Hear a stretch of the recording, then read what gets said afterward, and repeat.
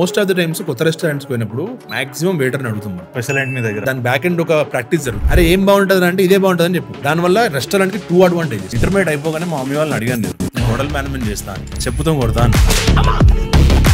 మనం కొత్తగా business start చేయగానే మనం ఏమనుకుంటామంటే షెఫ్ తోటి ఫ్రెండ్లీ ఉంటే సరిపోతుందా, వాడు మనతో ఉన్నాడంటే మనం ముందే వచ్చి అనుకుంటాం. కానీ మన ఆలోచన వేరే ఉంటుంది. వాడు పక్క దగ్గర పోయి నాకు అక్కడ లక్షిస్తూ 2 లక్షలు ఇస్తే దగ్గరకు వస్తా అంటాడు. వాడే అంటాడు ఎటు చూసినా నా బిజినెస్ సక్సెస్. ఇద్దరు చాలా ఫ్రెండ్లీ ఉంటాడు. కుదిరితే మంది అవుతాడు కూర్చొని. ప్రతి రెస్టారెంట్ లో ఒక స్టోర్ మేనేజర్ అని ఒక మనిషి ఉంటాడు. I heard so many stories about. నాకు ఒక వెండర్ తెలుసు, రేటు కూడా మనకు 30 రూపాయలు తక్కువ ఇస్తాడు సార్ అంటాడు. మనం బేసికల్ గా ఏమైతే టెంప్ట్ అవుతాం. మనం 100 కిలోలు చికెన్ ఆర్డర్ పెడితే 50 కిలోలు వస్తుంది, వీడు 100 కిలోలు రాస్తాడు. ప్రతి హెపటాలజిస్ట్ చెప్పేది ఒకటి, నువ్వు ఏ గడ్డ చైనీస్ తినదు. మన సౌత్ ఇండియన్ దానిలో అదొక బ్యూటీ ఉంది. నువ్వు ఖచ్చితంగా ఫ్రెష్ గానే కుక్ చేయాలి. North Indian Chinese is very easy. నువ్వు తిన్న నూడిల్స్ 3 రోజులు అయి ఉండొచ్చు చాలా సార్లు. మనం ఏం చేయలేము. ఇంటీరియర్ అనేది డెడ్ ఇన్వెస్ట్మెంట్ అండి. కిచెన్ ఎక్విప్మెంట్ అవ్వచ్చు, ఫర్నిచర్ అవ్వచ్చు. నీకు ఈ లొకేషన్ లో రెస్టారెంట్ రన్ అవ్వకపోతే తీసుకెళ్లి ఇంకో దగ్గర ట్రై చేయొచ్చు. హైజీన్, క్వాలిటీ ఫుడ్ కావాలి. ఇది మేజర్ కన్సర్న్ ఉండాలి మనకి. అంబియన్స్ కాదు. అంబియన్స్ ఎప్పుడు మేజర్ కన్సర్న్, కస్టమర్ కూడా కాదు. నిజంగా చాలా ఎస్టాబ్లిష్డ్ బ్రాండ్స్ కిచెన్ కూడా చాలా షాకింగ్ గా ఉన్నాయి. బిజియెస్ట్ కిచెన్ ఖచ్చితంగా అగ్లీగా ఉంటది, కొంచెం ఉంటది. ఎందుకంటే ఫాస్ట్ గా నడుస్తుంటది. ఆడ 100 మంది కస్టమర్ వెయిట్ చేస్తుంటాడు. రెస్టారెంట్ బిజినెస్ ఎప్పుడు కూడా కస్టమర్ తొందరగా వెళ్ళిపోవడంలోనే ఉంటది. కరెక్ట్. ఏ రెస్టారెంట్ నిన్ను ఎక్కువసేపు కూర్చోవాలనుకోదు. నువ్వు ఎక్కువసేపు కూర్చుంటే వాడు నష్టం. అరే ఏం బాగుంటుంది అంటే ఇదే బాగుంటుంది అని చెప్పు. దానివల్ల రెస్టారెంట్ కి 2 అడ్వాంటేజెస్. నెంబర్ 1 అడ్వాంటేజ్ ఏంటి అంటే మనం ఏది బాగా చేస్తామో అదే చెప్తున్నాడు. సరే మీరు కొత్త ఐటమ్ ఆర్డర్ చేసారు, మీరు ఎప్పుడైనా గమనించారా సార్ 15 నిమిషాలు 15 మినిట్ టైం లగ్తా అంట. అవును 20 మినిట్ టైం లగ్తా అంటాడు. ఎందుకంటే అది వండాలనే ఉద్దేశమే లేదు మాకు. నెంబర్ 2, అరవింద్ గారు, వెల్కమ్ టు ఇన్ టాక్స్ అండి. హలో అండి, హాయ్. మీరు అది ఫార్మల్గా చెప్పగలేదు. సో బేసిక్లీ నాకు జనరల్గా బిజినెస్ పాడ్కాస్ట్లు అన్నా సినిమా పాడ్కాస్ట్లు చాలా ఎక్సైటింగ్ ఉంటుంది. Today I'm even more excited, ఎందుకంటే బిజినెస్లో నా ఫేవరెట్ ఎఫ్ఎన్బి, ఎఫ్ఎంసీజీ గురించి మనం మాట్లాడాలి. And hearty congratulations on building such a nice authentic brand అండి. నేను తిన్నాను మీ restaurant, it's very good. Thank you. And so where do we start అండి? ఇప్పుడు జనరల్గా ఎఫ్ఎన్బి స్పేస్ అనగానే, ఇప్పుడు మనం ఇంతకుముందు మాట్లాడుకున్నట్టు ఇద్దరు ఫ్రెండ్స్ కూర్చొని ఏం చేద్దాంరా అని మాట్లాడినప్పుడు వాళ్ళకి ఫస్ట్ వచ్చే ఐడియా ఫుడ్ స్పేస్లో ఏదో ఒక బిజినెస్ స్టార్ట్ చేద్దాం, డబ్బులు సంపాదించేద్దాం. కానీ reality is not that easy. దాంట్లో చాలా స్ట్రగుల్స్ ఉంటాయి. సో మీరు చెప్పండి, మీ స్టోరీ స్టార్టింగ్ నుండి how did you build a brand and మీ 0 to 1 ఫేజ్ ఏంటి? So coming to FM food industry మనం మాట్లాడుకుంటే, సో మీరు ఇందాక మనం చెప్పినట్టు ఇంతకుముందు మనం మాట్లాడుకున్నట్టు కూడా ఎవరికైనా 70% యూత్ ఆర్ ఆల్రెడీ ఎగ్జిస్టింగ్ వేరే జాబ్ చేసుకుంటూ ఏదో చేసుకుంటూ సైడ్ ఇన్కమ్ కోసమో ఏదో ఏం చేయాలరా బిజినెస్ చేయాలి అనుకున్నప్పుడు ఫస్ట్ వచ్చే ఐడియా ఖచ్చితంగా ఫుడ్. ఎందుకంటే దానికి పెద్ద ఆలోచించాల్సిన అవసరం లేదు. వాడి ఫ్రెండ్ ఏదో ఒక రెస్టారెంట్కి వెళ్ళి ఉంటారు, అక్కడ చాలా క్రౌడ్ కనిపిస్తుంది. ఆర్ ఏదో టీ షాప్కి వెళ్ళి ఉంటారు, ఆ టీ షాప్ దగ్గర చాలా క్రౌడ్ ఉంటుంది. ఏదో బేకరీకి వెళ్ళి ఉంటారు, ఇక్కడ పఫ్ తిని ఉంటారు కాలేజ్ వెళ్ళినప్పుడు. ఇక్కడ అరే ఇది మన ఊర్లో పెడితే బాగుంటుందిరా, అరే ఇది మన ప్లేస్లో పెడితే బాగుంటుందిరా, పొట్టు నడుస్తుందిరా, ఇక మనం కూడా ఇట్లా పైసలు లెక్క పెట్టుకుంటే రా కూర్చొని అనేది అనిపిస్తుంది. ఎందుకంటే వేరే ఏ బిజినెస్ అంత రియాలిటీగా మీకు కనిపించదు. ఇక్కడ ఏంటి, ఒక ఫుడ్, ఒక రెస్టారెంట్కో, ఒక బేకరీకో, ఒక టీ షాప్కో పోయినప్పుడు క్రౌడ్ కనిపిస్తుంది. క్రౌడ్ కనిపిస్తే అరే ఫుల్ బిజినెస్ అవుతుందిరా, ఇది ఈజీరా, హ్యాపీగా పెట్టేసుకోవచ్చురా అని అనుకుంటాం. అందులో నేను కూడా ఖచ్చితంగా ఒకటి.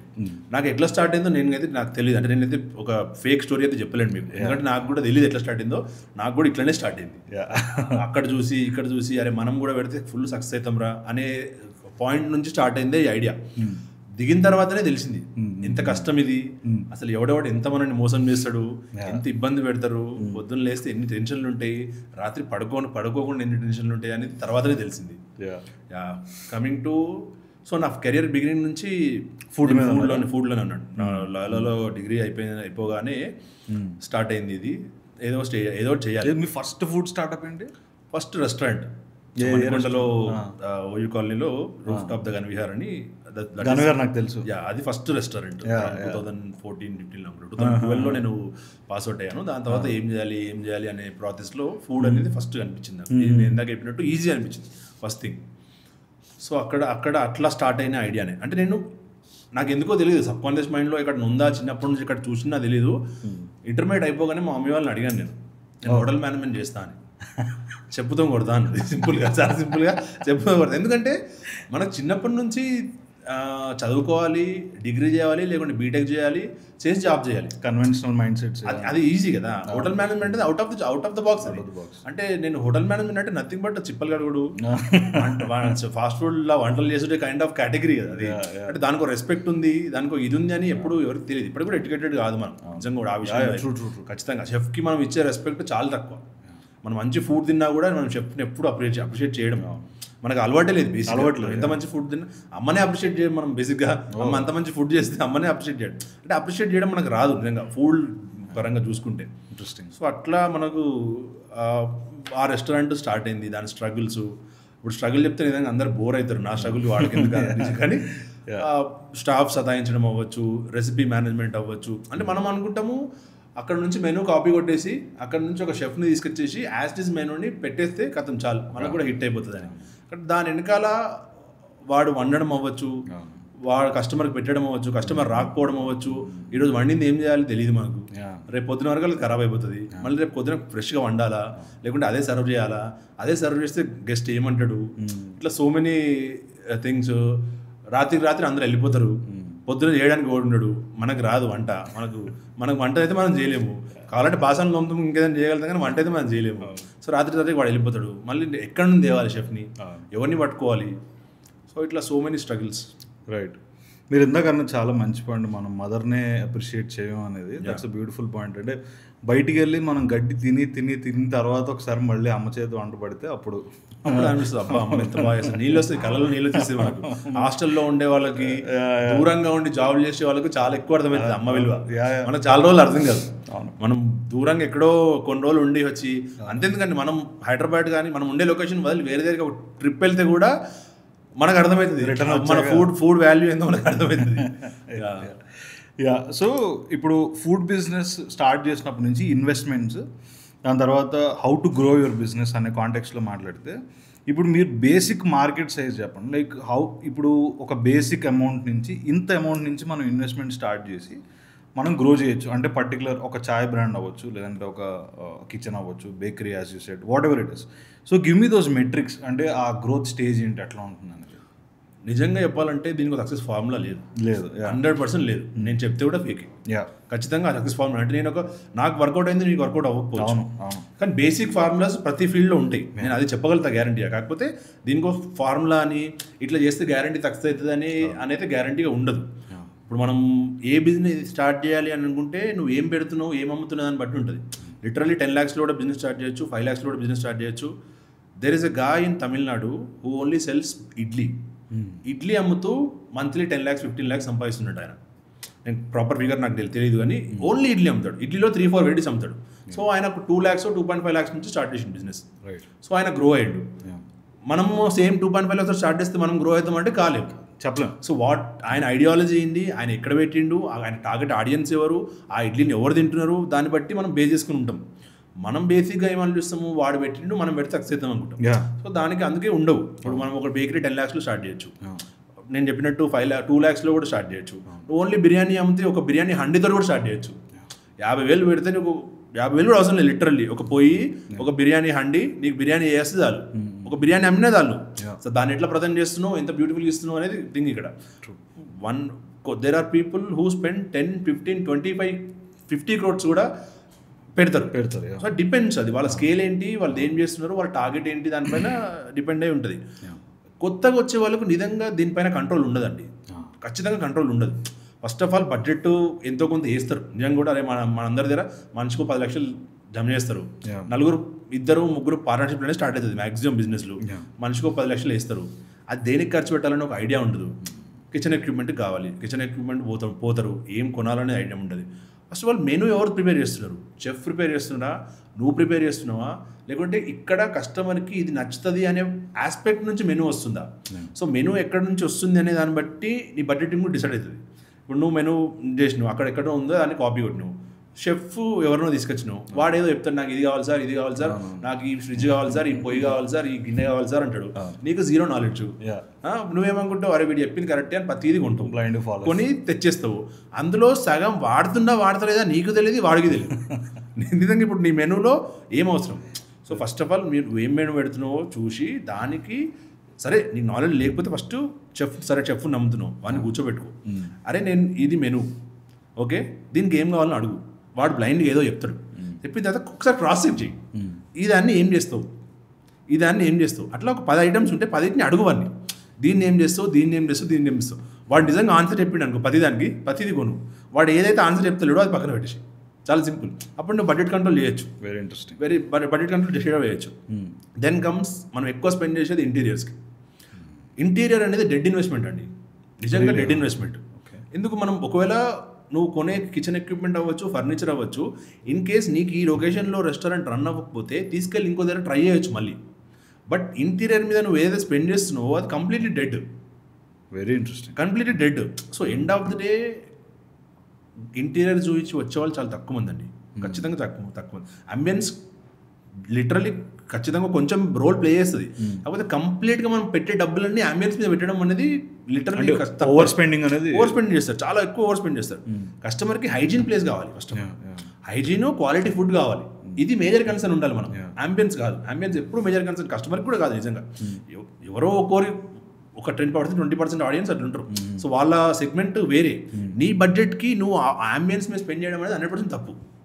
ఒక కొత్తగా వచ్చే ఇట్లాంటి ఇండస్ట్రీలోకి వచ్చే ఒక పర్సన్ అంబియన్స్ పైన అన్ని డబ్బులు పెట్టడం అనేది 100% ఖర్చు. ఆ డబ్బులు నువ్వు R&D మీద పెట్టు, ప్రోడక్ట్ డెవలప్ మీద పెట్టు. ఒక 1 month సపోజ్ నీ ఇంటీరియర్స్కి ఒక 10 లక్షలు అవుతుంటే ఒక 5 లక్షలు నీ R&D మీద పెట్టు, 100% తప్పలేదు.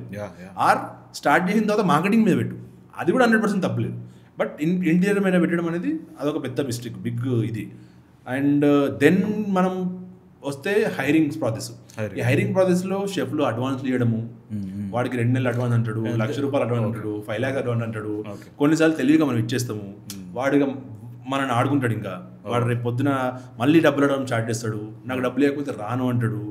సో ముందే నువ్వు స్టార్ట్ చేసే ముందు వాటితో ఆ క్లియర్ మాట్లాడుకొని కుదిరితో అగ్రిమెంట్ చేసుకుని, అగ్రిమెంట్ అనేది కుదరని పని, కుదిరి ఏదో ప్రాసెస్ వాడికి కొంచెం భయం అని ఉంటుంది. సార్ వాళ్ళకి కొంచెం తెలుసురా బాబు, తెలిసినట్టు కొంచెం బిహేవియర్ని చేయాలి మనం. అంటే కొత్తగా నేను చేసిన మిస్టేక్ చెప్తున్నా, మనం కొత్తగా బిజినెస్ స్టార్ట్ చేయగానే మనం ఏమనుకుంటామంటే షెఫ్తో ఫ్రెండ్లీ ఉంటే సరిపోతుందిరా, వాడు మనతో ఉన్నాడంటే మనం దున్నేయచ్చు అనుకుంటాం. కానీ మన ఆలోచన వేరే ఉంటుంది. వాడికి నువ్వు ₹1,00,000 ఇస్తున్నావా, ఈ వాడు పక్క దగ్గరికి పోయి నాకు అక్కడ 1,00,000 ఇస్తుంది, నువ్వు 2,00,000 ఇస్తే నీ దగ్గరికి వస్తా అంటాడు, వాడే అంటాడు. మళ్ళీ నీతో చాలా ఫ్రెండ్లీ ఉంటాడు, కుదిరితే నీతో మంది అవుతాడు కూర్చొని, రాత్రి పూత నీతో సెట్టింగ్ కూడా అవుతాడు, సార్ అట్లా చేద్దాం సార్ ఇట్లా చేద్దాం సార్ అంటాడు. కానీ వాడు మళ్ళీ వాడు వెనకాల వాడు చేస్తూ ఉంటాడు. సో మీరు ఎప్పుడూ ఖచ్చితంగా షెఫ్ తోటి మనము మంచిగా ఉందాము అనడం వల్ల మీకు ఎటువంటి యూజ్ ఉండదు. ఉంటారు, దేర్ ఆర్ ఫ్యూ పీపుల్ మంచిగా ఉంటారు, ఒకటే బ్రాండ్ తోటి చాలా ఇయర్స్ సస్టైన్ అవుతారు, 0 నుంచి బిల్డ్ చేస్తారు. కానీ అలా దొరకడం మన లక్కే, ప్యూర్లీ లక్. అది దానికి మనం ఒక ఫార్ములా వేసి గెస్ అయితే చేయలేము ఖచ్చితంగా. అంటే కొత్తగా వచ్చే వాళ్ళు ఖచ్చితంగా షెఫ్ని నమ్ముతారు, బ్లైండ్గా నమ్మేస్తారు. నువ్వు చేసేరా అన్న, నేను చేస్తా అన్నా, నేను ఖతర్నాక్ బిర్యానీ వేస్తా అన్నా, నేను ఖతర్నాక్ ఇది వండుతా అన్నా అని చెప్తాడు, మనం నమ్ముతాం, మనం మోసపోతాం గ్యారంటీ. ఇందాక మీరు చెప్పిన పాయింట్లో హైజీన్ గురించి మాట్లాడారు కదా, ఇది జనరల్ నా అబ్జర్వేషన్. ఏదైతే రెస్టారెంట్స్కి నేను వెళ్ళినప్పుడు ఓపెన్ కిచెన్స్ ఉంటాయో అవి పర్ఫామ్ బాగా చేస్తాయి అనేది నా అబ్జర్వేషన్. ఇది కరెక్టేనా? అవును, because the customer see the hygiene and the quality. Correct. So అంటే కిచెన్ని మనం లైవ్గా చూస్తున్నప్పుడు ఆటోమేటిక్గా మన మైండ్లో ఒక ఫీలింగ్ వస్తుంది, ఇక్కడ బాగుంటుంది కావచ్చురా అని. ఖచ్చితంగా బాగుంటుంది అనే ఫీలింగ్ వస్తుంది. ఎందుకంటే ఒక మంచి ఎన్విరాన్మెంట్లో కుక్ చేస్తున్నారు, మంచిగా సర్వ్ చేస్తున్నారు. సో ప్రజెంటేషన్ ఫుడ్లో చాలా కీ రోల్ ప్లే చేస్తుంది. అంటే నీ చూడడానికి ఎంత బాగా కనిపిస్తే ఆటోమేటిక్గా మనకు మైండ్లో ఇది బాగుంటుందనే ఫీలింగ్ ముందే వచ్చేస్తుంది. సో ఎప్పుడైతే నీకు ఆ ఫీలింగ్ వచ్చిందో నువ్వు తిన్నప్పుడు నీకు కొంచెం మంచిగా అనిపిస్తుంది ఫస్ట్. సో అక్కడ 50 points మనం గెయిన్ చేసినట్టే. ఎప్పుడైతే నువ్వు ఆ కిచెన్ లైవ్గా చూపెట్టడము, మంచి నీటి ప్రజెంటేషన్ ఇవ్వడము, అక్కడ ఆల్మోస్ట్ 50% కస్టమర్ నీకు ఫ్లాట్ అయిపోయినట్టే. అది నువ్వు ఏ సెగ్మెంట్లో నువ్వు బ్రేక్ఫాస్ట్ అయినా ఇవ్వు, ఎక్కడైనా ఇవ్వు. So why new age brands తాజా అవ్వచ్చు, రామేశ్వరం కేఫ్ అవ్వచ్చు, వీళ్ళ సక్సెస్కి మెయిన్ రీజన్ అది. మీరు వెళ్తే నీట్గా కనిపిస్తుంది, వాడు ఇచ్చే ప్రజెంటేషన్ బాగుంటుంది, అంటే మంచిగా కనిపిస్తుంది. సో అక్కడే మీకు 50% ఇది బాగుంటుందని ఫీలింగ్ వచ్చేస్తుంది. నీకు బాగాలేకున్నా కూడా నువ్వు ఆల్మోస్ట్ సైకలాజికల్గా అది బాగుంటుందని ఫీల్ వెళ్ళిపోతావు ఆల్రెడీ. బేసిక్గా ఈ ఆంటర్ప్రెన్యూర్ మైండ్ సెట్ అనేది వాడికి ఉన్న పర్సనాలిటీ అనేది కూడా చాలా కీ రోల్ ప్లే చేస్తుంది ఇందులో. అంటే జుగాడ్ చేయగలిగే మెంటాలిటీ నీకుంటే, జుగాడ్ ఫాస్ట్గా అప్లై చేయగలిగే మెంటాలిటీ నీకుంటే మేబీ నీకున్న ప్రాబ్లమ్స్ని తొందరగా సాల్వ్ చేయొచ్చేమో. అన్ని చోట్ల పాసిబిలిటీ అని నేను అనట్లే, కానీ సో ఈ పర్స్పెక్టివ్లో మీరు జుగాడ్కి ఎంత మార్కులు ఇస్తారు? లైక్ మీరు ఏమేం చేశారు jugaad to sustain your business? Jugaad అంటే ఎగ్జాక్ట్లీ ఏంటి అసలు? అంటే ఇప్పుడు ఫర్ ఎగ్జాంపుల్ మన దగ్గర మీరు ఇందాక షెఫ్ గురించే మాట్లాడారు. సడన్గా మీ దగ్గర షెఫ్ మానేస్తుంది, అలాంటి టైమ్స్ మీకు వచ్చినప్పుడు మీరు ఎట్లా హ్యాండిల్ చేసారు దాన్ని ఎఫెక్టివ్గా? టు బి ఫ్రాంక్ ఏం చేయలేం మనం, నిజంగా ఏం చేయలేం. అంటే నేను ఇప్పుడు దానికి ఒక స్టోరీ బిల్డ్ చేయడం తప్ప నిజంగా మనం ఏం చేయలేం. వాడు వెళ్ళిపోతాడు, మనం మళ్ళీ మన సర్కిల్లను ఎగ్జిస్ట్. ఇప్పుడు సపోజ్ ఒక టీం ఉంటుంది, ఒక టీం షెఫ్కి ఖచ్చితంగా ఒక టీం ఉంటుంది ఎప్పుడైనా కూడా. వాడు ఏం వాడు సర్కిల్లో ఉంటాడు. ఇప్పుడు ఏంది, ఇప్పుడు వాడి కింద ఒకటి పని చేస్తాడు, వాడికి ఏంది వాడితోనే ఉంటే వాడికి ఏడు జాబ్ ఉంటే నాకు ఆడ జాబ్ పెడతాడు అనే ఒక కాన్ఫిడెన్స్ ఉంటుంది. సో షెఫ్ పోయిండు, షెఫ్ వాడు ఇంకో రెస్టారెంట్ పోతాడు, వాడు ఏం చేస్తాడు అక్కడ నుంచి ఫోన్ చేస్తాడు, అరే జబర్దస్త్ జాబ్ ఉందినా, నీకు 10,000 ఎక్కువ ఇస్తారా, ₹2 ఎక్కువ ఇస్తారా రా అంటాడు. సో ఆబ్వియస్లీ వెళ్ళిపోతారు అందరు. సో అందులో నుంచి కూడా ఒకడు మంచిగా దొరుకుతారు మనకు. సో వాడిని పట్టుకొని అరే బాబు ఇవ్వరా, ఎవరినో కొన్ని తెచ్చిరా, అక్కడ వెతికి ఇక్కడ వెతికి. దేర్ ఆర్ కన్సల్టెన్సీస్ అండి, దీనికి కూడా కన్సల్టెన్సీస్ ఉన్నాయి, మంచి కన్సల్టెంట్స్ ఉన్నాయి, మోసం చేసే కన్సల్టెన్సీస్ ఉన్నాయి, అది కూడా మళ్ళీ ఇదే వాళ్ళు సప్లై చేశారు. నాకైతే చాలా చాలా కండిషన్స్లో అట్లనే హెల్ప్ అయింది. రైట్. మళ్ళీ నేను వేరే రెస్టారెంట్కి వెళ్ళి అడగడము, నేను మనం ఇందాక మాట్లాడుకున్నట్టు ఇట్లాంటి కండిషన్లో జుగాడంటే అదే, అది తప్ప ఒప్ప మనకు తెలీదు. నేను మళ్ళీ ఏం చేయాలి, నా చెఫ్ లేనప్పుడు నేను నియరెస్ట్ రెస్టారెంట్కో నియరెస్ట్ ఏదో ప్లేస్కో నా బిజినెస్ నా నీడ్కి సంబంధించిన దగ్గర పోవాలి, పోయి ఒక 2 రోజులు పోవాలి, వాడిని అడగాలి, వాడు ఏం జరుగుతుందో చూడాలి, నువ్వు నా దగ్గరికి వస్తావా అని అడగాలి. అయితే వాడు ఇస్తాడు, ఆర్ ఇంకొకటి ఓన్ పేరన్నా చెప్తాడు. సమ్ టైమ్స్ ఓనర్సే ఇస్తాడు. నిజంగా ఓనర్స్ మొత్తం చాలా మంది మంచి వాళ్ళు ఉంటారు. పోయి అన్న నాకు ఇట్లా అయింది ప్రాబ్లము, నాకు ఎవరు లేరు, మరి నాకు పరిస్థితి ఏంది, నాకు కావాలి, ఇప్పుడు నాకు చెఫ్ కావాలి, లేకపోతే నా రెస్టారెంట్ బంద్ అవుతుంది అంటే అట్లా కాంటాక్ట్ ఇచ్చే వాళ్ళు కూడా చాలా మంది ఉన్నారు. కాంపిటీషన్ ఫీల్ అవ్వకుండా లేదు తమ్మి ఇది ఉన్నది తీసుకో, నాకు జరిగింది నిజంగా, నాకు చాలా మంది అట్లా హెల్ప్ చేశారు. అంటే ఏంటండి, మనం మేనిఫెస్ట్ చేసినప్పుడు ఇది జరగాల్సిందే ఖచ్చితంగా అని మేనిఫెస్ట్ చేసినప్పుడు మిగతా అన్నీ అట్లా జరుగుతాయి కావచ్చు. సో అంటే మనం జుగాడు అంటే అదే, మ్యాజిక్ అయితే చేయలేము, పాసిబిలిటీస్ ఏందో చూడడం. ఇక ఇప్పుడు ప్రాబ్లం జరిగింది, దీన్ని పాసిబిలిటీ ఎట్లా సాల్వ్ చేయాలి, మనకు కొన్ని ఐడియాలు వస్తాయి, ఖచ్చితంగా వస్తాయి ఐడియాలు. ఇప్పుడు అక్కడికి పోయి అడుగుదాము, వీడిని అడుగుదాము, వానికి ఫోన్ చేద్దాం, వీనికి ఫోన్ చేద్దాము, ఒక 10 మందికి ఫోన్ చేయడము, వాళ్ళ నుంచి ఎవరినో ఒకరిని పట్టుకురావడము, వచ్చినప్పుడు మళ్ళీ దరిద్రంగానే ఉంటాడు, కానీ అప్పటికప్పుడు మన ప్రాబ్లమ్ సాల్వ్ అవ్వాలి, మళ్ళీ వాడిని ఎట్లా బెటర్ చేయడము. ఈ విండోలో ఏం జరుగుతుంది? ఇప్పుడు మీరు చెప్పారు, ఇప్పుడు షెఫ్ వెళ్ళిపోయింది ఫర్ ఎగ్జాంపుల్, మీరు మీకు తెలిసిన వాళ్ళందరినీ అడిగి షెఫ్ని తీసుకురావడానికి ఒక 4 day విండో పట్టింది అనుకోండి ఫర్ ఎగ్జాంపుల్. ఈ 4 days లోపల రెస్టారెంట్ పరిస్థితి అంటే 2 things. ఒకటి నేను ఇందాక చెప్పినట్టు అసిస్టెంట్ ఎవడో ఒకటి మిగిలిపోతాడు, అతనితో వాడితో సర్వైవ్ చేయడానికి ట్రై చేస్తాము, అది కూడా తప్పే యాక్చువల్లీ. క్లోజ్ చేయడం బెటర్ నన్ను అడిగితే, నా ఎక్స్పీరియన్స్లో.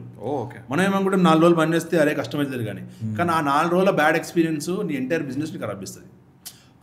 ఫుడ్ ఇండస్ట్రీ ఎంత బ్యాడ్ అంటే మీరు 100 days కంటిన్యూస్గా మంచి ఫుడ్ పెట్టండి, 100 ఒక్క రోజు వాడు వచ్చినప్పుడు ఫుడ్ కనుక బాగాలేదు అనుకో అర్థం, ఇక అంతే, వాడు మళ్ళీ రాడింగ్ కాదు. అంటే అర్థం చేసుకునే ఫీల్ కాదు ఇది. ఇప్పుడు ఈ ప్రోడక్ట్ ఖరాబ్ అయింది, నేను దానికి రిపేర్ చేస్తా, లేకపోతే సారీ సార్ ఇంకొక రిప్లేస్మెంట్ చేస్తా అనేంత సీన్ లేదు ఇలా. వాడు ఒక రోజు నీ ఫుడ్ నచ్చలేదా గతం అంతే, మళ్ళీ నెక్స్ట్ డే వాడిని మళ్ళీ గెయిన్ చేయాలంటే వెరీ డిఫికల్ట్.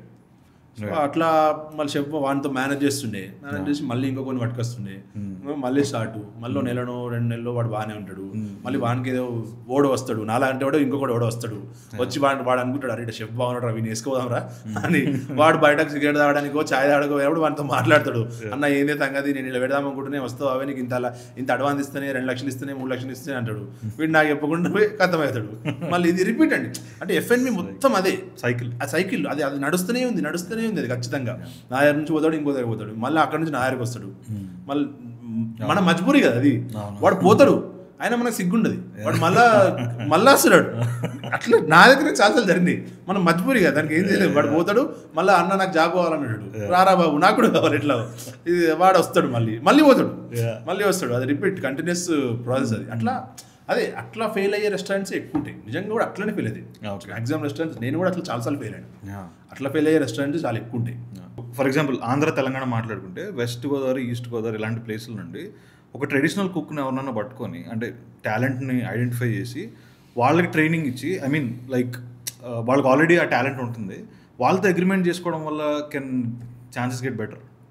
అగ్రిమెంట్ అనే పాసిబిలిటీ మన దగ్గర ఉండదు, ఇప్పుడు ఎందుకంటే నువ్వు కార్పొరేట్ కాదు, నువ్వు ఒక కొత్త రెస్టారెంట్, వాడికి అగ్రిమెంట్ అంటే ఫస్ట్ నచ్చది, వాడు సరదాగా రాత్రి అనగా క్వార్టర్ గుద్ది ఒక వీడి దాగి వండుకునే మనిషి వాడు. మీరు సపోజ్ మనం ఈస్ట్ గోదావరి వెస్ట్ గోదావరి మాడితే వాళ్ళు ఏమంటారు, వాడు నాటుగా జబర్దస్త్ పులావ్ వేస్తాడు, బిర్యానీ వేస్తాడు, కానీ వాడు రాత్రి అయితే వాడికి మందు కావాలి, ఖచ్చితంగా కావాలి. సో ఇప్పుడు ఈస్ట్ గోదావరి వెస్ట్ గోదావరి వాళ్ళు రెస్టారెంట్లో పనిచేయరు, వాడు క్యాటరింగ్ చేస్తాడు, కరెక్ట్, క్యాటరింగ్లో పోతాడు, ఆడు ఏం చేస్తాడు, ఇక్కడ తాగుకుంటేనే ఇక్కడ చేస్తాడు, కరెక్ట్, అప్పుడే అని ఫుడ్ మంచిగా అవుతుంది. కరెక్ట్. వాడికి మెజర్మెంట్ ఇవ్వు అని చెప్పినాం అనుకో, వాడికి మెజర్మెంట్ రాదు. వాడు ఉప్పు స్పూన్ తోటి వేయడు, చేతితో వేసి ఇట్లా అంటాడు, అట్లనే టేస్ట్ వస్తుంది అది. మనం దానికి మెజర్మెంట్ ఇరా బాబు అంటే వాడు ఇవ్వలేడు. ఓకే, సో ఇప్పుడు కొంచెం మనం నెంబర్స్ గురించి మాట్లాడుకుంటే, ఇప్పుడు బేసిక్గా ఒక సౌత్ ఇండియన్ కిచెన్ మనం స్టార్ట్ చేసి దాన్ని సర్వ్ చేయాలంటే with decent size, decent table size ఎంత నుంచి స్టార్ట్ చేయొచ్చు, పీక్ ఎంతకి వెళ్ళచ్చు? సౌత్ ఇండియన్ అంటే ఏంటి? బ్రేక్ఫాస్ట్లో ఉంటున్నారా మీరు? లంచ్ అనుకోవచ్చు, బ్రేక్ఫాస్ట్ అనుకోవచ్చు, కానీ divide and explain. Breakfast again different అండి. బ్రేక్ఫాస్ట్ మళ్ళీ వేరే ఛాలెంజ్. మనం బడ్జెట్ గురించి మాట్లాడుతున్నాం కాబట్టి బ్రేక్ఫాస్ట్ మనం 5 lakhs నుంచి కూడా స్టార్ట్ చేయొచ్చు. సో మీరు మళ్ళీ మనం అందులో మళ్ళీ డిఫరెంట్ ఫ్యాక్టర్స్, ఎక్కడ పెడుతున్నారు, ఎంత సీటింగ్ పెడుతున్నారు, ఎంత అంబియన్స్ స్పెండ్ చేస్తున్నారు, మీ టార్గెట్ ఆడియన్స్ ఎవరు, దాన్ని బట్టి మన బడ్జెట్ మారుతూ ఉంటుంది. నేను మాదాపూర్లో పెడితే ఒకలాగా పెడతాను, కొండాపూర్లో పెడితే ఒకలాగా పెడతాను, కోంపల్లిలో పెడితే ఒకలాగా పెడతాను. వాళ్ళ సైజ్ ఏంటి, అక్కడ కస్టమర్ ఏం ఎక్స్పెక్ట్ చేస్తున్నాడు అంటే మనం ఇవన్నీ ఆలోచించకపోవచ్చు, కానీ ఇవన్నీ ఫ్యాక్టర్స్ యాక్చువల్లీ మనం ఆలోచించాలి. మనం అక్కడ దాన్ని బట్టి మన బడ్జెట్ డిసైడ్ అవుతుంది. నేను ఇందాక చెప్పినట్టు 2 lakhsలో కూడా టిఫిన్ బండి పెట్టచ్చు, 50 lakhsలో కూడా పెట్టచ్చు, 1 crore కూడా పెట్టచ్చు. మనం ఇట్లా ఎంత పెడుతున్నాం, మన టార్గెట్ ఏంటి, మనం ఎవరికి సర్వ్ చేయబోతున్నాం అనే దాన్ని బట్టి మన బడ్జెట్ డిసైడ్ అవుతుంది. అది బ్రేక్ఫాస్ట్ అయినా, సౌత్ ఇండియన్ అయినా, ఏదైనా కూడా. సో బేసిక్ మనం డీసెంట్ అనుకుంటే 10 lakhsలో స్టార్ట్ చేయొచ్చు. ఓకే, 10 lakhsలో స్టార్ట్ చేయొచ్చు. లంచా బ్రేక్ఫాస్ట్? బ్రేక్ఫాస్ట్ ఆబ్వియస్లీ లంచ్ కూడా మనం స్టార్ట్ చేయొచ్చు, కానీ అది మళ్ళీ 10-15 lakhsలో ఖచ్చితంగా స్టార్ట్ చేయొచ్చు. కాకపోతే ఇప్పుడు ప్రజెంట్గా రియల్ ఎస్టేట్ చాలా ఎక్కువైపోయిందండి. అంటే రియల్ ఎస్టేట్ ఇప్పుడు సపోజ్ మనం ఒక డీసెంట్ ప్లేస్, మీరు అనుకున్నట్టు కరెక్ట్, ఒక 50,000 బిజినెస్ చేయాలి అంటే ఒక మంచి కమర్షియల్ ప్లేస్లో కావాలి. ఖచ్చితంగా 1 lakh రూపీ రెంట్ చేయాలి వాడికి. 1 lakh రూపీ రెంట్ అయిపోదు, మినిమం 6 to 7 lakhs అడ్వాన్స్ ఇవ్వాలి. అవును.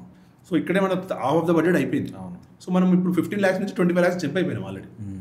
సో అట్లా మనం ఎక్కడ పెడుతున్నాము అనే దాన్ని బట్టి మన బడ్జెట్ డిసైడ్ అవుతుంది. ఈ అడ్వాన్స్ విషయం పక్కన పెడితే 15-20 lakhsలో ఖచ్చితంగా మీరు స్టార్ట్ చేయొచ్చు. కాకపోతే స్టార్ట్ చేయడానికన్నా ముందు మార్కెటింగ్ ఎంత బడ్జెట్ పెడుతున్నారు అనేది వెరీ ఇంపార్టెంట్. ప్రోడక్ట్ డెవలప్మెంట్, దాని తర్వాత marketing, that is very important. Right. So మీరు ఇనిషియల్గా మార్కెటింగ్ స్టార్ట్ చేసినప్పుడు వాట్ వాజ్ ద గేమ్? ఇప్పుడు ఏంటి పరిస్థితి, ఎట్లా ఉన్నది? సో ఇప్పుడు ఇన్ఫ్లుయెన్సర్స్ వచ్చి చాలా ఈజీ అయిపోయిందండి. అవేర్నెస్ వరకు. ఓకే, అవేర్నెస్ ఏమన్నా అవేర్నెస్ వరకు. ఓకే. ఒకప్పుడు మనం రెస్టారెంట్కి ఎట్లా వెళ్తుండే, మేజర్ అంటే ఇప్పుడు మనం లెజెండరీ బ్రాండ్స్ తీసుకుంటే వాళ్ళు మార్కెటింగ్ పైన ఫోకస్ చేయలేరు, వాళ్ళు ఫుడ్ పైన ఫోకస్ చేశారు. సో ఇప్పుడు నేను ఒక ప్రోడక్ట్ అమ్ముతున్నాను అనుకోండి, అదర్ దాన్ ఫుడ్, మీకు మార్కెటింగ్ ఎక్కువ కావాలి, అవేర్నెస్ కొంత పెరిగాడు. ఫుడ్లో వచ్చేసరికి చాలా తక్కువ రెస్టారెంట్స్ ఉంటుండే, ఆ గేమ్లో చాలా తక్కువ మంది ఉంటుండే. వాడు ఫుడ్ మంచిగా పెడితే ఆ మౌత్ పబ్లిసిటీ తొందరగా వెళ్ళిపోతున్నాయి మార్కెట్లో. అరే ఇది బాగుందట్రా, మనం కూడా ట్రై చేద్దాం రా. ఎందుకు ఇవన్నీ లెజెండరీ అయినాయి అంటే అందుకే అయినాయి. కన్సిస్టెన్సీగా ఒకటే పని క్వాలిటీగా చేసిరు వాళ్ళు, జనాలు మాట్లాడుకురు వాళ్ళ గురించి, మాట్లాడుకొని అవి ఫేమస్ అయినాయి. సో ఇప్పుడు మార్కెటింగ్ డిఫరెంట్ అండి, అదే ఎందుకంటే గేమ్ పెరిగిపోయింది. నేను 2015-14లో పెట్టినప్పుడు అసలు మార్కెటింగ్ అనేది లేనే లేదు. నా రెస్టారెంట్, నా దాని ముందు ఒక బోర్డు, ఆ మణికొండ ఏరియాలో 4 ఫ్లెక్సీలు, పోస్టర్లు, పాంప్లెట్లు, ఇంతవరకే మార్కెటింగ్ అంటే. నాకు తెలిసింది కూడా అంతే అప్పుడు, నిజంగా కూడా. అడిషనల్గా అప్పుడు ఏమైనా ఉండేనేమో నాకు తెలియదు, కానీ నాకు తెలియదు, నాకైతే అంతవరకు తెలుసు. అప్పుడు డిజిటల్ మార్కెటింగ్ ఉండే, కాకపోతే డిజిటల్ మార్కెటింగ్ చేసేంత డబ్బులు మన దగ్గర లేకుండే అప్పుడు, అంత చాలా too costly. So marketing was very costly. మనం ఇంతకుముందు మాట్లాడుకుంటే ఇప్పటితో కంపేర్ చేస్తే మార్కెటింగ్ అప్పుడు చాలా వెరీ కాస్ట్లీ. మనకు తెలిసిన మార్కెటింగ్, ట్రెడిషనల్ మార్కెటింగ్ అదే. మన రెస్టారెంట్ కూడా ఫ్లెక్సీ పెట్టుకోవడము, ఆ ఏరియాలో 4 ఫ్లెక్సీలు పెట్టడము, పేపర్లలో పాంప్లెట్లు చేయడం, ఇంతవరకు మనం చేసింది. ఇప్పుడు ఏంది, నేను మంచిగా ఒక 10 మంది ఇన్ఫ్లుయెన్సర్లను వాడగలుగుతా, చెప్పగలుగుతా, ఒక ఆఫర్ పెట్టగలుగుతా, క్రౌడ్ పుల్ చేయగలుగుతా. సో అంత ఇవాల్వ్ అయింది మార్కెటింగ్ ఇప్పుడు. అందుకే కొంచెం ఇనిషియల్ బజ్ ఈజీ అయింది మనకు. ఇనిషియల్ బజ్ 100% మనకు చాలా ఈజీ అయిపోయింది. ఒక రెస్టారెంట్ పెట్టడము, ఏదో ఒక వెరైటీ పెట్టడం, కొత్త వెరైటీ తోటి ఏదైనా స్టార్ట్ చేయడము, మార్కెట్లో లేనిది అనుకోవచ్చు, ఉన్నదాన్ని కొంచెం బెటర్ చేయడం అనుకోవచ్చు, కొత్త వెరైటీతో స్టార్ట్ చేసేసి ఇన్ఫ్లుయెన్సర్ మార్కెటింగ్ చేసేసి ఆ బజ్ క్రియేట్ చేసేసి బిజినెస్. దాని తర్వాత ఏం చేస్తున్నాం అనేది వెరీ ఇంపార్టెంట్. అక్కడ వరకు చాలా ఈజీ అయింది, అక్కడ తర్వాత కన్సిస్టెన్సీ గేమ్. ఓకే, అయితే మీరు ఇన్ఫ్లుయెన్సర్ మార్కెటింగ్ గురించి మాట్లాడారు కాబట్టి ఒక పాయింట్ ఆఫ్ టైంలో చాలామంది రెస్టారెంట్ ఓనర్స్ వాళ్ళు ఏం మాట్లాడారంటే, మేము ఇన్ఫ్లుయెన్సర్స్కి మనీ ఇస్తున్నాము, మాకు ఇనీషియల్గా క్రౌడ్ వస్తుంది, క్రౌడ్ ఒక్కొక్కసారి చాలా టూ మచ్ అయిపోతుంది, అన్ప్రెడిక్టబుల్గా వస్తున్నారు క్రౌడ్, అప్పుడు క్వాలిటీ దెబ్బతిని నెక్స్ట్ రోజు నుంచి మాకు బిజినెస్ ప్రాబ్లం అవుతుంది అన్న పాయింట్ ఒకటి ఉంది. సో అది మీరు ఫేస్ చేశారా? చేశారు. ఎలా ఓవర్కమ్ చేశారు దాన్ని? ఓవర్కమ్ అదే అండి. ఓవర్కమ్ అంటే మళ్ళీ ఆ మిస్టేక్ చేయకుండా ఉండడమే ఓవర్కమ్. ఎందుకంటే ఇప్పుడు మేము ఒక ప్లస్ ఇన్ఫ్లుయెన్సర్లు వాడతాము, మంచి ఆఫర్ పెడతాము, క్రౌడ్ వస్తుంది ఫుల్గా, సర్వ్ చేయలేకపోతాము, ప్రాబ్లం ఫేస్ చేస్తాము, నెక్స్ట్ డే వాడు ఖచ్చితంగా రాడు. దాంతోపాటు బయట నెగిటివ్ మార్కెటింగ్, వాడు పోయి బయట చెప్తాడు ఆ రోజు బాగాలేదురా అని. అంతకన్నా ముందు బాగున్నా కూడా ఆ రోజు బాగాలేదురా, అరే మంచిగా పెట్టలేరు రా అని చెప్తాడు. వాడిని మళ్ళీ గెయిన్ చేయాలంటే ఇట్స్ టూ టఫ్ అండి. ఇంతకుముందు చెప్పినట్టు వాళ్ళని మళ్ళీ మనం గెయిన్ చేయడానికి చాలా టైం పడుతుంది. సో అది నేర్చుకున్నాం నిజంగా. అంటే ఈ తప్పు చేయొద్దు, ఆర్గానిక్గానే గ్రో అవ్వాలి, ఈ తప్పు మనం అస్సలు చేయొద్దు, ఆర్గానిక్గానే వాడే రావాలి, మనం అనవసరంగా ఇన్వైట్ చేయడం ఉంది అని చెప్పడం వరకు మాత్రమే మార్కెటింగ్ చేయాలి. వచ్చిన తర్వాత వాడిని బెటర్ సర్వీస్ చేయాలి. ఇంతవరకు మనం నేర్చుకున్నాం ఇప్పటివరకు. Super interesting. సో మీరు నాకు స్టార్టింగ్లో చెప్పారు కదా, ఇంతకుముందు మీరు చేసిన ఫుడ్ బిజినెస్లన్నీ, మీ రెస్టారెంట్ అవ్వచ్చు, దాని తర్వాత చాట్ బిజినెస్ చేశారని చెప్పారు, అది అవ్వచ్చు, దాని తర్వాత ఇది.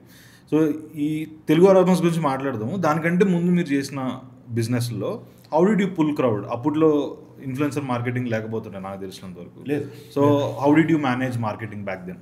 అదే అండి, మార్కెటింగ్ అనేది నేను ఇందాక చెప్పలేదు, నో మార్కెటింగ్ ఎట్ ఆల్. మంచి ఫుడ్ పెట్టారు, పాంప్లెట్లు వేసుకోవడము, వచ్చిన వాళ్ళను మంచిగా మాట్లాడి వాళ్ళ నంబర్ తీసుకోవడము. అంటే దట్ టైం ఫేస్బుక్లో కొన్ని గ్రూప్స్ ఉండేవి. ఆ గ్రూప్స్లో పోస్ట్ చేయడం వరకు.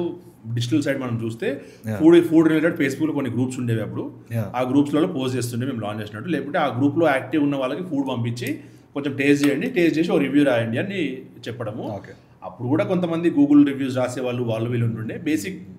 ఆ బేసిక్ అడ్వర్టైజ్మెంట్ మనం చేస్తుండే. మోర్ దాన్ దట్ అప్పుడు మనం కస్టమర్ ఇంటరాక్షన్ ఎక్కువ ఉంటుండే అండి. నేను కస్టమర్తో మాట్లాడేవాడిని. సపోజ్ నేను ఆ ముందు రెస్టారెంట్ అయినా తర్వాత చాట్ అయినా నేను అవైలబుల్ ఉంటుండే అక్కడ. కస్టమర్ వచ్చినప్పుడు కస్టమర్తో ఇంటరాక్ట్ అవుతుండే. So that is my advertising. అంటే అక్కడితో అంత మాట్లాడి ఆయన నంబర్ తీసుకొని, వాళ్ళు ఫోన్ చేసినప్పుడు రెస్పాండ్ అయ్యి, వాళ్ళు కొన్నిసార్లు ముందే ఫోన్ చేసి అరవింద్ నేను వస్తున్నా, నాకు ఇది రెడీ చేసి పెట్టు అని చెప్పినప్పుడు వాళ్ళకి రెడీ చేసి పెట్టడము, కుదిరితే మనమే వెళ్ళి హోమ్ డెలివరీ ఇవ్వడము. సో ఇదంతా ఏదైతుందంటే ఒకసారి మనకు రిలేషన్ బిల్డ్ అవుతుంది. ఆ రిలేషన్ వల్ల బిజినెస్ జరిగేది. ఇప్పుడు అంత రిలేషన్ బిల్డ్ చేసే టైం మనకు లేదు, ఎవరికి లేదు. అంత ఈజీ అయిపోయింది కదా. వెన్ థింగ్స్ గెట్ ఈజీ, మనం యాక్చువల్గా చేయాల్సింది చేయకుండా ఏదో చేసేస్తుంటాం. సో ఇప్పుడు నేను కూడా తెలుగు అరాబన్స్ ఫస్ట్ అవుట్లెట్ పెట్టినప్పుడు ఎవ్రీడే అవుట్లెట్లో ఉండేది. చాలా రిలేషన్ బిల్డ్ చేసినాం మేము ఇనిషియల్గా. ఇన్ఫ్లుయెన్సర్ మార్కెటింగ్ చేస్తూ కూడా రిలేషన్ బిల్డ్ చేసినాం. అట్లా కంటిన్యూస్ క్రౌడ్ వచ్చింది. మేము బిజీ అయినాక అది మర్చిపోయినాం. సో అట్లా ఆ రిలేషన్ అనేది ఎప్పుడైతే కస్టమర్కి ఫుడ్ అనేది ఎమోషన్ అండి. ఆ ఎమోషనల్ అటాచ్మెంట్, లాయల్టీ కస్టమర్కి ఎప్పుడైతే ఏర్పడుతుందో బ్రాండ్ మీద, అప్పుడు ఎవడన్నా ఫుడ్ బాగాలేదు అంటే కూడా డిఫైన్ చేస్తాడు. కరెక్ట్. మనం మేజర్గా ఇప్పుడు ఫెయిల్యూర్కి రీజన్ కూడా అదొకటి ఉంటుంది. ఇప్పుడు ఒక అటాచ్మెంట్ వచ్చింది అనుకోండి, మనకు బ్రాండ్కి అటాచ్మెంట్ వచ్చింది అనుకోండి. ఎవడన్నా సపోజ్ అరే ఆడ బాగాలేదురా అంటే ఒకబే ఎవడెప్పుడు నీకు బాగాలేదని నాకు ఉంటుంది. నేను బిర్యానీ తిన్నా, ఆ రోజు ఏదైనా మిస్టేక్ అయి ఉండొచ్చు, కావాలంటే రా నేను తీసుకోవాలి తినిపిస్తాను, నాకు ఆడ తెలుసు అన్న తెలుసు, నేను చేపిస్తా చూసా ఎట్లుంటాం. సో దిస్ ఈస్ డిఫరెంట్ కదా. మనం ఇప్పుడు ఏదైతే ఇన్ఫ్లుయెన్సర్ త్రూ చేస్తున్నామో దట్ ఈస్ కంప్లీట్లీ ఆర్టిఫిషియల్. అంటే నాకు కస్టమర్కి ఎటువంటి ఇంటరాక్షన్ లేదు. థర్డ్ పర్సన్ చెప్పిండు, నేను పోయినా తిన్నా, నచ్చితే నచ్చింది, నచ్చకపోతే నచ్చలేదు. బట్ అది కూడా గుడ్డే, బ్యాడ్ అని మనం అనలేము. ఎందుకంటే ఇన్స్టాంట్గా నీకు బజ్ వస్తుంది. కొంచెం ఒక 50,000 1 lakh ఖర్చు పెడితే నీకు ఇన్స్టాంట్గా బజ్ వస్తుంది. అది ఎవరు కాదనుకుంటారు, ఎవరు వద్దనుకుంటారు. నేను ఇంత ఖర్చు పెట్టి వచ్చినప్పుడు నాకు కస్టమర్ కావాలి కదా, నాకు అంత ఓపిక కూడా లేదు ఇప్పుడు నాకు నిల్చొని బిల్డ్ చేసే అంత. కరెక్ట్ అట్లా. ఓకే, సో మార్జిన్స్ గురించి కొంచెం మాట్లాడదాము. ఇప్పుడు బ్రేక్ఫాస్ట్ లంచ్ అనుకుంటే మార్జిన్స్ మనకి ఎక్కడెక్కడ ఎలా ఉంటాయో ఎక్స్ప్లెయిన్ చేయగలుగుతారా? బ్రేక్ఫాస్ట్ టికెట్ సైజ్ మీరు చూడండి, టికెట్ సైజ్ చాలా చిన్నది. ఇప్పుడు నువ్వు 50 రూపాయలు పెడితే సరిపోయింది. లంచ్ కూడా మీరు సౌత్ ఇండియన్ థాలీ తీసుకుంటే మనం మాక్సిమం 250 రూపీస్ 200 రూపీస్ పెట్టగలుగుతాం. మనలో 20 ఐటమ్స్ పెట్టాలి. కిచెన్ ఏదైనా కూడా ఫుడ్ కాస్ట్ వెరీ ఇంపార్టెంట్ అండి. ఇప్పుడు నువ్వు ఒక థాలీలో ఫుడ్ కాస్ట్ చేయలేము మనం, ఎందుకంటే ఫిక్స్డ్ మెనూ ఉండదు. ఈరోజు కూరగాయల రేటు వేరే ఉంటుంది, రేపు వేరే ఉంటుంది. సౌత్ ఇండియన్లో ప్రాబ్లమే అది. మీరు బిర్యానీ సెక్షన్ తీసుకోండి, ఒక్కటే ఫిక్స్డ్, ఏదన్నా ఒకటే ఐటమ్ పెరుగుతుంది అలా, మిగతా అన్ని కన్సిస్టెంట్గా ఉంటాయి. మీరు బ్రేక్ఫాస్ట్లో తీసుకుంటే మినపప్పు ఈరోజు ఒక రేట్ ఉంటుంది, రేపు ఒక రేట్ ఉంటుంది. పల్లీలు ఈరోజు ఒక రేట్ ఉంటే రేపు ఒక రేట్ ఉంటుంది. దాంతోపాటు వెజిటేబుల్స్ అట్లనే రేట్లు మారుతూ ఉంటాయి మనకు. సో కన్సిస్టెన్సీ ఉండదు. అండ్ మీరు ఎంత మంచిగా ఉన్నా ఇడ్లీ 200 రూపాయలకు అమ్మలేరు కదా. కరెక్ట్. సో ఇంతకుముందు ఎఫ్ఎన్బిలో మార్జిన్స్ 50% ఉంటుండే మనకు. ఓకే. ఇప్పుడు లేవు ఆ మార్జిన్స్. ఎందుకు అంటే టూ మచ్ ఆఫ్ కాంపిటీషన్. నేను ఇక్కడ పెడితే నా పక్కన నాకు కొంచెం నడుస్తుందంటే 15 రోజుల్లో కొత్త ఓపెన్ చేస్తాడు. నేను 50 రూపాయలు పెడతా 40 రూపాయలకు పెడతాడు. వాడు నడుస్తుందా నడదా, నాది నడుస్తుందా నడదా తర్వాత విషయం. నేను 50కి పెడతా 40కి పెడతాడు. సో నేను ఇప్పుడు కాంప్రమైజ్ అవ్వాలి, లేదంటే కన్సిస్టెంట్గా అదే ఉండాలి. సో మనం ఎట్లా పొజిషన్ చేస్తున్నాం మన బ్రాండ్ని బట్టి కూడా ఉంటుంది. కానీ సో మార్జిన్ అనేది ఆబ్వియస్లీ తగ్గిపోతా వస్తుంది మనకు. స్టాఫ్ శాలరీలు పెరిగినాయి. నేను ఇందాక చెప్పినట్టు రియల్ ఎస్టేట్ చాలా ఎక్కువ అయిపోయింది. ₹1,00,000 రెంట్ లేదు, నాకు మంచి ప్రైమ్ లొకేషన్లో దొరకదు. సో ఈ ఇంపాక్ట్ అంతా ఉండి మనకు 20-25% కన్నా మనకు ప్రాఫిట్స్ లేవు. 20-25% ఇస్ వెరీ గుడ్. ఆ 20% కూడా మీరు కిచెన్ కంట్రోల్ చేయగలిగితే మాత్రమే వస్తాయి, లేకపోతే అసలే రావు. సో ఇప్పుడు మనం మార్జిన్స్ క్యూజిన్స్ గురించి మాట్లాడుకుంటే కొంచెం ఇప్పుడు క్యూజిన్స్లోకి వద్దాం. ఇప్పుడు for example there are multi వేరీడ్లో క్యూజిన్స్ ఉన్నాయి కదా, south Indian, north Indian, multi cuisine, Chinese, Japanese. అంటే on a scale of 1 to 10 how tough are this to maintain? ఇప్పుడు నార్త్ ఇండియన్ అనుకుంటే ఫర్ ఎగ్జాంపుల్. నార్త్ ఇండియన్ అన్నిటికన్నా easy. Okay, ఎందుకో చెప్తాం మీకు. మీరు రెస్టారెంట్కి వెళ్ళిరు, బటర్ చికెన్ ఆర్డర్ చేసిరు, ఎంతసేపట్లో వస్తుంది? తొందరగా వస్తుంది. కరెక్ట్. ఎట్లా వస్తుంది తొందరగా? ఆల్రెడీ ఉన్న దాంట్లో బటర్ వేస్తే ఆల్రెడీ గ్రేవీ ఉంటుంది, గ్రేవీ రెడీ ఉంటుంది, కొట్టేసి ఇచ్చేస్తాడు. సౌత్ ఇండియన్ ఈజ్ టఫెస్ట్ అండి, ఎందుకంటే సౌత్ ఇండియన్లో ప్రతిదీ ఫ్రెష్గా వండాల్సిందే. There are 2 types of menus. One is a la carte, ఇంకోటి bulk cooking. A la carte cooking, a la carte cooking, bulk cooking. ఇప్పుడు మీరు నార్త్ ఇండియన్ కానీ చైనీస్ కానీ ఇవన్నీ అలాకాట్ కుకింగ్ స్టైల్స్. అంటే ఒక గ్రేవీ బేస్ తయారు చేసి పెడతాము. నువ్వు బటర్ చికెన్ అడితే బటర్ చికెన్, ఇంకేదైనా చికెన్ అడితే ఇంకో చికెన్, ఆ చికెన్ ఆ బేస్లో కొట్టిచ్చేస్తానండి. ఎట్లుంటుంది, మనం ఇంతకుముందు మల్టీ క్యూజిన్ రెస్టారెంట్స్ ఉంటుండే మన దగ్గర. మనం ఏం చేస్తుండే, పోయి డైరెక్ట్ ఒక biryani paneer butter masala or chicken butter masala ఏదో ఒకటి ఆర్డర్ చేస్తుండే. దాంతోపాటు ఒక స్టార్టర్ ఆర్డర్ చేస్తుండే, ఇంకేదో ఆర్డర్ చేస్తుండే. విత్ ఇన్ 15 minutes ఇవన్నీ టేబుల్ మీదకి వస్తుండే మనకు.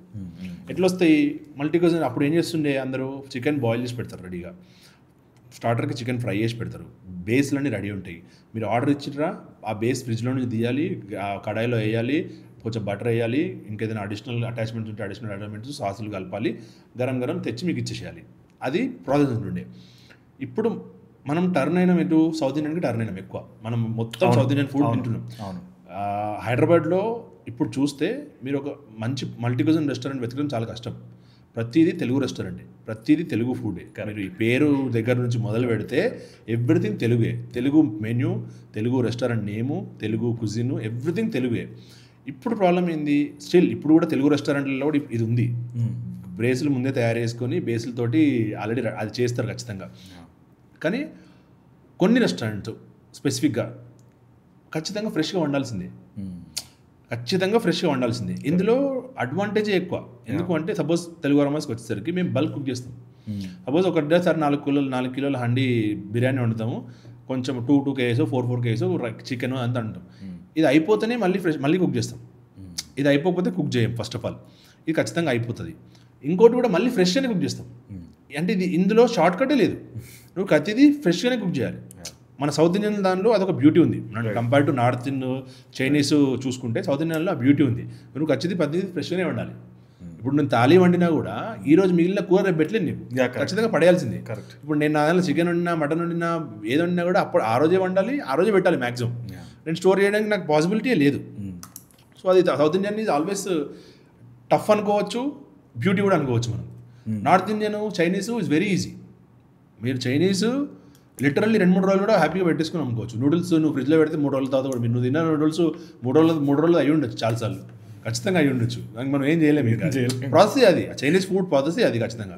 ఎందుకంటే ఇన్స్టెంట్ ఫుడ్ అట్లనే ఉంటుంది ఖచ్చితంగా. అది ప్రతి హెపటాలజిస్ట్ చెప్పేది ఒకటి, నువ్వు ఏ గడ్డ అనేది చైనీస్ తినద్దని.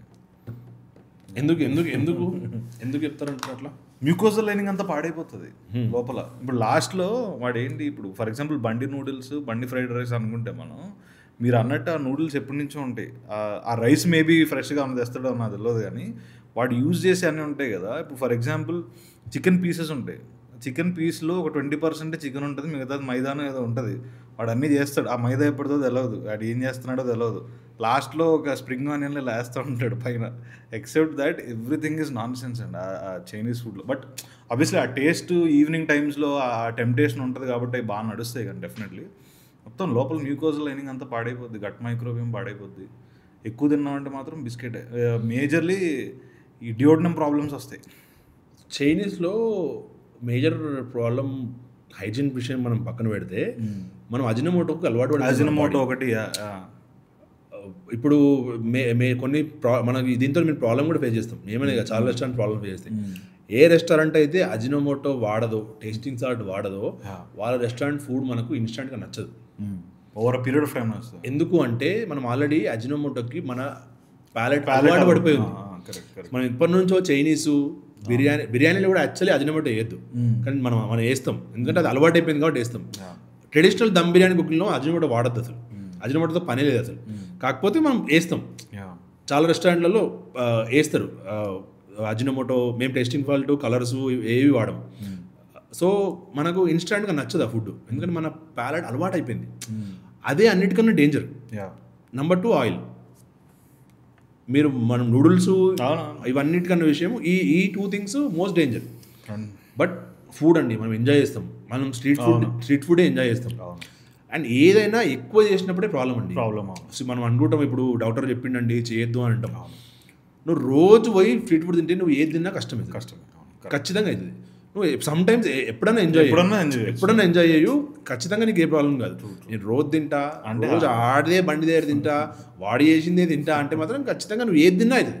నువ్వు రెస్టారెంట్ పోయి తిన్నా కూడా అవుతుంది గ్యారంటీగా. సో ఇప్పుడు అదే చెప్తున్నాను, ఇప్పుడు మనం మారినాం, మనం మంచి ఫుడ్ తినాలనుకుంటున్నాం. నువ్వు బండి దగ్గర తిన్నా కూడా హైజీన్ ఉండాలని కోరుకుంటున్నావు. ఇప్పుడు ఇంతకుముందు మనకు అంత కన్సర్న్ లేదు. ఇప్పుడు ఏంది, మనకు అవేర్నెస్ వచ్చింది. నువ్వు బండి దగ్గర తిను నీకు హైజీన్ కావాలి, నువ్వు రెస్టారెంట్లో తిను హైజీన్ కావాలి, ఎక్కడ తిన్నా నీకు హైజీన్ కావాలి. Hygiene is most important concern అయిపోయింది మనకు, టేస్ట్ కన్నా. హైజీన్ ఉందా, సో టేస్ట్ అట్లీస్ట్ ఓకేలే పర్లేదులే అనే కాన్సెప్ట్. ఇప్పుడు మనం కొండాపూర్, మాదాపూర్ ఈ ఏరియాలు ఉంటాయి, వాళ్ళు రోజు బయటనే తింటారు. సో వాళ్ళ మేజర్ కన్సర్న్ హైజీన్ దాని టేస్ట్. ఇప్పుడు మీరు ఇందాక మాట్లాడుతున్నప్పుడు, స్టార్టింగ్లో మనం మాట్లాడుతున్నప్పుడు షెఫ్లకు సంబంధించిన ప్రాబ్లమ్స్ చెప్పారు కదా. ఇప్పుడు how do you think brands like this haiku, తర్వాత జాపనీస్ క్యూజిన్ సర్వ్ చేసే వాళ్ళు ఉన్నారు చూసారా, మరి వాళ్ళకి ఎంత టఫ్ అవుతుంది, వాళ్ళకి కూడా ఎలాంటి ప్రాబ్లమ్స్ వస్తే how do you think they can manage? కార్పొరేట్స్కి SOP అనే ఒక పాలసీ ఉంటుంది, స్టాండర్డ్ ఆపరేషన్ పాలసీ ఉంటుంది. They are not dependent on chefs, they are dependent on their policies. ఒక స్టాండర్డ్ ఆపరేషన్ పాలసీ పైన డిపెండెంట్. మీరు ఒక మంచి కార్పొరేట్ కిచెన్కి వెళ్తే అక్కడ ఎవ్రీథింగ్ లిస్టెడ్ ఉంటుంది. వాడు ఎవడన్నా కానీ, ఎంత పెద్ద షెఫ్ కానీ, ఎగ్జిక్యూటివ్ షెఫ్ కానీ, సూప్ షెఫ్ కానీ, ఎవడన్నా కానీ అది ఆ పాలసీ ఫాలో అవ్వాల్సింది గ్యారంటీగా. ఫర్ ఎగ్జాంపుల్ రెసిపీ అంటే రెసిపీలా నోట్ డౌన్ చేసి ఉంటుందా? ఎవ్రీథింగ్ ఉంటుంది ఖచ్చితంగా, డీటెయిల్గా ఉంటుంది వాళ్ళ దగ్గర. ఎవ్రీథింగ్ ఎవ్రీడే ఎవరేం పని చేయాలి, ఎట్లా చేయాలి, ఓవర్ ద పీరియడ్ వాళ్ళకి అలవాటు అయిపోతుంది. కాకపోతే మెజర్మెంట్ మిస్టేక్ చేయడానికి లేదు వాళ్ళకు. ఈ ఐటమ్ ఆర్డర్ వచ్చిందంటే ఆ ఐటమ్కి ఒక ప్రాసెస్ ఉంటుంది, అదే ప్రాసెస్లో జరగాల్సిందే అది. సో మనము కొత్త రెస్టారెంట్ పెట్టే వాళ్ళు కావచ్చు, ఆ రెస్టారెంట్స్ ఫెయిల్ అవ్వడానికి కావచ్చు, మేజర్ రీజన్ అదే, ఒక SOP లేకపోవడం. సో నీ దగ్గర చిన్న మెనూ ఉందనుకోండి, ఒక SOP చేసుకోవడం చాలా ఈజీ. 10 ఐటెంలో 15 ఐటెంలు ఉన్నాయి. మనం ఇందాక మాట్లాడుకున్నట్టు, సో నేను ఇడ్లీ కొట్టి పెట్టాలా, ఇడ్లీ కొట్టులో నీకు 10 ఐటెంలు ఉంటాయి. ఈ 10 ఐటెంలో నువ్వు SOP చేసుకోవడం ఈజీ కదా. ఈజీ. దోశ పిండి ఏ కన్సిస్టెన్సీలో రుబ్బాలి అనేది ఒక రాసుకొని వీడియో వేసుకొని పెట్టుకొని ఒక 10 రోజులు అదే కన్సిస్టెన్సీలో రుబ్బిపించినావు అనుకో, కథం సరిపోయింది. నువ్వు కొత్తగా రెస్టారెంట్ పెడుతున్నా సరే నీ మెన్యూని నువ్వు స్టాండర్డైజ్ చేయగలిగితే వాడు లేకున్నా నువ్వు వండగలగాలి భయ్. వాడు లేకున్నా నువ్వు వాడు ఎంత పెద్ద చెఫ్ తోపనా కానీ వాడు సడన్గా వెళ్ళిపోతే నువ్వు వండగలగాలి ఆ మెనూని. సో అప్పుడు మెనూ చిన్నగా ఉండాలి. మెనూ చిన్నగా ఉంటే దాన్ని స్టాండర్డైజ్ చేయడం ఈజీ అవుతుంది. ఇప్పుడు ఇది వేయాలి, ఇప్పుడు ఇది వేయాలి, ఈ టైంకి ఇది వేయాలి, అది వేసి ఇట్లా కుక్ చేయాలి అని ఒక స్టాండర్డైజేషన్ మనం తెచ్చుకున్నాం అనుకోండి, దాన్ని ఒక వీడియో వేసుకొని పెట్టుకున్నాం అనుకోండి, ఎవడొచ్చినా నేర్పించచ్చు, మనమే చేయొచ్చు, వర్స్ట్ కేసులో మనం చేయొచ్చు. అట్లా మాత్రమే సక్సెస్కి ఛాన్సెస్ ఉంటాయి. Very interesting. ఇప్పుడు SOPs, ఇప్పుడు మీరు స్టార్టింగ్లో ఉన్నప్పుడు, ఇంతకుముందు స్టార్టప్స్కి ఇప్పుడు మీకున్న తెలుగు అరోమాస్ కానీ, హౌ డిడ్ యూ యాక్చువల్లీ అక్కడి నుంచి ఇక్కడికి మీ గ్రోత్ ఎట్లా ఉండింది? SOPsలో మీరు ఏమేమి నేర్చుకున్నారు? లెర్నింగ్ అండి. అంతకుముందు SOP అనే పాలసీ లేదు, కొట్టేసి అదే ఫెయిల్యూర్. మనం ఎందుకు ఫెయిల్ అవుతాం అనే దానికి రీజన్ అదే, మనకు తెలీదు. It's a continuous process. ఒక ఏదైనా విషయం సక్సెస్ అవ్వాలంటే నాకు ఎవరికైనా ఒక మినిమం 7 to 8 years టైం పడుతుంది. ఆ 7 years బ్యాక్లో వాళ్ళు పడ్డ కష్టము, నేర్చుకున్న థింగ్స్ ఒక్కటేసారి సెట్ అయిపోతాయి. అది మనకు అనిపించదు, మనం చూసే వాళ్ళకి ఇది ఓవర్ నైట్ అనిపిస్తుంది. కానీ ఆ 7-8 years కష్టము, నేర్చుకున్న ప్రతి పాయింట్ అది చేయగలిగినప్పుడే మనం ఖచ్చితంగా సక్సెస్ అవుతాం. సో అక్కడ ఆ సిస్టమ్ లేదు అంతకుముందు. సో నేను కంప్లీట్గా షెఫ్ అయిన డిపెండెంట్. ఈరోజు ఏంది, ప్రతిదీ ఒక పాలసీ ఉంది, ఒక మసాలా ఉంది, ఒక ఇది ఉంది, దీనిపైన మనం డిపెండ్ అయినప్పుడు నాకు ఎవరిపైన డిపెండెన్సీ లేదు, నాకు మనుషులపైన డిపెండెన్సీ లేదు. సో మనకు ప్రాసెస్ అనేది ఖచ్చితంగా ఈజీ అవుతుంది. So what about money management and stuff, దానికి ఎలాంటి ఒక స్టాండర్డ్ ఆపరేషన్ ఉంటుంది? సో మనీ మేనేజ్మెంట్ అంటే మన మోస్ట్ ఆఫ్ ద రెస్టారెంట్స్ ఫ్రాంచైజీసే. సో అవి ఫ్రాంచైజీ ఆపరేటెడ్ కాబట్టి మనీ మేనేజ్మెంట్ మొత్తం వాళ్ళే చేస్తారు. మా మనీ వచ్చేసి ఇప్పుడు మాకు రావాల్సిన డబ్బులు సెంట్రల్ కిచెన్ ఆపరేషన్స్ నుంచి వచ్చేటి. అంటే మేము మసాలా వాళ్ళకు సప్లై చేయడం కానీ, రా మెటీరియల్ సప్లై చేయడంలో కానీ ఇక్కడ నుంచి మాత్రమే మా ఇది ఉంటుంది. మన ఓన్ అవుట్లెట్స్ 3 అవుట్లెట్స్ మనకు ఉన్నాయి కాబట్టి దాని money management maximum. Money management అంటే ఏది కూడా సూపర్వైజర్ కొనద్దు ఫస్ట్ ఆఫ్ ఆల్. అంటే అర్థం కదా. ఇప్పుడు ఈరోజు కూరగాయలు కావాలి, సూపర్వైజర్ బయటకు వెళ్ళి కొనుకొచ్చింది అనుకోండి, కథమే ఇంకా నీ పని. అట్లా వాడు 100కు 500 రూపాయలు బిల్ వేస్తాడు. ప్రతిదీ ఐదర్ ఓనర్ అనే పర్సనే కొనాలి, ఆర్ వెండర్ తీసుకొచ్చి ఇవ్వాలి, దానికి మనం డబ్బులు మాత్రమే ఇవ్వాలి. సో మనీ ఎవరిని నమ్మడానికి లేదండి, మంచో చెడో కానీ ఆ ప్రాసెస్లో మనీ పైన ఎవరి పైన డిపెండ్ అవ్వడం లేదు. ఖచ్చితంగా ఓనర్ అనే పర్సన్ మాత్రమే మనీ మేనేజ్మెంట్ చేయాలి F&Bలో, లేకపోతే టూ మచ్ మోసం చేస్తాడు. ఎట్లా చెప్తాను చెప్పండి, ప్రతి రెస్టారెంట్లో ఒక స్టోర్ మేనేజర్ అని ఒక మనిషి ఉంటాడు. ఇది ఒక డివిజన్, స్టోర్ మేనేజర్ అనేది ఒక డివిజన్. ఇది I word so many stories about వాడు అంటే తెలియదు మన. ఇప్పుడు వాళ్ళు కొంతమంది మంచి వాళ్ళు ఉంటారండి, కొంతమంది చాలా లాయల్ ఉంటారు, ఓనర్లకి చాలా మంచి చేస్తారు, కొంతమంది చాలా వరస్ట్ ఉంటారండి. అంటే వాడు జీవితాంతం మన పని అదే ఉంటుంది. ఫస్ట్ ఈ రెస్టారెంట్లో పని చేస్తాడు, ఇక్కడ మోసం చేస్తాడు, ఇంకో రెస్టారెంట్కి వస్తాడు, వాడు అదే పని. వాడు పోగానే ఏం చేస్తాడంటే పాపం అన్నీ మంచిగా ఉంటాయండి, ఆడ సిస్టమ్ అంతా మంచిగా ఉంటుంది, రెస్టారెంట్ అంతా మంచిగా ఉంటుంది, వెండర్లు అందరూ మంచిగా ఉంటారు. పోగానే ఆడు ఏం చేస్తాడంటే పుల్ల పెట్టి స్టార్ట్ చేస్తాడు. సార్ ఈ చికెన్ బాగాలేదు సార్, వీడు 3 రోజులు చికెన్ ఇస్తుంది సార్ మనకు. నాకు ఒక వెండర్ తెలుసు, వాడు జబర్దస్త్ చికెన్ ఇస్తాడు, రేటు కూడా మనకు 30 రూపాయలు తక్కువ ఇస్తాడు సార్ అంటాడు. మనం బేసికల్గా ఏమైతే టెంప్ట్ అవుతాం, అరే నిజమే కదరా, వీడు వచ్చిండ్రా, వీడు మస్తు మార్పులు చేస్తారా, మనకు చాలా లాభం వస్తుందిరా అనుకుంటాడు. వాని వెండర్ ఉంటాడు, వాడిని పిలుస్తాడు, వానితో 50 రూపాయలకు 30 రూపాయలకు కమిషన్ మాడుకుంటాడు, ఎంతో కొంత కమిషన్ మాడుకుంటాడు. ఇక వస్తూ స్టార్ట్ అవుతుంది, మెటీరియల్ వచ్చి స్టార్ట్ అవుతుంది. మనం వాడిని నమ్మేస్తాం, మనం చూడం. మనం 100 కిలోలు చికెన్ ఆర్డర్ పెడితే అది 50 కిలోలు వస్తుంది, 70 కిలోలే వస్తుంది, వీడు 100 కిలోలు రాస్తాడు. ఇక్కడ ఏమైందో మనకు తెలియదు, మనం ఎన్నికెళ్ళి రిపోర్ట్ చెక్ చేయలేము. అది తెలిసే లోపలే మనం చాలా లాస్ అయిపోతాం, చాలా అంటే చాలా లాస్ అయిపోతాం. ఇప్పుడు లాస్ అయినాం, వాడిని దిగేస్తాం, వాని గురించి అయితే బయటకు వెళ్ళి చెప్పలేం కదా మనం. వాడు ఇంకో రెస్టారెంట్ పోతాడు, ఆడ ఏం చేస్తాడు, ఆడ నాకు నచ్చలేదు సార్, అంత సార్ వాళ్ళు మంచిగా చేస్తలేరు సార్, ఆడ అదంతా చెత్త ఉంది సార్, అంటే మెయింటైన్ చేస్తలేరు సార్, ఆడ అంత వేస్ట్ సార్, మన రెస్టారెంట్లో నేను ఉంటా సార్ అంటాడు. ఆడ మళ్ళీ కొత్త స్టోరీ స్టార్ట్ అవుతుంది. అట్లా ఇది ప్రాసెస్, కంటిన్యూస్ ప్రాసెస్ అయిపోయింది. ఇట్లా చీటింగు నిజంగా పాపం కొత్త పెట్టి మోసపోయే వాళ్ళందరూ ఇక్కడే మోసపోతారండి. చాలా శాతము షెఫ్ మోసం చేయడము, స్టోర్ మేనేజర్లు మోసం చేయడము, ఇట్లా ఇది జరుగుతుంది. వెండర్లకు కూడా అలవాటు అయిపోయింది. వెండర్ ఏం చేస్తాడు, వాడి పైసలు అడిగి వస్తున్నాయి, ఓనర్తో మాట్లాడాడు, స్టోర్ మేనేజర్ ఎవరు వాడితో మాట్లాడతాడు, స్టోర్ మేనేజర్కి పోతాడు, అరే నీకు ఇంతరా నాకు ఇంతరా, చలో రైట్. ఒకసారి మనకు ఫస్ట్ ఓనర్ చూపించినప్పుడు క్వాలిటీ వేరు ఉంటుంది, తర్వాత వచ్చి క్వాలిటీ వేరు ఉంటుంది. ప్రతిరోజు ఓనర్ పోయి కిచెన్లో చెక్ చేయడు. సో అట్లా అందుకే స్టోర్ మేనేజర్ అనే పర్సన్ ఓనర్ ఉంటే చాలా డబ్బులు సేవ్ అవుతాయి. స్టోర్ మేనేజర్ అనే పర్సన్ ఓనరే చూసుకొని అది క్వాలిటీగా వస్తుందా లేదా, నిజంగా 50 కిలోలు అంటే 50 కిలోలు వస్తుందా లేదా అని చూసుకోగలిగితే టూ మచ్ మనీ మిగులుతుంది. అక్కడనే చాలా ఎక్కువ డబ్బులు మిగులుతాయి, అక్కడ నువ్వు ప్రాఫిట్ కూడా అయిపోవచ్చు. Kitchen control is very much important అండి. ఫస్ట్ నువ్వు కస్టమర్ పైన కాన్సన్ట్రేట్ చేసే బదులు నీ కిచెన్ పైన నువ్వు కాన్సన్ట్రేట్ చేయి. అందులో ₹1 పోనీయకు, వేస్టేజ్ అవ్వనీయకు. షెఫ్కి ఏంది, నేను ఇంప్రెస్ చేయాలి, కస్టమర్ని ఇంప్రెస్ చేయాలి. కానీ నీ పాలసీ ఏంది, నువ్వు కస్టమర్ని ఇంప్రెస్ చేయాలి, డబ్బులు కూడా సంపాదించాలి. ఇది సత్రం కాదుగా మనం నడిపేది, డబ్బులు కూడా సంపాదించాలి. అంటే క్వాలిటీ ఇవ్వాలి, కానీ నువ్వు డబ్బులు కూడా సంపాదించాలి కదా పెట్టింది. వాడు ఏం చేస్తాడు, 10 ఇంతనే చేస్తాడు. వాడిది ఏమైంది, ఫుడ్ బాగుంది అనుకో, కస్టమర్ హ్యాపీ అవుతాడు, మనం కూడా హ్యాపీ అవుతాం. వాడు స్టార్టింగ్ ట్రయల్ ఇచ్చినప్పుడు ఏం చేస్తాము మనకు తెలీదు, వాడు కావాల్సినది ఇస్తాము, వాడు జబర్దస్త్ వండుతాడు, చాలా బాగా వండుతాడు, మంచిగా వండిస్తాడు, మనకు నచ్చుతుంది. నెక్స్ట్ టైం మనం డైరెక్ట్ ఆపరేషన్స్కి వెళ్ళినప్పుడు అదే క్వాలిటీలో కస్టమర్కి మనం ఎప్పుడు పెట్టాలంటే నువ్వు ప్రైస్ పెంచాలి. ప్రైస్ పెంచితే ఒకసారి కస్టమర్కి నచ్చదు కావచ్చు. సో ఇవన్నీ ఫ్యాక్టర్స్ మళ్ళీ డిఫైన్ చేస్తాయి.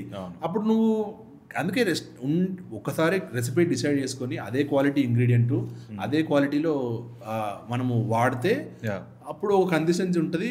ఈ మోసం అనేది మనకు ఎట్లే జరగదు, మనం ఉండడం వల్ల చాలా అడ్వాంటేజ్ ఉంటుంది. కిచెన్లో ఖచ్చితంగా పార్ట్నర్ అంటూ ఉండాలి, గ్యారంటీ. నాకు ఒక కెఫే ఓనర్ చెప్పాడండి, నాకు చాలా షాకింగ్ అనిపించింది.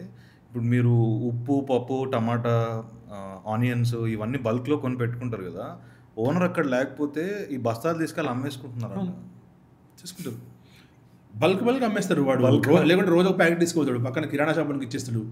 కిరాణా షాప్ వాళ్ళతో డీల్ పెట్టుకుంటారు. మీరు చెప్తే నమ్మరు, రెస్టారెంట్ నియరెస్ట్ వాడన్న కిరాణా షాప్ ఉంటే వాడితో మాడుకొని, అన్న నేను రోజు 10 ప్యాకెట్లు ఉప్పు తెచ్చిస్తా అన్న, లేకుంటే 10 ప్యాకెట్లు పెరుగు తెచ్చిస్తా అన్న, నాకు సిగరెట్లు అన్న, లేకుంటే నాకు ఇవి అన్నా అని మాడుకుంటారు నిజంగా.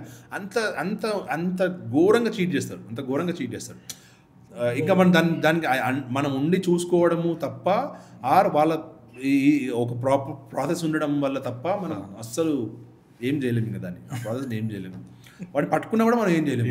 ఏం చేస్తాము, వాడిని తీసేస్తాము. మళ్ళీ కొత్తోడు వస్తాడు, మళ్ళీ ఏం ప్రాసెస్.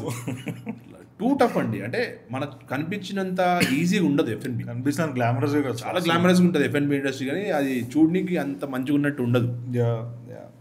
సో ఇందాక మీరు రెండు విషయాలు మాట్లాడారు. ఒకటి ఫ్రాంచైజింగ్, ఒకటి మెనూ, మూడోది ప్రైజింగ్. సో 1 by 1 మాట్లాడుకుంటూ వెళ్దాము.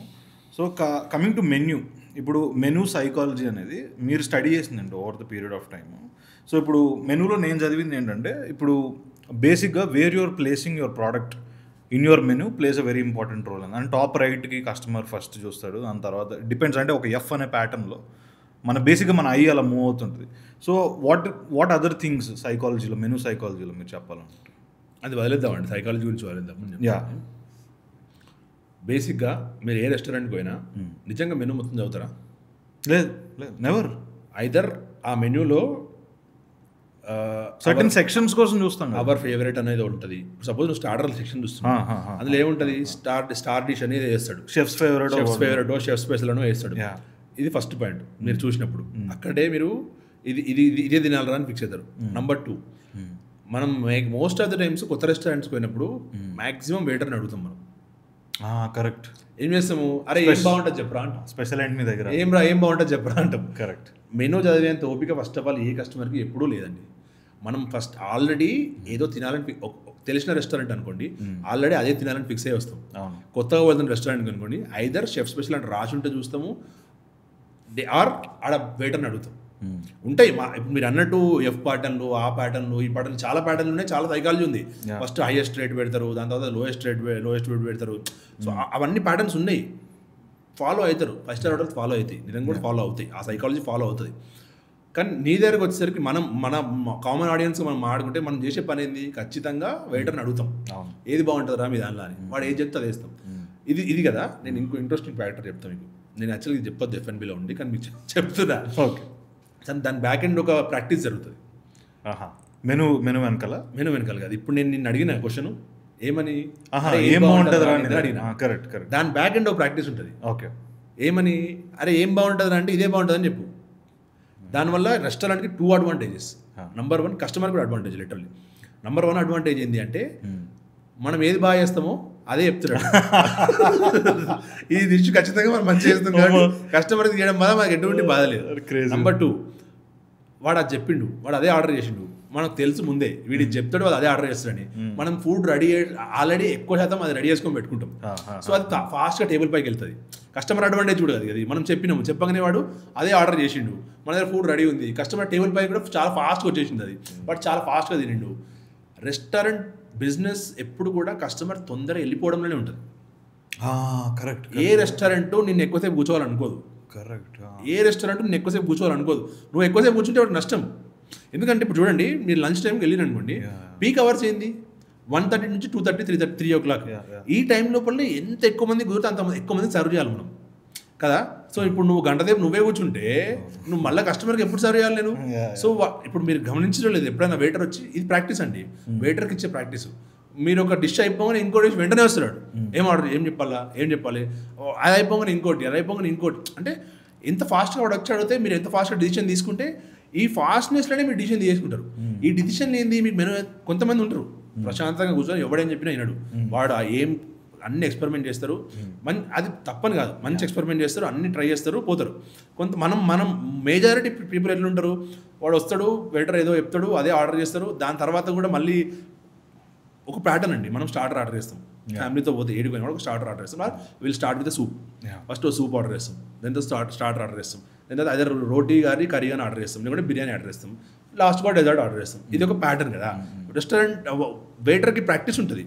ఫస్ట్ ఏం చెప్పాలి, తర్వాత ఏం చెప్పాలి, ఈ ప్రాక్టీస్ జరుగుతూ ఉంటుంది. మీరు మనం గమనించారు కానీ మ్యాక్సిమం టేబుల్స్ పైన సేమ్ స్టార్టర్స్ వెళ్తూ ఉంటాయి, ఎక్కువ క్రౌడ్ ఉండే రెస్టారెంట్లో. కరెక్ట్. ఎందుకంటే ఇట్స్ ప్రాక్టీస్ ఆల్రెడీ. వాడు అదే చెప్తాడు, అక్కడ నుంచి అదే వస్తుంది, వీడు అదే తింటాడు, వాడు అదే వెళ్ళిపోతాడు. మనం అనుకుంటాం మనం నచ్చింది తిందాం అనుకుంటాం, మోస్ట్ ఆఫ్ ద టైం ఇది యాక్చువల్ జరుగుతుంది. ఇది మనం లిటరల్లీ నేను చెప్పొద్దు యాజ్ ఎఫ్ఎంబీలో ఉండి, కానీ నేను డిస్కస్ చేస్తాను. ఆ టాపిక్ వచ్చింది కాబట్టి డిస్కస్ చేస్తున్నా.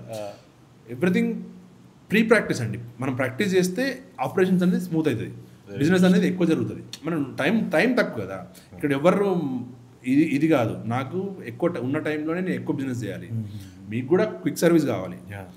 సరే మీరు కొత్త ఐటమ్ ఆర్డర్ చేసారు, మీరు ఎప్పుడైనా గమనించారా సార్ 15 నిమిషాలు 15 మినిట్ టైం లగ్తా అంటారు, 20 మినిట్ టైం లగ్తా అంటాడు. ఎందుకంటే అది వండాలనే ఉద్దేశమే లేదు మాకు. ఫస్ట్ నువ్వు తినద్దు, అది నాకు కావాల్సింది అది కాదు, నువ్వు ఇదే తిను.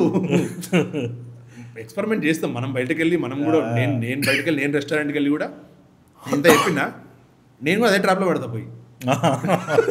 ఇంత స్టోరీ మీకు చెప్పినాక కూడా మర్చిపోయి ఇందాక అడిగారు కదా, అడిగా కదా లంచ్ చేసేవాడు ఏం బాగుంటుందా మీ దగ్గర అడిగినాం. ఎందుకంటే నిజంగా కూడా మనకు కూడా రిస్క్ చేయాలని ఉండదు. నేనేదో కొత్త ఐటమ్ మెనూలో చెప్పి అది బాగాలేక వాడిని తిట్టి నేను డిసప్పాయింట్ అయ్యి అంతా ఎందుకు నాకు, నువ్వు బాగా ఏం చేస్తావో అది తీసుకురారా బాబు, నేను అది తింటా, సరిపోతుంది. నువ్వు హ్యాపీ, నేను హ్యాపీ, అందరం హ్యాపీ. ఫ్రాంచైజింగ్ గురించి మాట్లాడదాం మనం కాసేపు. సో మీరు స్టార్ట్ చేసినప్పుడు ఆబ్వియస్లీ 1 రెస్టారెంట్తో స్టార్ట్ చేశారు. ఫ్రాంచైజింగ్ మోడల్కి వెళ్దామని ముందే ఫిక్స్ అయిపోయి దిగుతారా, లేకపోతే ఆన్ ద గో మీరు అనుకుంటారా? How does that work? మేము ముందే ఫ్రాంచైజింగ్ వెళ్దామని ఫిక్స్ అయ్యాను. 100% ముందే ఫ్రాంచైజీ. హౌ మెనీ అవుట్లెట్స్ ఉన్నాయి మీకు? 17. Yes, right. ముందే ఫ్రాంచైజీ వెళ్ళాలని ఫిక్స్ అయ్యి స్టార్ట్ చేసిన బ్రాండ్ ఇది. ఎక్స్క్లూజివ్గా ఫ్రాంచైజింగ్ బ్రాండ్ ఇది. రైట్. అంటే డే 1 నుంచే ఫ్రాంచైజింగ్ చేయాలి అని అనుకుని చేసిన బ్రాండ్ అది. అంటే తెలుగురామ స్టార్ట్ చేయక ముందు, ఐ మీన్ టు సే మార్కెట్లోకి రిలీజ్ చేయక ముందు మేము 1 year కష్టపడ్డాం. నేను ఇందాక చెప్పాను కదా మీకు, నా ఎక్స్పీరియన్స్ అంతా నాకు అర్థమైంది ఏంటంటే డే 1 రోజే మనం ఫ్రాంచైజింగ్ చేసినా, మనం రన్ చేసుకున్నా ఒక్కోటి పైన డిపెండెంట్ ఉండొద్దు. వాడు ఈరోజు పోతా అంటే రేపు పొద్దున మనకి ఇబ్బంది అవ్వద్దు అనేది ఫస్ట్ పాయింట్. కరెక్ట్. సో అందుకే ఫస్ట్ ఒక ప్లేస్ రెంట్ అవుట్ చేసినాం, దానిపైన ఒక 20 lakhs ఖర్చు పెట్టేసినాం. వెనక్కి వెళ్ళొద్దు అనేది ఫస్ట్ పాయింట్. అంటే నేను చిన్నగా ఒక రూమ్ తీసుకొని స్టార్ట్ చేయాలని కాదు, ఫస్ట్ ఒక తీసుకుందాం. అంటే ఆ ముందే ఆ విజన్, ఇది గ్యారంటీగా ఇట్లనే చేయాలి, ఇట్లనే ఇంత స్కేల్లోనే చేయాలి. ఒక ప్లేస్ తీసుకొని దానికి ఒక ప్రాపర్ టైల్స్ కొత్త వేయించి, కిచెన్ బ్యూటిఫుల్గా వేసి, మంచి డక్ట్ సిస్టము, ఫ్రెష్ ఎయిర్ సిస్టంలో ఒక మంచి కార్పొరేట్ కిచెన్ ఎట్లుంటే ఆ కిచెన్ అట్లా తయారు చేసి కూర్చున్నాం. మేము 4 పార్ట్నర్లు, మేము గొర్రెలం యాక్చువల్గా. రోజొకడు వస్తుండే కొత్త ఆయన మమ్మల్ని గొర్రెలు చేయడానికి. రోజొకడు వస్తుండే, వాడు ఇది కావాలి సార్, నేను ఇది అమ్మాలి, ఇది అంటే మాకు ఏం అమ్మాలో కూడా తెలియదు, ఏం పెట్టాలో కూడా తెలియదు. అప్పటికి నాలెడ్జ్ పెట్టాలి, ఇది పెట్టాలి అని అనేది అనుకోలేదు. పెట్టాలి, ఒక మంచి సక్సెస్ఫుల్ బ్రాండ్ చేయాలి, క్విక్ సర్వీస్లోనే చేయాలనేది గ్యారంటీ ఉండే. క్విక్ సర్వీస్లో చేయాలి గ్యారంటీగా. ఒకడు వస్తాడు, ఒక ఐడియా ఇస్తాడు, వాడు అది కావాలంటాడు, ఇది కావాలంటాడు, తెప్పిస్తాం. వాడు వండుతాడు. వాడు చెప్పడం ఏంటంటే నేను ఈ రెస్టారెంట్లో చేసిన సార్, నాకు ఇంత ఎక్స్పీరియన్స్ ఉంది అంటాడు. ఇక మేము లంచ్కి ప్రిపేర్ అవుతాం, వీడు ఖతర్నాక్ వండేస్తాడుగా, తినేద్దాం మధ్యాహ్నం అని. వాడు గల్లీది వండుతాడు దాన్ని, వాడు ఏదేదో ఎక్స్పెరిమెంట్ చేస్తాడు. ఇది పెడితే ఖతర్నాక్ ఉంటుంది సార్ అంటాడు. థ్యాంక్ యూ బాస్ పో అంటుంది. ఆ రోజు ఒక 30-40 వేలు వేస్ట్ అయిపోతాయి. వాడు ఏమేమో ఖర్చు పెట్టేసాడు మనతోటి. నెక్స్ట్ డే ఇంకొకటి వస్తాడు. సో ఈ ప్రాసెస్ ఒక 1 year అయింది మాకు, లిటరల్లీ ఒక 8 months 9 months ఓన్లీ ఇదే ప్రాసెస్ అయింది. బర్న్ ఎంత? బర్న్ అరౌండ్ ఆ ప్రీ లాంచ్ పీరియడ్లోనే మేము ఒక 40 lakhs ఖర్చు పెట్టేసాం. 40 lakhs బర్న్. Zero return. పోతే ఆ రోజు మొత్తం డబ్బులు పోతుండే. అంటే ఈ బర్న్ కాకుండా మళ్ళీ మనం రెస్టారెంట్ కావాల్సిన ఎక్విప్మెంట్ కొంటా ఉన్నాం ఓ సైడ్. అది నడుస్తూ ఉంది ఆ ప్రాసెస్. మనం పెట్టామా ఏం పెడతామో తెలియదు, అదో ప్రాసెస్ నడుస్తూ ఉంది. ఫైనల్లీ డిసైడ్ అయినాం, ఇంతే మెనూ ఉండాలి, ఇంతే అమ్మాలి. సో బిర్యానీ అండ్ పులావ్ వండాలి. అప్పటి వరకు చిట్టి ముత్యాల పులావ్ మేమే ఫస్ట్ స్టార్ట్ చేసాం హైదరాబాద్లో.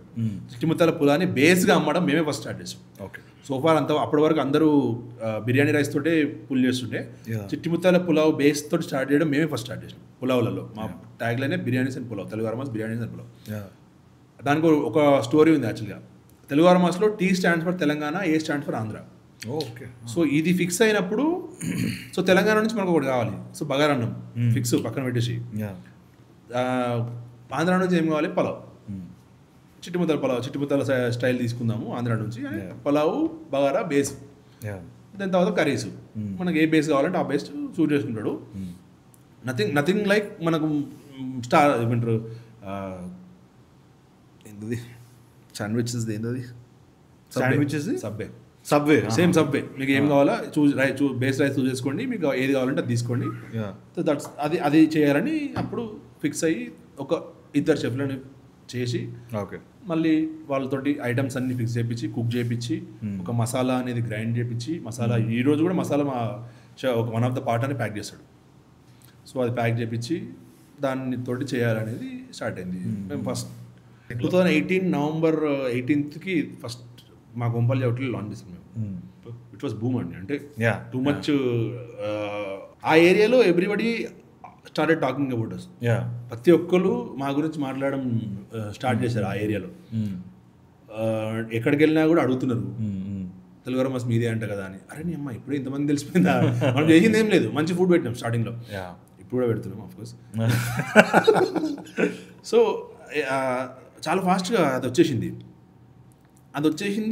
మేము ఫస్ట్ మంత్లోనే 2 ఫ్రాంచైజీలు అమ్మేసినాం. ఇంట్రెస్టింగ్. ఓపెన్ చేసిన ఫస్ట్ మంత్లోనే 2 ఫ్రాంచైజీస్ మేము అమ్మేసినాం. మీరు చెప్పచ్చా ఫ్రాంచైజింగ్ ప్రైజింగ్ అని చెప్పకూడదా? ఫ్రాంచైజింగ్ ప్రైజింగ్ చెప్దాం. Okay. How much do you charge for a franchise? ఇనిషియల్గా 25 lakhs చార్జ్ చేస్తుంది. ఇనిషియల్గా what is it now? Same ఇప్పుడైతే ఆపేసాం యాక్చువల్లీ ఫ్రాంచైజీ చేయడం ఆపేసాం. ఓకే. సో కొంచెం మళ్ళీ రీవ్యాంప్ చేస్తున్నాం. సో ఫ్రాంచైజీ చేయడమే ఇప్పుడు ఆపేసాము. ఇనిషియల్గా అంత చార్జ్ చేస్తుండే. సో చాలా ఫాస్ట్గా అమ్మేసినాము. ఫాస్ట్గా ఓపెన్ అయిపోయినాయి. కొన్ని మిస్టేక్స్ జరిగినాయి, మేము దాని నుంచి రియలైజ్ అయినాం, నేర్చుకున్నాం, మళ్ళీ ఇప్పుడు బెటర్ చేస్తున్నాము. ఇట్స్ ఎ ప్రాసెస్ అండి. అదే చెప్పాను కదా, ఎంత ఎక్స్పీరియన్స్ ఉన్నా అది ఆ మిస్టేక్ తెలియకుండా జరిగిపోతుంటుంది.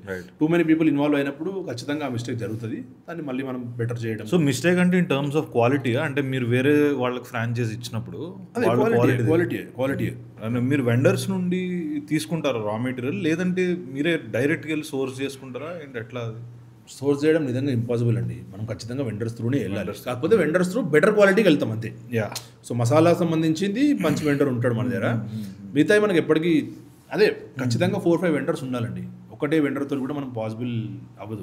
మల్టిపుల్ వెండర్స్ గ్యారంటీగా ఉంటారు. కొన్ని ప్రోడక్ట్స్కి మాత్రం ఫిక్స్డ్ వెండర్స్ ఉంటారు. మిగతా అన్నిటికి ఖచ్చితంగా మల్టిపుల్ వెండర్స్ ఉంటారు. ఒకసారి ఈ వెండర్ తీసుకుంటాం, ఒకసారి ఆ వెండర్. అప్పుడే మనకు రేట్ అనేది కరెక్ట్గా వస్తుంది. ఒక్కరి మీద డిపెండ్ అయితే వాడు ఈ రోజు ఇచ్చిన రేట్ రేపు ఇయ్యాడు, మళ్ళీ వాడు షార్ట్ చేస్తాడు మనతో డాన్స్ ఆడాడు. సో మల్టిపుల్ వెండర్స్ ఉంటే కాంపిటీషన్ క్రియేట్ అవుతుంది. సో నేను ఇంత బిజినెస్ చేస్తున్నా, నాకు ఇంత తక్కువకే ఇవ్వాలి ఖచ్చితంగా వాడు. నన్ను కాపాడుకోవడం మనకి ఇంపార్టెంట్. సో అట్లా కరెక్ట్. సో ఇప్పుడు బేసిక్గా చిల్లీ పౌడర్స్ కానీ మసాలాస్ కానీ ఇవి చాలా ఇంపార్టెంట్ కదా ఫ్లేవర్ కోసం కాబట్టి. ఇది బెస్ట్ క్వాలిటీ అని మీకు ఎట్లా తెలుస్తుంది? టేస్ట్ చేసి చూడండి. డైరెక్ట్ మసాలా టేస్ట్ చేసి చూడటం. మన మసాలా ఫస్ట్ మసాలా అంటే మీకు అరోమా తెలుస్తుంది కదా. చిల్లీలో అరోమా ఉంటుంది. చాలా రకమైన చిల్లీలు ఉంటాయి. మీరు మన హైదరాబాద్లోనే ఎన్నో చిల్లీ మ్యానుఫ్యాక్చరింగ్ యూనిట్స్ ఉన్నాయి, ఎన్నో ఉన్నాయి చిల్లీ మ్యానుఫ్యాక్చరింగ్ యూనిట్లు. అరోమా తెలుస్తుంది మనకు. డిఫరెంట్ స్టేట్ నుంచి వచ్చిన దానికి డిఫరెంట్ అరోమా ఉంటుంది. మనకి ఏది కావాలి, మనకి ఎంత అరోమా సెట్ అవుతుంది, మనకి ఎంత ఘాటు, ఏ పర్సంటేజ్లో ఘాటు కావాలి, మనకు ఏ పర్సంటేజ్లో వద్దు. మేము 2 రకాల, కొన్ని కలర్ కోసం మాత్రమే వాడే కారాలు ఉంటాయి. ఓకే. కొన్ని ఓన్లీ కలర్ కోసం మాత్రమే వాడతాం. ఎందుకంటే మనం అడిషనల్ బయట నుంచి తెచ్చి కలర్ వాడలేము. ఎందుకంటే ఫుడ్ కలర్స్ వాడము మనం. కాకపోతే డిష్కి కలర్ కావాలి. డిష్కి కలర్ లేకపోతే కస్టమర్ ఇంప్రెస్ అవ్వడు. ఇప్పుడు డిష్కి కలర్ కావాలి. కలర్ ఏది ఇస్తుంది మనకు? కారమే ఇస్తుంది. ఫుడ్లో ఆర్గానిక్ ఏదైనా డిష్కి కలర్ ఇస్తుంది అంటే అది కారం ఒకటే ఇస్తుంది మీకు. సో కలర్ కోసం ఒక కారం కావాలి, టేస్ట్ కోసం ఒక కారం కావాలి, రెండింటి కాంబినేషన్ అవ్వాలి అది.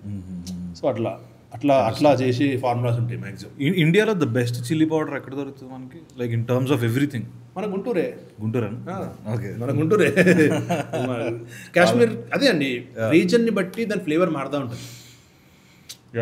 కాశ్మీర్ చిల్లీ పౌడర్కి వేరే ఇది ఉంటుంది, మన గుంటూరు చిల్లీ పౌడర్కి వేరే ఉంటుంది, హిమాచల్లో వండే చిల్లీ పౌడర్కి వేరే ఇది ఉంటుంది. రీజన్ మారిన కొద్దీ మారుతూ ఉంటుంది అంతే. సో ఫ్రాంచైజింగ్లో I have one last question అండి. ఇప్పుడు ఏంటంటే మీరు ఇలా క్వాలిటీ కొంచెం డైల్యూట్ అవుతుంది, ఇలా పర్టికులర్ ప్లేసెస్లో క్వాలిటీ సరిగ్గా ఇస్తలేరు అని మీ దగ్గరికి కంప్లైంట్లు ఎట్లా వస్తాయి? ఒకవేళ మీ దగ్గర కంప్లైంట్లు వచ్చినప్పుడు మీరు ఇమీడియట్ యాక్షన్ ఏం తీసుకుంటారు? వాళ్ళ సైడ్ నుంచి ఏంటి రెస్పాన్స్ ఎలా ఉంటాయి? అదే అండి, స్ట్రిక్ట్ నార్మ్స్ ఉండి స్ట్రిక్ట్ అగ్రిమెంట్స్ ఉంటే మనం యాక్షన్ తీసుకోగలుగుతాం. యాక్షన్ తీసుకుంటే కూడా జరిగేది ఏం లేదు. యాక్షన్ తీసుకోలేం, లిటరల్లీ యాక్షన్ తీసుకోలేం. ఎందుకంటే యాక్షన్ తీసుకోవడం అంటే ఏంది? బేసిక్గా ఇప్పుడు నేను చెప్తానండి, నాకు ఒక అగ్రిమెంట్ ఉంది, విఘ్నేష్కి నాకు ఒక అగ్రిమెంట్ ఉంది. నేను నీకు ఫ్రాంచైజీ ఇచ్చిన, నువ్వు దాన్ని రన్ చేస్తున్నావు, ఎక్కడో డీవియేట్ అయినావు డ్యూ టు మెనీ రీజన్స్. నీకు అనిపిస్తుంది నేను తప్పు చేస్తున్నాను, నాకు అనిపిస్తుంది నువ్వు తప్పు చేస్తున్నాను. ఇక్కడ ఎవరిని తప్పనలేం. డ్యూ టు మెనీ రీజన్స్ నేను ఏదో డైల్యూట్ అయింది, నువ్వు ఏదో చేసినావు, నాకు ఏదో కంప్లైంట్ వచ్చింది, నేను వచ్చిన నీ దగ్గరికి ఆడిటింగ్కో ఏదానికో వచ్చిన నీకు. మనము మాట్లాడినా, వద్దు బాబు ఇట్లా చేస్తే తప్పు, నేను ఈ ఫ్రాంచైజీ అగ్రిమెంట్ క్యాన్సిల్ చేస్తా అంట. అగ్రిమెంట్ ఎట్లా క్యాన్సిల్ చేస్తాము? నేను లీగల్గా వెళ్ళాలి. లీగల్గా వెళ్తే వాడు తలనొప్పి ఎన్ని రోజులు అవుతుంది అది తలనొప్పి అయ్యే వరకు ఆడ ఏం చేస్తాడు, అది ఎట్లాగో నడుపుతూనే ఉంటాడు, నడపడం ఆపడు, వాడు ఇంకొంచెం డివైడ్ చేస్తాడు. అంటే ఇప్పుడు నేనైతే వాడితో ఫైట్ చేయలేను. Better not to give franchisee, అంతే సింపుల్. అంతకన్నా మనం ఎవరితో మనం అది అంటే నా తప్పు ఉండొచ్చు, నీకు అర్థమైందా? నేను కంప్లీట్గా నీ తప్పే అంటలేను. నువ్వు నా ఫ్రాంచైజీ తీసుకొని ఉంటే నేను నీ తప్పు అంటా, నువ్వు నా తప్పు అంటావు. ఇక్కడ నీ యాంగిల్ వేరే, నా యాంగిల్ వేరే. కరెక్ట్. ఇక్కడ డిఫరెంట్ జరుగుతూ ఉంటుంది, డిఫరెంట్ కైండ్ ఆఫ్ ఒపీనియన్ ఉంటుంది. అందుకే నేను ఫ్రాంచైజీ ఇవ్వద్దు, మీరు తీసుకోవద్దు, చాలా సింపుల్ అట్లా అంతే. సో ఈ కాంటెక్స్లో మనం మాట్లాడితే అంటే ఓకే పాడ్కాస్టింగ్ ఆడుకొని డైరెక్ట్గా బ్రాండ్స్ పేర్లు చెప్తాను నేను. ఇప్పుడు టీ టైమ్ ఉంది, ఎంబీఏ చాయ్ వాలా అని ఇంకొక బ్రాండ్ ఉంది, ఇంకొన్ని టీ బ్రాండ్స్ ఉన్నాయి. ఇట్లాంటివి ఇనీషియల్గా వాళ్ళు ఎంత సౌండ్ చేశారో మార్కెట్లో. నాకు ఇప్పుడు ఒక పర్టికులర్ అలాంటి ఒక టీ ఫ్రాంచైజ్ దగ్గరికి వెళ్ళి చాయ్ తాగాలంటే నాకు మినిమం ఇంట్రెస్ట్ వస్తలేదు. ఎందుకు అంత డైల్యూట్ అయిపోయింది? ఎందుకు? Because of the quality. అంటే ఏ ఒక్క రోజు నాకు ఈ రోజు వచ్చిన టీ రేపు అలా ఉంటుందో లేదో నాకు తెలీదు అసలు అక్కడ. అంటే ఇప్పుడు ఫర్ ఎగ్జాంపుల్ నేను రోజుకి ఒకసారి టీ తాగాలనుకుంటున్నాను ఫర్ మెనీ రీజన్స్. నాకు టీ అంటే చాలా ఇష్టం, బెస్ట్ క్వాలిటీ తాగాలనుకుంటా, రోజు కన్సిస్టెంట్గా ఉండే చోట తాగాలనుకుంటా. నాకు ఆ పర్టికులర్ బ్రాండ్ చూసినప్పుడు అబ్బాయి ఇక్కడ ఎట్లా ఉంటుందో నాకు తెలియదు, కాబట్టి నా రెగ్యులర్గా ఉండే ప్లేస్కి వెళ్ళిపోతా. మణికొండలో ప్లేస్ ఉందండి, బ్యూటిఫుల్ ప్లేస్, మర్రి చెట్టు సెంటర్ ఉంటుంది కదా, దాని ఆపోజిట్లో ఒక చిన్న బడ్డీ పెట్టా ఉంది. నేను 1 year నుంచి తాగుతున్నా, ఏ రోజు టేస్ట్ మారలా. ఆడు ఎట్లా మెయింటైన్ చేస్తున్నా. అండ్ కన్సిస్టెన్సీ గేమ్ గురించి మనం మాట్లాడితే, సో మీరు చెప్పండి, how challenging can be consistency in terms of FNB? Very challenging అండి, 100% వెరీ మచ్ ఛాలెంజింగ్. నేను చెప్తే టీ సెగ్మెంటే మనం ఆడుకుంటే వెరీ ఈజీ అండి మెయింటైన్ చేయడం. అవునా? కన్సిస్టెన్సీ ఎందుకు అని చెప్తానండి. నువ్వేం బర్రెపాలు వాడతలేవు. అవును, బర్రెపాలు మనం ప్యూర్ బర్రెపాలు సపోజ్ వాడినాం అనుకోండి, దానికి పెట్టే ఫుడ్ని బట్టి ఆ క్వాలిటీ ఆఫ్ మిల్క్ క్వాలిటీ మారుతుంది. సో ఇప్పుడు నువ్వు బర్రెపాలు కొంటున్నావు రోజు అంటేనేమో వాడు ఏం ఫుడ్ పెడుతుండో మారింది కావచ్చు, టేస్ట్ మారింది అనుకోవచ్చు. నువ్వు ప్యూర్లీ 100% ప్యాకెట్ పాలే వాడతావు. ఓకే, అంటే ప్యాకెట్ పాలు వాడు నువ్వు ఏమన్నా కానీ అదే కన్సిస్టెన్సీలు ఇస్తాడు. అవును, కరెక్ట్. నువ్వు ఎన్నిసార్లు కరెక్ట్. టీ పౌడర్ సేమ్ కన్సిస్టెన్సీలో టీ పౌడర్ వస్తుంది గ్యారెంటీ. కరెక్ట్. సో ఇక్కడ మారుతుంది ఏంది? మనిషి. Problem with the people not with product. నువ్వు అదే పాలని ఎంతసేపు మరిగించాలో అంతసేపు మరిగించి అదే చాయ్ పత్తాను ఎంతసేపు వేయాలో అంతసేపు వేసి చేస్తే నీకు ఖచ్చితంగా ప్రతిరోజు వస్తుంది. ఇప్పుడు నువ్వు బడ్డీ కొట్టానవా, ఆ పర్సన్ ఏంది? He's the owner.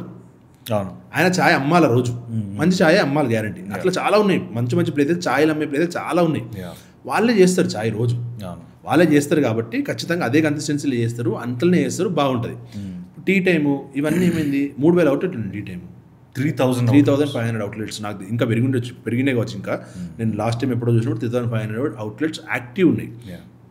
నిజంగా 3,500 అవుట్లెట్స్లో ఆ ఛాయ్ని మెయింటైన్ చేయడం పాసిబుల్ అవుతుందంటారా? మనుషులు too many people, that to franchisee operated. ఇందాక మనం మాట్లాడుకున్నట్టు వాడు ఛాయ్తో పాటు చైనీస్ ఫాస్ట్ ఫుడ్ పెడతాడు, మిర్చి బండి పెడతాడు. వాడు వాడు ఇక్కడ ఛాయ్ వేయాలా, ఆడ బజ్జీలు వేయాలా, ఆడ ఫాస్ట్ ఫుడ్ ఇటు 3 పనులు వాడే చేస్తాడు. ఛాయ్ పెట్టి ఫ్లాస్క్లో పోస్తాడు, వాడు ఆడ పోయి మిర్చి బజ్జీలు వేస్తాడు, అటు నుంచి మళ్ళీ రోల్ మారుతుంది, అటు నూడులు కొట్టాలా, నూడులు చేయాలా, మళ్ళీ నూడులు వేసి మళ్ళీ ఛాయ్ వచ్చి మళ్ళీ ఛాయ్ వేయాలా. సో ఇట్లా ఇన్ని పనులు చేస్తున్నప్పుడు ఖచ్చితంగా మీకు క్వాలిటీ అనేది డిబేట్ అవుతుంది. అండ్ ఆ గ్యాప్ మళ్ళీ ఉంది. ఇప్పుడు మనము మాట్లాడుకుంటే మనం ఛాయ్ మీరు ఇందాక అన్నట్టు బడ్డీ కొట్లలో ఛాయ్ బండి పైన తాగుతుండే. అవును, అదేమైంది? టీ టైం అయింది. అవును, బెటర్ అయింది. ఇప్పుడు ఎంబీఏ ఛాయ్ వాళ్ళు ఇవన్నీ ఇంకా అడ్వాన్స్. వాళ్ళు పెద్ద అవుట్లెట్ కాఫీ షాపులు లాంటి అవుట్లెట్లు పెట్టారు. లిటర్లీ 25 lakhs 30 lakhs ఇన్వెస్ట్మెంట్లు ఫ్రాంచైజీలు పెట్టి అంత హ్యూజ్ సెటప్లు పెట్టారు ఛాయ్కి. తప్పని కాదు. సో అట్లా ఎవాల్యుయేట్ అయింది. మళ్ళీ గ్యాప్ ఏర్పడ్డది. ఇప్పుడు మీరు అన్నారు మీకు ఏ ఫ్రాంచైజీ ఛాయ్ తాగబెట్టలేదు అన్నారు. సో మళ్ళీ అక్కడ గ్యాప్ ఉంది. మళ్ళీ ఎవరైనా కొత్త స్టార్ట్ చేస్తే మళ్ళీ నీకు స్కోప్ ఉంది. బట్ కంపెనీ ఆపరేటెడ్ ఉండాలి అనేది, కంపెనీ ఆపరేటెడ్ ఉండాలి, లిమిటెడ్ ఉండాలి, కంపెనీ ఆపరేటెడ్ ఉండాలి. కన్సిస్టెన్సీ అండి, కీ ఈజ్ కన్సిస్టెన్సీ. బాగాలేకపోయినా సరే 365 రోజులు అయితే బాగలేని ఫుడ్ అమ్ము, 365 రోజులు అయితే బాగున్న ఫుడ్ అమ్ము. ఈ రెండే, దీని మధ్యలో ఏం లేదు. And I want to shout out to 2 FNB entrepreneurs అండి ఫ్రమ్ హైదరాబాద్. రామకృష్ణ గారు, is the owner of Chaitanya food court, నా ఆల్ టైమ్ ఫేవరెట్. ఆయన ఆల్మోస్ట్ 25-30 years బ్యాక్ బాపట్ల నుంచి వచ్చారండి. ఈ started with a very small outlet. అక్కడి నుంచి ఈరోజు ఆయన బ్రాండ్ ఎలా బిల్డ్ చేశారు చూడండి. ఈ హ్యావెస్ ఫ్రాంచైజ్ అట్ కొండాపూర్ కానీ, మియాపూర్ కానీ, ఇక్కడ బంజారా హిల్స్లో పెద్ద అవుట్లెట్ కానీ. నాకు ఆయనలో బాగా నచ్చే విషయం ఏంటంటే అరుణ్ గారు, ఎంత అంటే ఆ ప్రెషరు.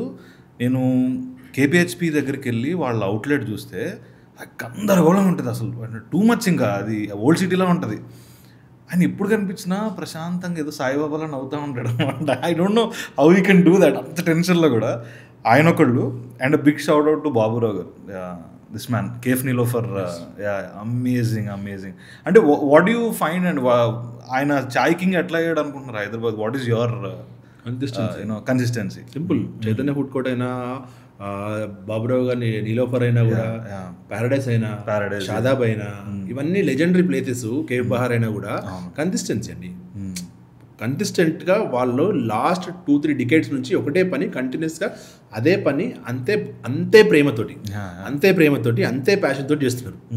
ఎటువంటి డీవియేషన్ లేకుండా ఏం చేయకుండా అంతే టేస్ట్, ఆ టేస్ట్ని మారనీయకుండా జనరేషన్స్ మారినా కూడా అదే టేస్ట్ కన్సిస్టెంట్గా మెయింటైన్ చేస్తున్నారు. సో అందుకే మాత్రమే వాళ్ళు సక్సెస్ఫుల్ ఉన్నారు. ఎఫ్ఎంబీలో కావాల్సింది అదే, ఇందాక మాట్లాడు, కన్సిస్టెన్సీగా ఒకటే పని కన్సిస్టెంట్గా చేయు, ఒకటే ప్రోడక్ట్ అమ్ము, ఇడ్లీ అమ్ము జీవితాంతం, కన్సిస్టెంట్గా అమ్ము. కరెక్ట్. ఇప్పుడు విజయవాడలో ఎస్ఎస్ ఇడ్లీ అని ప్లేస్ ఉంటుంది. ఏమవుతాడు? ఇడ్లీ అమ్ముతాడు కదా, ఇడ్లీ కోసమే మనం పోతాం అడిగి.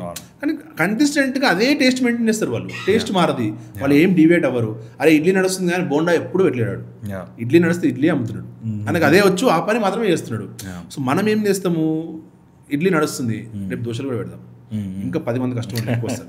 ఇడ్లీ కూడా ఇడ్లీతో పాటు బోండాలు పెడదాం, ఇంకో 10 మంది ఎక్కువ వస్తారు. అంటే నాకు 100 నుంచి 250 పోతారు అనుకుంటారు. కానీ కన్సిస్టెంట్గా ఇప్పుడు మనకు, నేను కేఫ్ నీలోఫర్ ఎందుకు పోతా, కేఫ్ నీలోఫర్లో పోతే 100 ఐటమ్లు ఉంటాయి కదా, మనం ఎందుకు పోతాం కేఫ్ నీలోఫర్కి? చాయ్ తాగడానికి మాత్రమే పోతాం కదా. సో వాళ్ళ సిగ్నేచర్ ఏంది? చాయ్. సో అట్లా ఒకటే కన్సిస్టెన్సీగా ఒకటే. ఇప్పుడు మనము బావర్చి పోతాం, దేనికి పోతాం, వాళ్ళు ఎంత పెద్ద బిర్యానీ కోసం పోతాం. అట్లా ఒకటే ఒక డిష్, దానిపైన ఫోకస్, కన్సిస్టెన్సీ. అది తినడానికి వచ్చినప్పుడు నువ్వు వేరే పెడితే తింటడు కావచ్చు, కానీ నీకంటూ ఒక బ్రాండ్ ఐడెంటిటీ కావాలంటే వీళ్ళ దగ్గర ఇది బాగుంటుందిరా, కరెక్ట్, ఈ డిష్ బాగుంటుందిరా, ఇట్లా బాగుంటుందిరా. అండ్ మనం ఇంతకుముందు మాట్లాడుకున్నట్టు ఇవన్నీ operated by owners. Correct. Chaitanya food court correct అంత బిజీ ఉంది. కరెక్ట్. ఆ మనిషి అక్కడ నిలబడి అవసరమా? అవును అవసరం లేదా? ఇంట్లో కూర్చొని ఏసీలో కూర్చొని బిజినెస్ చేయొచ్చు. ఎందుకుంటాడు అక్కడ? బికాస్ ఆయనకు అక్కడే ఉండాలి. ఆయన అక్కడ ఉంటేనే అది జరుగుతుంది. అక్కడ ఉన్నాడు కాబట్టి ఆయన నవ్వుతున్నాడు. ఆయన ఇంట్లో సీసీటీవీలో చూస్తే ఆయనకు భయం అవుతుంది. కరెక్ట్. ఆయన ఉంటాడు కాబట్టి ఎక్కడ ఏం జరుగుతుందో తెలుస్తుంది. ఆయన ఇంట్లో సీసీటీవీలో చూస్తున్నాడు, ఇంట్లో ఫోన్లో సీసీటీవీలో ఆపరేట్ చేసిన అనుకోని భయం అవుతుంది, ఏం జరుగుతుందిరా ఇడా అని.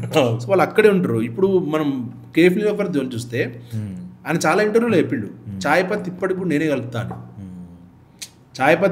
కలుపుతాను, ఒక్క పనుని కూడా చాయ్ పత్తి ఎట్లా తెలుస్తుందో తెలియదు అంటాడు. ఆయన కొన్ని డికేట్స్ నుంచి ఆయన అదే పని చేస్తున్నాడు. కేఫ్ నీలోఫర్ ఆయన హ్యాండ్ ఓవర్ చేసుకున్నప్పటి నుంచి ఇప్పటి వరకు స్టార్టింగ్లో చాయ్ ఆయన తయారు చేసిండు, చాయ్ పత్తి ఆయన తయారు చేసుకున్నాడు. ఆ రెసిపీ ఆయన దగ్గరనే ఉంది, ఆయన దగ్గరనో వాళ్ళ ఫ్యామిలీ దగ్గరనే ఉంటుంది. ఆయన మళ్ళీ వాళ్ళ ఫ్యామిలీకి ఇస్తాడు. నెక్స్ట్ జనరేషన్ కూడా ఆ పని వాళ్ళే చేస్తారు. సో దో బ్రాండింగు, పొజిషనింగు ఏదైనా ఉండొచ్చు, డిఫరెంట్ ఫ్యాక్టర్స్ ఉంటాయి, కానీ ఒక కన్సిస్టెన్సీ ఉంది. వాళ్ళ చాయ్ ఏ రోజు ఏ అవుట్లెట్లో అయినా సేమ్ టేస్ట్ ఉంటుంది. వాళ్ళ మస్కా బన్ ఏ రోజు ఏ అవుట్లెట్లో అయినా సేమ్ టేస్ట్ ఉంటుంది. Consistency very simple. ఇప్పుడు మీరు ప్రైజింగ్ విషయంలో ఒక కొత్త ఎఫ్ఎన్బి ఆంటర్ప్రెన్యూర్ గుర్తుపెట్టుకోవాల్సిన కీ పాయింట్స్ ఏంటి? అండ్ ఆ ప్రైజింగ్, ఇప్పుడు వేరియబుల్ ప్రైజింగ్ అనేది ఇంకొకటి ఉంది, అది ఎలాంటి చోట్ల వర్కౌట్ అవుద్ది, ఎలాంటి చోట్ల వర్కౌట్ అవ్వదు? అంటే బేసిక్లీ మేబీ ఎఫ్ఎంసీజీలో వర్కౌట్ అవుతుంది, ఎఫ్ఎన్బిలో అవ్వదేమో. What is your take on that? అసలు మెనూ ప్రైజింగ్ ఎట్లా చేయాలో చెప్తాను మీకు. మెనూ సైజ్ తగ్గితే నీకు ఫస్ట్ 2 థింగ్స్. Food cost. అసలు 100లో 90 మంది ఈ పనే చేయరు, ఫుడ్ కాస్టింగ్ అనే ప్రాసెస్ చేయరు. ఇప్పుడు ఆ రెస్టారెంట్ 250 ఉంది కదా, మనం కూడా 250 పెట్టేద్దాం బస్, అంతే, స్టోరీ అయిపోయింది. That's the end of the story. వాడు ఏ రా మెటీరియల్ పడతాడో నీకు తెలియదు, వాడి షెఫ్ శాలరీ ఎంతో తెలియదు, వాడి రెంట్ ఎంతనో తెలియదు. ఇవన్నీ తెలియకుండా వాడు 250 పెట్టిండు, మనం 250 పెడదాం, అంతకంటే ఎక్కువ పెడితే మనకు నడుస్తుందో నడదు, ఫర్గెట్ అబౌట్ ఎవ్రీథింగ్. సో ఇక్కడ స్టార్ట్ అవుతుంది యాక్చువల్ ప్రాబ్లం. ఫస్ట్ నువ్వు ఫుడ్ కాస్ట్ ఖచ్చితంగా చేయాలి. నువ్వు డే 1 రోజే అసలు నువ్వు ఏ రా మెటీరియల్ వాడబోతున్నావు, దాని కాస్టింగ్ ఇంతే. ఇప్పుడు ఒక ఐటమ్ ఉంది, అసలు అది రెడీ చేయడానికి నీకు ఎంత ఖర్చుతుంది, ఇంత ఖర్చు అవుతుంది, దానికి డబుల్ ఐటమ్, మళ్ళీ దాని తర్వాత ఏమవుతుంది, ఏం యాడ్ అవుతుంది, నీకు ఫిక్స్డ్ కాస్ట్ యాడ్ అవుతుంది. నువ్వు జీతం ఇవ్వాలి, కరెంట్ బిల్ కట్టాలి, రెంట్ కట్టాలి, నెలకు అడ్డమైన పని వస్తుంది మనకు అని తెలియకుండా, ఆ పని చేసుకోవాలి. ఇవన్నీ వేసుకొని మళ్ళీ నీకు ప్రాఫిట్ రావాలి. అంటే ఫస్ట్ నువ్వు ఫుడ్ కాస్ట్ చేయాలి. 100 రూపాయలు అవుతుందా, అవుతలేదా, మనకు 200 రూపాయలు అవుతుంది. ఇప్పుడు ఒక బిర్యానీ నిజంగా 250కి అమ్మాలంటే నీకు ఖచ్చితంగా 80-90 రూపీస్లో రెడీ అవ్వాలి. 80-90 రూపీస్లో రెడీ అవ్వాలి గ్యారంటీ. 80-90 రూపీస్ కూడా హై యాక్చువల్లీ, కానీ ఈ రోజుల్లో అంతకన్నా తక్కువకి వెళ్ళలేము ఖచ్చితంగా. 80-90 రూపీస్ మ్యాక్సిమం 100 రూపీస్లో బిర్యానీ రెడీ అవ్వాలి. దాని తర్వాత మళ్ళీ దానికి ఏం యాడ్ అయింది? రెంట్ యాడ్ అయింది, ఫిక్స్డ్ కాస్ట్, శాలరీస్ యాడ్ అయినాయి, కరెంట్ బిల్ యాడ్ అయింది, ఇంటర్నెట్ బిల్ యాడ్ అయింది, ఇంకేదో పని వస్తుంది, అది ఖరాబ్ అవుతుంది, ఇది ఖరాబ్ అవుతుంది, ప్రతి నెల ఏదో ఒకటి ఖరాబ్ అవుతుంది. ఆ మిస్లెండ్ అన్ని కలపాలి, అప్పుడు దాని తర్వాత నీకు ప్రాఫిట్ రావాలి. సో ఇంత రావాలి అంటే నువ్వు ఫస్ట్ నీ మెనూ ప్రైజింగ్లోనే మొత్తం ఉంది. నువ్వు ఫస్ట్ ఫుడ్ కాస్టింగ్ వేసుకొని దాని తర్వాత ప్రైజింగ్ చేసుకుంటే అక్కడ నీకే చాలా కాన్ఫిడెన్స్ వస్తుంది, నీకు తెలుసు ముందే. ఇక్కడ 2 అడ్వాంటేజ్లు. ఒకటి, నీకు నాలెడ్జ్ వచ్చేసింది ఆల్రెడీ. ఓకే, ఈ మన మెనూ తయారు చేయడానికి ఇంత ఖర్చు అవుతుంది. సో అప్పుడు రేపు పొద్దున నువ్వు ఎవరి మాట నువ్వు వినాల్సిన అవసరం లేదు. అరే ఇన్ని బిర్యానీలు పోయినాయి కదా అంటే నీకు ఎంత ఫుడ్ కాస్ట్ కావాలి కదరా, ఎందుకు ఎక్కువైందని అడగచ్చు నువ్వు. కరెక్ట్. లేదంటే వాడు చెప్తాడు అయిపోయింది సార్ అంటాడు, మటన్ అయిపోయింది సార్ అంటాడు. ఎందుకు అయిపోయింది, ఎట్లా అయిపోయింది, దాని కాస్ట్ ఎంత మనకు తెలియదు. తెలియనప్పుడు చాలా అయిపోయింది. సో ఫుడ్ కాస్ట్, ఈ కాస్ట్ 2 అవైలబుల్గా ఉంటేనే మనకు ఎండ్ ఆఫ్ ది డే మనం ప్రాఫిట్. అప్పుడు మెనూ ప్రైజింగ్ చేస్తే దానితో మనం కొంచెం బెటర్గా ఉంటాం అంతే. ఆ మధ్యన చాలా రెస్టారెంట్స్ది రచ్ అయింది. FSSAI వాళ్ళు సడన్గా రైడ్స్ చేసి వాళ్ళ కిచెన్లు చూస్తే, అంటే చాలా ఎస్టాబ్లిష్డ్ బ్రాండ్స్ కిచెన్లు కూడా చాలా షాకింగ్గా ఉన్నాయి, సర్ప్రైజింగ్గా. సో అంత హెక్టిక్ ప్రాసెస్లో ప్రతిదీ క్లీన్గా పెట్టాలంటే కష్టమా, లేదంటే ప్యూర్ నెగ్లిజెన్సా ఎవడు చూడ్డు కాబట్టనా, అంటే వాట్ ఈస్ ఇట్? FSSAI మనం నామస్మరంగా ఉంటే అంటే మేజర్ ఇష్యూ ఏముండే అంటే అండి, కుళ్ళిపోయిన చికెన్ పెట్టిరాను, 4 రోజుల చికెన్ పెట్టిరాను, 5 రోజుల మటన్ పెట్టిరాను, ఫ్రిడ్జ్ ఓపెన్ చేస్తే మొత్తం చికెన్ మటన్ ఇదే ఉంది అనేది మేజర్ కంప్లైంట్. ఫర్గెటబుల్ హైజీను ఇదంతా విషయం పక్కన పెడితే బిజియెస్ట్ కిచెన్ ఖచ్చితంగా బిజీ అని ఉంటుందండి. అగ్లీగా ఉంటుంది, కొంచెం ఉంటుంది, ఖచ్చితంగా ఉంటుంది. ఎందుకంటే అండర్స్టాండబుల్, ఫాస్ట్గా నడుస్తుంటుంది. ఆడ 100 మంది కస్టమర్ వెయిట్ చేస్తుంటాడు. ఇప్పుడు నువ్వు మనం కస్టమర్గా మాట్లాడుకుందాం. ఫర్గెటబుల్ FSSAI ఫుడ్ ఇండస్ట్రీ మనుషులు ఓనర్ల గురించి పక్కన పెడితే మన ఇద్దరం పోయినాం రెస్టారెంట్కి. నీకు ఇంకో పని ఉంది, నీకు ఫుడ్ ఫాస్ట్గా కావాలి కదా, ఖచ్చితంగా ఫాస్ట్గా కావాలి. ఈ ఫాస్ట్ అనే ప్రాసెస్లో ఫాస్ట్ ఇవ్వకపోతే నువ్వు అరుస్తావు. ఆ ప్రెషర్ వెయిటర్ మీద ఉంటుంది. సపోజ్ నీ దగ్గర క్యాప్టెన్ నీ దగ్గర ఆర్డర్ తీసుకుండు, క్యాప్టెన్ పోయి కిచెన్లో చెప్పిండు ఆర్డర్, అక్కడ కిచెన్ ఇన్ఛార్జ్ నీకు ఫాస్ట్ డిష్ ఇవ్వాలి. ఇవ్వకపోతే కస్టమర్ క్యాప్టెన్ మీద అరుస్తాడు, క్యాప్టెన్ వచ్చి లోపల అరుస్తాడు, లోపల పోయి షెఫ్ మీద అరుస్తాడు. ఇదంతా ప్రాసెస్. సో ఈ ప్రాసెస్లో ఫాస్ట్నెస్ అనేది ఆటోమేటిక్ వస్తుంది. అప్పుడు కొంచెం అగ్లీ ఉంటుంది ఫస్ట్ పాయింట్. ఎందుకంటే మీరు ఎప్పుడన్నా ఏ రైడ్ కూడా రెస్టారెంట్ ఆపరేషన్లో లేనప్పుడు జరిగిందా? ఆపరేషన్లో లేనప్పుడు జరిగితే మనం ఖచ్చితంగా అనుకోవాల్సిందే. సో మ్యాక్సిమం అంటే వాళ్ళ డ్యూటీ టైం కూడా అదే, కాబట్టి వాళ్ళు అప్పుడే పోతారు. ఆ బిజీ టైంలో కొంచెం అదొక మిస్టేక్ జరుగుతుంది. కొంతమంది తెలిసి చేస్తారు, అంటే కొంతమంది అదే ఇర్రెస్పాన్సిబిలిటీ కూడా ఉంటారు, అది మనం ఏం చేయలేం. కమింగ్ టు చికెన్ మటన్ అండి, నిజంగా కూడా FSSAI నార్మ్స్ ప్రకారము చికెన్ మనం డేట్ చేసి 3 days వరకు ఫ్రోజన్ కండిషన్స్లో ఉంచవచ్చు. ఓకే, అది లీగలే. చికెన్ ఖరాబ్ కాదు. ఏ చికెన్ అనే కాదు, ఫుడ్కి కొన్ని నార్మ్స్ ఉన్నాయి, FSSAIలో ఉన్నాయి, ఫుడ్కి కొన్ని నార్మ్స్ ఉన్నాయి. 3 రోజులు 4 రోజులు ఖచ్చితంగా ఆ ఫ్రోజన్ కండిషన్స్లో ఉంచవచ్చు.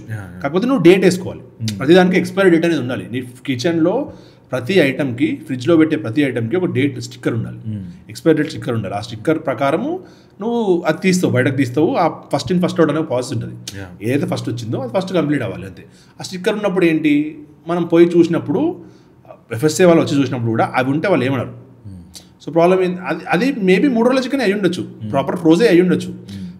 ప్రాబ్లం ఏంటి వచ్చిందంటే నువ్వు చికెన్ ఫ్రోజ్ చేయొచ్చు ఖచ్చితంగా, కాకపోతే ఆ ఫ్రిడ్జ్ నీట్ చేయకపోవడము.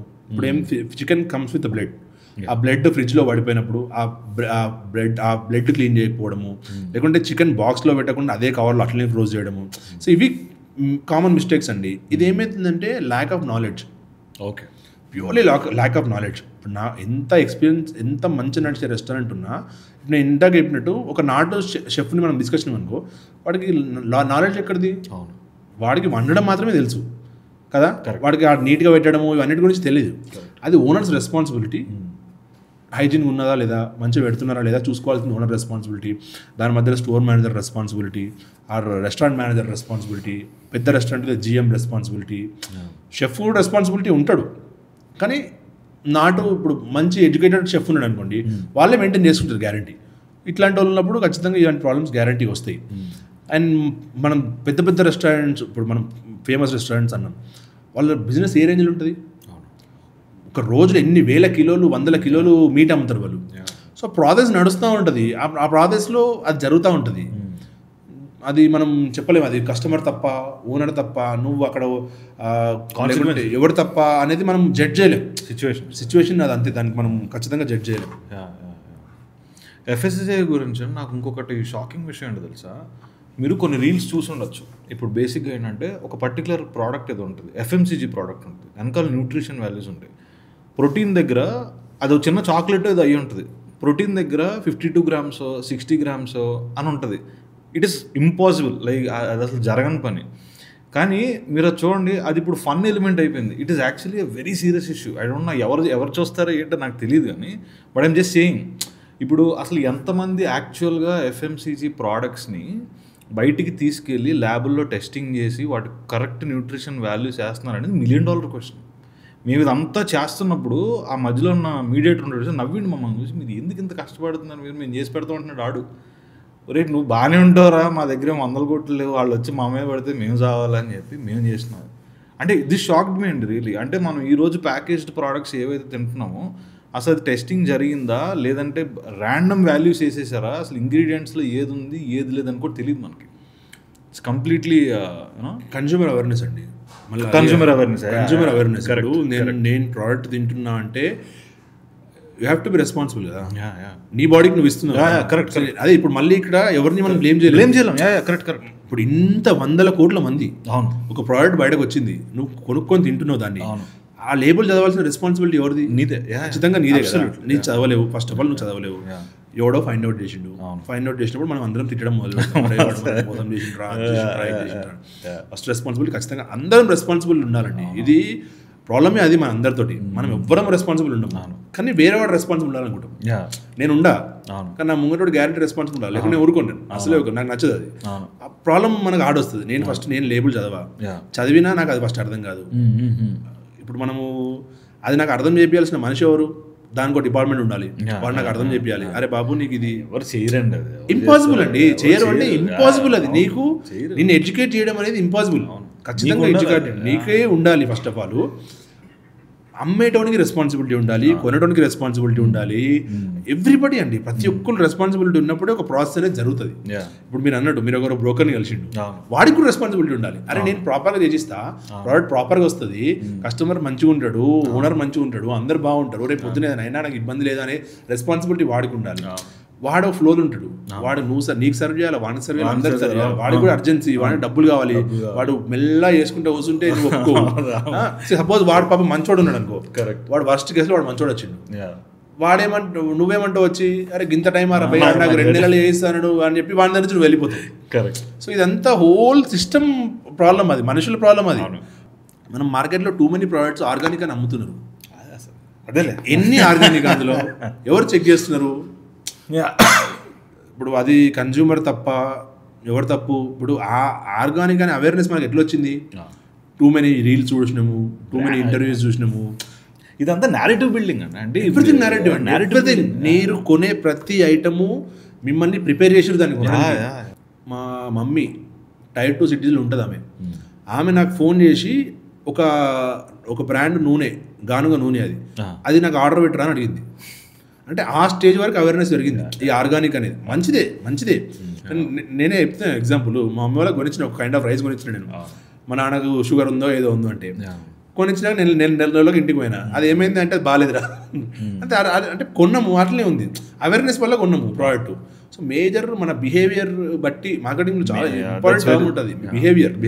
మన బిహేవియర్, మనం ఏం చూస్తున్నాము, ఏం తింటున్నాము, దాన్ని బట్టి మన డిసిషన్స్ మారుతూ ఉంటాయి. పర్చేస్ డిసిషన్లు అన్నీ ఇట్లే అవుతాయి, మన పర్చేస్ డిసిషన్లు అన్నీ ఇట్లే అవుతాయి. పక్కోడు కొన్నాడు, మనం కూడా కొనాల్సిందే, స్టేటస్ కంపల్సరీ మార్కెట్. అట్లా నేను మొన్న కెఫేకి వెళ్ళి ఏదో స్మూతీ ఆర్డర్ పెడితే sir almond milk, vote milk అంటున్నాడు, మీరు మామూలు పాలు లేవేంట్రా అన్న. అది మనకు తెలియదు, ఆల్మండ్ మిల్క్ అనేది కూడా అవైలబుల్ ఉంటుంది మార్కెట్లో, తాగొచ్చు అనేది మనకు తెలియదు. అంటే అసలు మెయిన్ థింగ్ వన్ థింగ్ అని నాకు అర్థం కాదు ఏంటంటే, ఇప్పుడు ఈ రోజున మన దగ్గర స్మార్ట్ ఫోన్స్ ఉన్నాయి, మన దగ్గర చాలా అవైలబిలిటీ ఉంది. ఇప్పుడు ఎవడన్నా ఒకటి చెప్తే నువ్వు వెంటనే ఎందుకు నమ్మేస్తున్నావు అనేది నా క్వశ్చన్. సో బేసిక్గా నా ఫేవరెట్ కొటేషన్ ఒకటి ఉంటుంది ఫిలాసఫీలో, when the why is clear the how is easy అని. సో బేసిక్గా వై, ఇప్పుడు ఆల్మండ్ మిల్క్లో ఎవడో ప్రోటీన్ ఎక్కువ ఉంటుందని చెప్పాడు. ఎంత ఉంటుంది? నువ్వు 10 లీటర్లు తాగితే నీకు 3-4 గ్రాములు ప్రోటీన్ వస్తుంది నాకు తెలిసినందువరకు. కానీ గుడ్డిగా ఎందుకు నమ్మాలి నువ్వు? Why don't you research? I need to stick to our traditional things అనేవి యాజ్ యూ సెడ్. ఎందుకు అంత టైం ఎక్కడుంది నీకు? అంటే ఇప్పుడు హెల్త్ కాన్షియస్ థింగ్స్ అంటే ఇందాక మనం మాట్లాడినట్టు స్టేటస్ అదొక ప్యూర్లీ మన డిసిషన్స్ అన్ని ఇలాంటి దానిపైన ఉంటుంది. అందరు తాగుతున్నారు, మనం ఎందుకు తాగద్దు? మనం కూడా చెప్పుకోవాలి కదా, అరే నేను ఆల్మండ్ మిల్క్ తో స్మూతీ తాగినా జబర్దస్త్ ఉండే, మస్తు ప్రోటీన్ వచ్చింది నాకు. అది చెప్పుకుంటే సరిపోతుంది వాడికి, అంతే. వాడి బ్యాక్గ్రౌండ్ ఏం జరిగిందో మనకు అంత అవసరం లేదు. ఆల్మండ్ మిల్క్ తోటి స్మూతీ తాగినా నేను, ఒక స్టోరీ పెట్టినా. ఇప్పుడు సెన్సీ ఉంది, కరెక్ట్. వాడి స్టోరీ ఏంది, ఆ ఫోటో తీసి పెడతాడా, దాని కింద డిస్క్రిప్షన్ ఆల్మండ్ మిల్క్ తోటి తాగిన నేను, ఇంత బాగుంది, ఇంత ప్రోటీన్ వస్తుంది దీనివల్ల, అదొక స్టేటస్. అది వాడు మొత్తం తాగి ఉన్నాడు, వాడు నచ్చకపోయి ఉంటాడు, తాగి సగం తాగి సిప్ చేసి అక్కడ పెట్టే ఉంటాడు. వాడిని చూసినాడు ఇంకొకటి ఏమనుకుంటాడు, ఇంకో ఫ్రెండ్ నేను కూడా తాగుతాను అనుకుంటాడు. ఇంకొకటి ఏంది, సో అంటే మార్కెటింగ్లో ఇది ఉంటుంది ఖచ్చితంగా. ఇన్స్టాగ్రామబుల్, స్నాప్చాటబుల్, ఇలాంటి థింగ్స్, ఇలాంటి టర్మ్స్ వాడతారు స్పెషల్గా. అరే ఈ ప్రోడక్ట్ ఇన్స్టాగ్రామబుల్, ఇది అమ్మడానికి కాదు, ఫోటో క్లిక్ చేసుకుని పెట్టడానికే, జస్ట్ ఇన్స్టాగ్రామ్ కోసం మాత్రమే డిజైన్ చేసిన ప్రోడక్ట్స్ కూడా ఉంటాయి మార్కెట్లో. బ్రాండ్ వాల్యూ పెంచుతుంది. నేను కొన్నా అంటే దాని బ్రాండ్ వాల్యూ నాకు పెరిగింది, దాని దగ్గర ఇంకా యాక్చువల్ ప్రోడక్ట్ వేరే ఉంటుంది, అది కూడా అమ్ముతారు దీనివల్ల, అది సేల్ చేయడానికి. అట్లా నాకు బాగా స్టన్నింగ్గా అనిపించిన ఒక కేస్ స్టడీ చెప్తాను మార్కెటింగ్లో. నాకు ఇప్పుడు మీరు మాట్లాడుతుంటే గుర్తొచ్చింది. స్టార్టింగ్ ఫ్రమ్ మీరు మ్యాగీ తీసుకోండి, Maggi, any milk mix, Boost, Horlicks, Complan, what ever it is. ఆ తర్వాత సంతూర్, గ్లూకోండి, ఈ అన్ని బ్రాండ్స్లో వాళ్ళు కామన్గా టార్గెట్ చేసింది ఏ ఎమోషన్ తెలుసా? మదర్ అండ్ చిల్డ్రన్ ఎమోషన్ కామన్గా టార్గెట్ చేసి కొట్టారు. మ్యాగీ వాళ్ళు స్టార్ట్ చేశారు. మ్యాగీ వాళ్ళ దగ్గర నుంచి ప్రతి ఒక్కళ్ళు మీరు యాడ్లు చూసుకున్న సేమ్ ప్యాటర్న్లు ఉంటాయి. ఓ బొడ్డోడు ఎగురుకుంటూ వస్తాడు, చాలా హైపర్ ఎనర్జీలో. ఆ మదర్ ఏమో టైర్డ్ అయిపోయి ఉంటుంది, అమ్మ నాకు ఏదో ఒకటి అంటాడు, 2 minutes మ్యాగీ అంటాడు. So same goes with Glucon D, same goes with milk mix, same goes with you know Santoor వరకు వచ్చింది అది. దీనిపైన ప్రాపర్ కేస్ స్టడీ కూడా ఉంది. మ్యాగీ ఫస్ట్ లాంచ్ చేసినప్పుడు వాళ్ళ టార్గెట్ మదర్స్. అంటే మదర్స్ ఎందుకు అంటే, అవును, so either working mothers or ఇంట్లో ఉండే హౌస్ వైఫ్స్ కదా. అవును, వీళ్ళిద్దరికి ఒక పెద్ద ప్రాబ్లం ఉంది. పిల్లలకు క్విక్ ఏదైనా ఇవ్వాలి, ఈవినింగ్ టైం 4 o'clock రావాలి, వాళ్ళకి క్విక్ ఏదైనా ఇవ్వాలి, ఈవినింగ్ స్నాక్. సో అది తొందరగా కావాలి అనే ఎమోషన్ని పట్టుకొని ఫస్ట్ మదర్ని కన్విన్స్ చేసి 2 minutes అవుతుంది అని. సో మదర్ని కన్విన్స్ చేస్తే మదర్ వండడం స్టార్ట్ చేసిన తర్వాత స్లోలీ అది మళ్ళీ కిడ్స్ పైన టర్న్ చేసి ఆ ఎమోషన్ని వాడుకుంటూ మార్కెటింగ్ చేస్తూ వెళ్ళిరారు. సో అట్లనే ప్రతి ప్రోడక్ట్ ఎవరిని కన్విన్స్ చేస్తున్నావు నువ్వు అనేది ఇంపార్టెంట్. ఇప్పుడు మదర్ని కన్విన్స్ చేయడానికి రీజన్ అదే. సంతూర్ తీసుకున్నాం, సంతూర్ మాము అనే ఆ ఫీలింగ్ మనకు, ఆ ఎమోషన్ క్రియేట్ చేయడం ఇంపార్టెంట్ అది, అంతే. ఇంకోటి మ్యాగీ వాళ్ళు చేసిన ద మోస్ట్ బ్రిలియంట్ థింగ్ ఏంటంటే, కన్విన్సింగ్ మదర్స్ది ఒక పార్ట్ అయితే, giving that excitement to kids అనేది రెండోది. వీళ్ళు ఏం చేశారంటే వెరీ ఇనిషియల్ టైమ్స్లో they went to schools. Almost ఇండియాలో చాలా ర్యాపిడ్ ఖర్చు పెట్టి ఇండియాలో ఆల్మోస్ట్ ఉన్న స్కూల్స్ని తిరిగి వాళ్ళు అక్కడ కాంపిటీషన్స్ పెట్టి వాళ్ళకి గేమ్స్ పెట్టి ఇలా రకరకాలు చేసినప్పుడు they created that what you call excitement factor కిడ్స్లో. వాళ్ళు ఎప్పుడైతే అది టీవీలో చూస్తారో దెన్ ఇట్ యూనో సడన్గా ఇగ్నైట్ అవుతుంది వాళ్ళకి. అప్పుడు లెడ్ కంపోజిషన్ చాలా ఎక్కువ ఉంది మ్యాగీలో అని చెప్పి బ్యాన్ చేశారు కదా. రిటర్న్ రావడానికి ఏం చేయాలి, వెరీ సింపుల్గా #WeMissYou2 అంతే అన్నాడు, అంతే అయిపోయింది. ఫస్ట్ ఇంకా close, because it's already such a giant brand. Again double speed వచ్చారు బయట. మనం ఎమోషన్ నుంచి బయటకు రాలేం. ఇప్పుడు మనల్ని రానియలేదు బయట. మనం దాంతో ఇప్పుడు ఆల్రెడీ మ్యాగీ కాకుండా 2 many బ్రాండ్స్ మార్కెట్లో అవైలబుల్ ఉన్నాయి. ఇప్పి నూడిల్స్ ఇవన్నీ వాళ్ళు ఏం చేసారు, వాళ్ళ మార్కెటింగ్ స్ట్రాటజీ ఏంది, మా నూడిల్స్లో మైదా ఉండదు, మా నూడిల్స్ తింటే ఇంత హెల్త్ బెనిఫిట్స్ ఉంటాయి, మా నూడిల్స్ తింటే ఈ బెనిఫిట్ ఉంటుంది, ఆ బెనిఫిట్ ఉంటుంది అని. బట్ మనకేంది, మ్యాగీ అంటే మ్యాగీ ఇస్ సపరేట్, ఇవన్నీ నూడిల్స్ సపరేట్. ఎందుకంటే ఏం లేకపోతే నేను మ్యాగీ తినాలి అనే ఒక ఎమోషన్ మన మైండ్లో ఫిక్స్ చేసిర్రు. అరే ఏం తిందాం రా క్విక్గా, మ్యాగీ తిందాం. ఇప్పుడు మ్యాగీ పైన బిజినెస్లు ఉన్నాయి కొన్ని. ఇప్పుడు మనాలి బోల్డ్ స్ట్రీట్ అదే రోడ్ ఎగ్ మ్యాగీలు, ఆ మ్యాగీలు, ఈ మ్యాగీలు, కొన్ని రూటెడ్ లొకేషన్లలో కూడా మ్యాగీ అమ్ముతారు. మనం ఎనీ హిల్ స్టేషన్స్కి వెళ్తే వాడు ఏం అమ్మినా అమ్మకుండా మ్యాగీ అమ్ముతారు. మనకు కూడా మ్యాగీ తినగానే ఒక సోల్ సాటిస్ఫాక్షన్ వస్తుంది. మన ఫుడ్ తిన్నాము, సడన్గా మన ఫుడ్ మిస్ అవుతాం కదా, మ్యాగీ తినగానే మన కంఫర్ట్ ఫుడ్ తిన్నాము అనే ఫీలింగ్ వస్తుంది. అంత డీప్గా మన మైండ్లో ఆల్రెడీ ఆ బ్రాండ్ ఉంది. అందుకే ఎట్లా కన్విన్స్ చేసిన కస్టమర్ని కొనడానికి అనేది మేజర్ రోల్ ప్లే చేస్తుంది. అండ్ ఇంకొంచెం డీప్గా వెళ్తే అండి, మనం ఇందాక మాట్లాడుకున్నట్టు కలర్ సైకాలజీ కానీ branding positioning and also the లోగోకి వచ్చే value whatever it's customer ఏది కేర్ చేయడండి డెఫినెట్లీ 100%. కాకపోతే ఇక్కడ గేమ్ ఏమవుతుందంటే ఒక ర్యాక్లో ఒక సూపర్ మార్కెట్ ర్యాక్లో ఒక 10 ప్రోడక్ట్స్తో పాటు నీ ప్రోడక్ట్ ఉన్నప్పుడు నీ ప్రోడక్ట్ ఎట్లా స్టాండర్డ్ అయింది అనేది ఇప్పుడు మీరు చూడండి. ఇప్పి నూడిల్స్ ఉన్నాయి, నార్ సూపీ నూడిల్స్ ఉన్నాయి, రకరకాల నూడిల్స్ ఉన్నాయి, కానీ ఎల్లో కలర్లో బ్రైట్గా మ్యాగీ అని కనిపిస్తూ ఉంటుంది మనకి. సో దట్ ప్లేస్ అంటే సైకలాజికల్గా it place a very important. నాకు ఇంకోటి గుర్తొచ్చింది ఇందా మాట్లాడుతున్నప్పుడు, Japan and Korea. Japan is a huge tea consuming country. So చాలా టీ కన్జ్యూమింగ్ మార్కెట్ అది. వీళ్ళు ఏం చేశారు, కాఫీ ఇవ్వాలి, ఇది నెస్కెఫే బ్రాండ్ వాళ్ళు కాఫీ ఇవ్వాలి, చాక్లెట్ లాంచ్ చేసి టాఫీస్ పిల్లల్ని అట్రాక్ట్ చేసి నెక్స్ట్ జనరేషన్ వాళ్ళకి కాఫీ అలవాటు చేసింది. క్రియేట్ చేసినాడు. అంటే ఒక 10 years కష్టపడ్డాడు. How tough it is to establish in the market. It's not easy. First ఏం చేసిండు వాడు, కాఫీగా వెళ్ళిండు, కాఫీ అమ్మడానికి స్టార్ట్ చేసిండు. ఎవ్వడు కేర్ చేయలేడు. సో ట్రై చేసిన వాళ్ళు. అప్పుడు వాడు ఏం చేసిండంటే కాఫీ లాంటి క్యాండీ వదిలేడు మార్కెట్లో. సో కిడ్స్ని ఫస్ట్ టార్గెట్ చేసిండు. ఒక డెకేడ్ ఓన్లీ అవి మాత్రమే అమ్మాడు. ఒక డెకేడ్ తర్వాత వాడు పెద్దగా అయిన తర్వాత వాడు కాఫీ ఫ్లేవర్ కావాలి. చాక్లెట్ తినరాదు. వాడు అప్పుడు ఏం చేసిండు, కాఫీ పౌడర్ కొనడం స్టార్ట్ చేసిండు. దెన్ ఇట్ స్టార్టెడ్ కాఫీ తాగడం అనేది ఒక హ్యాబిట్ అయిపోయింది. ఇంకో జనరేషన్ నెక్స్ట్ జనరేషన్కి అయిపోయే వరకు వాళ్ళకి తెలియదు కూడా ఇదంతా ప్రాసెస్. కాఫీ అనేది అలవాటు అయిపోయింది, రిచువల్ అయిపోయింది వాళ్ళకి. So that's how you position it. అంటే కష్టం అది, ఇట్ టేక్స్ టైం, చాలా టైం పడుతుంది. Currently also Japan is playing with all the international markets and with the product called matcha. వాడు ఎక్కడ దింపిండు, ఎవరితో దింపిండు, ఏం చేస్తా అంటే నా అబ్జర్వేషన్ వరకు అయితే ఏంటంటే చాలామంది ఇండియన్ సెలబ్రిటీసు ఏ కంట్రీ అయితే ఆ country celebrities the started drinking matcha and posting it on the ఊరికైతే చేరవరు. అంటే దీని వెనకాల ఎవడున్నాడు, ఏ హస్తం ఉంది ఏంటనేది నాకైతే తెలియదు కానీ but right no he's playing a big game around matcha, very big game. ప్రతిదానికి ఖచ్చితంగా ఉంటుందండి. అంటే మనం ఈ మొత్తం లూప్లో మనం ఇంత అబ్సల్యూట్ మనం ఇంతే. అసలు మనం ఆల్రెడీ మనమే చాలా ఎక్కువ నాలెడ్జ్ అనుకుంటాం కదా. ఎవ్రీథింగ్ మీరు కొనేది అంటే మనం పొద్దున్న నుంచి రాత్రి పడుకునే వరకు ఏం చేయాలి అనేది there are people who already decided it. అంటే ఈరోజు మనం పాడ్కాస్ట్ చేస్తున్నాము, ఇంకేదో చేస్తున్నాం, మనం గొప్ప, లేకపోతే మనకు ఆల్రెడీ ఎగ్జిస్టింగ్ బిజినెస్లు ఉన్నాయి అని మనం చేసే చాలా చిన్న పని. వందలు అంటే మనం ఏం చేయాలని అలా ఆల్రెడీ డిసైడ్ అయిపోయింది. నువ్వు ఎట్లా బతకాలి, పొద్దున్న లేచి ఏ ప్రోడక్ట్ తినాలి, ఏం నిల్చోవాలి. మనం ఇందాక మాట్లాడుకున్నట్టు ఆర్గానిక్ డిమాండ్ పెంచుతున్నారు దానికి. నువ్వు కొంటున్నావు అంటే నువ్వు నీ స్పెండింగ్ కెపాసిటీ పెంచుతున్నారు. కెపాసిటీ లేదు నీ దగ్గర, అయినా నువ్వు పెంచుతున్నావు. ఎందుకంటే మంచి తినాలరా బాబు, నా పిల్లలకు మంచి చేయాలరా బాబు అని. సో అట్లా ప్రతిదీ మనము ఇన్ఫ్లుయెన్స్ అయ్యే ఉంటాం. మనం అనుకుంటాం మనం ఏమి ఇన్ఫ్లుయెన్స్ అవ్వము అని, కానీ ఎక్కడో మనం ఆల్రెడీ ఇన్ఫ్లుయెన్స్ అయిపోయి ఉంటాం. ఏదో కండిషన్లో వేరే చూసో ఇన్ఫ్లుయెన్స్ అయి ఉంటాం, మనమే ఇన్ఫ్లుయెన్స్ అయి ఉంటాం. ప్రతిదీ ఒక పర్సన్ డిసైడ్ చేస్తాడు.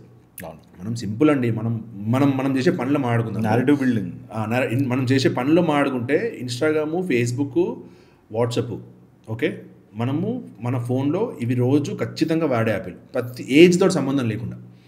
కొంతమంది ఒక స్నాప్చాట్ని పక్కన పెడితే ఈ 3 things మనం సపోర్ట్ అనుకుందాం.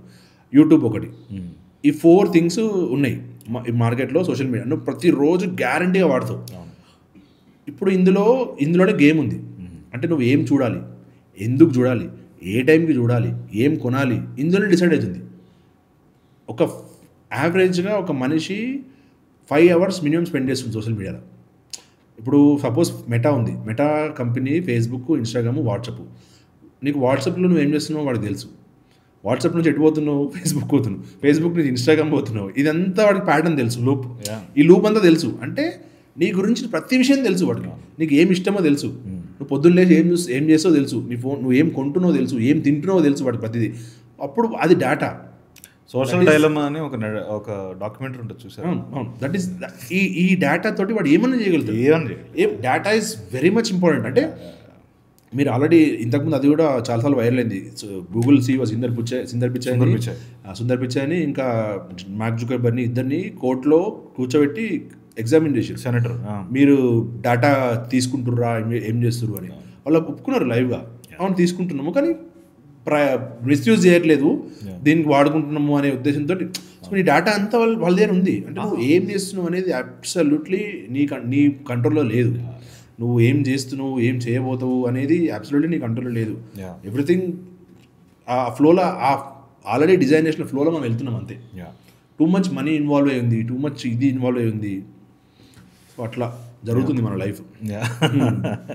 సో ఇందాక మనం టీ గురించి మాట్లాడి, నేను రీసెంట్గా చాలా ఎంజాయ్ చేసిన ఒక చిన్న ఇన్స్టాగ్రామ్ పోస్ట్ చెప్తాను మీకు సరదాగా. ఒక చాయ్ ఒక కాఫీ రెండు మాట్లాడుకుంటున్నాయి అనమాట. సో కాఫీ అంది చాయ్తో, I'm part of cafe culture bro అంది. చాయ్ రిప్లై ఏంటి తెలుసా, ఐఎమ్ ద కల్చర్ బ్రో. జూబ్లీహిల్స్లో 10th కాఫీ అనుకుంటా దాని పేరు. So it's right beside 040 brewery water. మనం చాలామంది ఫ్రీ మార్కెటింగ్ చేస్తున్నాం పాడ్కాస్ట్. ఓకే, అయితే సో ఒక చిన్న ప్లేసు 50 రూపీస్ నుంచి 120 రూపీస్ గ్యాప్లో కాఫీ మార్కెట్లో చాలా హ్యూజ్ గ్యాప్ ఉంది. హైదరాబాద్లో నేను 2-3 అవుట్లెట్స్ చూసాను. ఆల్రెడీ ఒక 2 అవుట్లెట్లు నాకు అనిపిస్తలే, అది మాత్రం సాలిడ్గా ఉంది. సో కాఫీ మార్కెట్ గురించి, కెఫే బిజినెస్ గురించి వాట్ ఈజ్ యువర్ టేక్? మీరు ఏం చెప్పాలనుకుంటున్నారు? సో సింపుల్గా మనం మాట్లాడదాము. మనం కాఫీ ఏ కండిషన్లో తాగుతాం? Cold, hot, 2. అది ఒక ఇది అనుకుందాము. Suppose coffee is not ritual అండి మనకు. కాఫీ బేసికల్లీ ఒక లగ్జరీ. కాఫీ అనేది లగ్జరీ. ఇండియన్ మార్కెట్కి సంబంధించింది. కాఫీ అనేది ఒక లగ్జరీ సెగ్మెంట్ ప్రోడక్ట్. అది అంటే ఇంకా అట్లానే ఉందంటారా? ఆబ్వియస్లీ అట్లనే ఉంది కదా. ఇప్పుడు నువ్వు ఒక coffee, every home has coffee drinkers కదా. పొద్దున్నే ఫిల్టర్ కాఫీ ఇస్ డిఫరెంట్ అండి. ఫిల్టర్ కాఫీ, బ్రూ ప్యాకెట్ తాగడము, నెస్కేఫీ తాగడము అనేది అది కంప్లీట్లీ డిఫరెంట్. మనం కాఫీ అనేది మాట్లాడుకునేది ఏది, ఒక బరిస్తా experienced coffee, special coffee, brood coffee, special coffee అనుకున్నాం. స్పెషల్ కేటగిరీ కాఫీస్ గురించి మనం మాట్లాడితే క్యాపచినో అవ్వచ్చు, అమెరికానో అవ్వచ్చు, ఇంకేదైనా అవ్వచ్చు. ఇవన్నీ లగ్జరీ అండి. ఇండియాలో ఈ సెగ్మెంట్ అనేది లగ్జరీ. రైట్. అది ఒక రిచువల్ కాదు మనకు. మనం చాయ్ ఏంది, మనకు రిచువల్ చాయ్. ఏదన్నా కండిషన్ ఉండని చాయ్ కావాలి. నువ్వు నేను కలిసినాం, తర్రా చాయ్ తాగుదాం. ఇంకేదో ఉంది, తర్రా చాయ్ తాగుదాం. ఏదన్నా ఉండని, ఇంటికి గెస్ట్లు వచ్చిర్రు, చాయ్ తాగుదాం. సో దీని గురించి కోకోకోలా ఒక పెద్ద కేస్ స్టడీ ఉంది, కోకోకోలా చేసింది. ఏంటది? సో కోక్, పెప్సీ కోక్ ఇండియాకి ఫస్ట్ టైం వచ్చినప్పుడు వాళ్ళు అమ్మడం స్టార్ట్. ఇప్పుడు కోక్ అంటే బేసిక్ ఏంది, సెలబ్రేషన్. వాళ్ళు సేమ్ థింగ్ని ఇండియాలో ఇంప్లిమెంట్ చేయడానికి, ఆ ఎమోషన్ని క్యారీ చేయడానికి ట్రై చేసారు వాళ్ళు. ఓకే. కాకపోతే సేల్ అవ్వట్లేదు, అసలు సేల్ అవ్వట్లేదు. అరే ఎందుకు అవ్వట్లేదు, మన దగ్గర ఇంత మంచి ప్రోడక్ట్. యూఎస్లో ఏంది, వాడు ఏ మూమెంట్ ఉన్నా మనం ఎట్లున్నా కూల్ డ్రింక్ తాగేస్తుంది వాడు. ఇండియాకి వచ్చేసరికి వీళ్ళు తాగుతలేరు. సో వాళ్ళు ఏం చేశారంటే కొన్ని టీమ్స్ ఫామ్ చేసి ఫుల్ గ్రౌండ్ లెవెల్ వరకు వెళ్ళి ఒక కేస్, అంటే ఒక ఎక్స్పెరిమెంట్, అంటే ఇది చేసిరు, ఒక కేస్ స్టడీ, ఒక స్టడీ చేసిరు. సో ఇండియాలో మనము ఏం జరిగినా ఛాయ్ తాగుతాం. ఇంటికి గెస్ట్ వచ్చిందా ఛాయ్ పోయానికి, ఏదైనా ఉందా ఛాయ్ పోయానికి, ఇంకేది ఉన్నా ఛాయ్ పోయి. కూల్ డ్రింక్ ఎప్పుడు తాగుతాం, ఏదైనా స్పెషల్ ఒకేషన్ ఉంటుంది తాగుతాం. సపోజ్ ఇంట్లో బర్త్డే పార్టీ చేస్తున్నాం, పాప బర్త్డే పార్టీ చేస్తున్నాం, ఒక పెద్ద కూల్ డ్రింక్ కొనుకొస్తాం, ఒక కేకు, ఒక కూల్ డ్రింక్ భోజిస్తాం. అంటే ఈ కండిషన్లో మాత్రమే నువ్వు కూల్ డ్రింక్ తాగుతున్నావు. వేరే ఏ కండిషన్లో నువ్వు కూల్ డ్రింక్ తాగుతలేవు. అప్పుడు అర్థమైంది వాళ్ళకి మనం పొజిషనింగ్ రాంగ్ చేస్తున్నాము. సెలబ్రేషన్, కోక్ అంటే సెలబ్రేషన్ అనే మీనింగ్ తీసుకొద్దాము, దట్స్ వెన్ మనం క్లిక్ అవుతాము అని చెప్పేసి వాళ్ళు ఆ పాయింట్ ఆఫ్ వ్యూలో స్టార్ట్ చేసారు. అప్పుడు మనం తాగడం స్టార్ట్ చేసి, అప్పుడు మనకు ఇప్పుడు కూడా మనకి ఏంది, కోక్ అంటే సెలబ్రేషన్. అంటే ఏదైనా గెస్ట్లు వచ్చిరా, కోక్ తీసుకురా పోయి ఏదైనా సెలబ్రేట్ చేసుకుందాము, అది స్లోగా అది వేరేగా టర్న్ అయింది. కానీ ఆ ఎమోషన్ తోటి వాళ్ళు అట్లా స్టార్ట్ చేసారు. సో కాఫీ అనేది మనకు, మనం మళ్ళీ కాఫీకి వస్తే, కాఫీ అనేది ఒక ఇది కాదు, లగ్జరీ సెగ్మెంట్ అది. మళ్ళీ మనం కాఫీ చాలామంది ఏంది, కాఫీ షాప్ పోదాం, ఎందుకు పోదాం, ఒక పని ఉంది, ఒక మీటింగ్ ఉంది, ఇంకేదో ఉంది, సో కాఫీ షాప్ పోతాం. ఆడికి పోయి ఐదర్ ఒక కోల్డ్ కాఫీ ఆర్డర్ చేస్తాం, హాట్ కాఫీ ఆర్డర్ చేస్తాం. ఇప్పుడు అలా మీరు అన్నట్టు అలా మోచాలు వచ్చినాయి, ఇంకా స్మూతీ, ఓట్ మిల్క్ స్మూతీలు వచ్చినాయి, ఇంకేమేమి వచ్చినాయి, అది సెగ్మెంట్ మారుతూ ఉంది. But coffee end of the day coffee అనేది ఒక లగ్జరీ సెగ్మెంట్. నిజంగా మనం ట్యాప్ చేయగలిగితే కాఫీ కూడా it is not luxury, it is ritual అనే కండిషన్. కాఫీ కనుక మనం అలవాటు చేస్తే జనాలకి చాలా పెద్ద మార్కెట్ అది. Already there are people who are doing it. Exactly మనం ఏదైతే డిస్కస్ చేసినామో, బాంబేలో కంపెనీ ఉంది, I don't want name it, ఎందుకంటే నేను కూడా కాఫీ షాప్ పెట్టబోతున్నా తొందరలో. సో నేను ఇప్పుడు వాడికి అనవసరంగా ఫ్రీ అడ్వర్టైజ్మెంట్ చేయను. వాడు సేమ్ సెగ్మెంట్ని స్టాప్ చేసిండు. 80-90 రూపీస్కి క్యాపసిటీని అమ్మడం మన target. He has around 130 or 70 outlets, 130 outlets ఉన్నాయి. వాడు already company valuation 140 crores already. అంటే అంత ఉంది మార్కెట్లో. ఆ సెగ్మెంట్ ఇంకా మనం హైదరాబాద్లో అయితే ట్యాప్ చేయలేదు, ఇప్పుడిప్పుడే స్టార్ట్ చేస్తుర్రు. సో అందుకే నేను ట్యాప్ చేయబోతున్నా తొందరలో, పెట్టబోతున్నాం మన కాఫీ షాప్.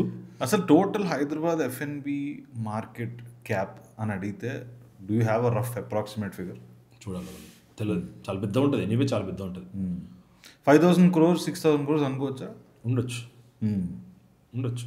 సో అయితే కెఫే బిజినెస్ గురించి కొంచెం మాట్లాడదాం. ఇప్పుడు యాక్చువల్ రిటర్న్స్ అంటే ఎట్లా ఉంటాయి? ఇప్పుడు ఇందాక మీరు చెప్పిన సౌత్ ఇండియన్ లాజిక్ దీనికి అప్లై అవుతుందా అవదా? కెఫేలో మార్జిన్ చాలా ఎక్కువ ఉంటాయి. నేను చెప్పను ఎంత అనేది, తిడతారు కావచ్చు అందరూ. టూ మచ్ మార్జిన్స్ ఉంటాయి. నాకు కొన్ని కాఫీ షాప్లు తెలుసు, చైన్ బ్రాండ్ ఉన్న వాళ్ళు మంత్లీ 50 లక్షలు సంపాదిస్తారు with just 4-5 outlets in Hyderabad. నేను చెప్పేది ఎబెట్ట మొత్తం అయిపోయిన తర్వాత ఎబెట్ట వాళ్ళకి మిగిలే డబ్బులు అంత అంత అంత మార్జిన్. బట్ ఫెయిల్ అయిన వాళ్ళు కూడా చాలామంది ఉన్నారు. Same applies. ఏ ప్రోడక్ట్ అమ్మినా కూడా సేమ్ అప్లైస్. నువ్వు ప్రాపర్ రీసెర్చ్ చేయకుండా, మంచి ప్రోడక్ట్ ఇవ్వకుండా, ప్రాపర్ మార్కెటింగ్ చేయకుండా, ఈ థింగ్స్ అన్ని ప్రాపర్ SOP లేకుండా వస్తే గ్యారంటీ మళ్ళీ మనం ఫెయిల్ అవుతాం. There are people who failed, there are people who succeeded. అది కాఫీ అవ్వచ్చు, ఇంకేదైనా అవ్వచ్చు. డబ్బులు చాలా ఎక్కువ సంపాదించిన వాళ్ళు ఉన్నారు F&Bలో. కొన్ని జనరేషన్స్ నుంచి F&Bలోనే ఉన్న మనుషులు ఉన్నారు. కొంతమంది ఇట్లా వచ్చి ఇట్లా వెళ్ళిపోయిన వాళ్ళు ఉన్నారు. ఇది జరుగుతుంటుంది, ప్రాసెస్ అండి. ఇది ఒక పెద్ద ఇండస్ట్రీ. ఇది ఫ్లో, ఈ సైకిల్ నడుస్తూ ఉంటుంది. మనం కూర్చొని గంట సేపు వద్దురా అన్నా వాడు పెడతాడు, వాడు మళ్ళీ లాస్ అవుతాడు, వాడు ఇంకొకరికి చెప్తాడు వద్దురా, వాడు లాస్ అవుతాడు.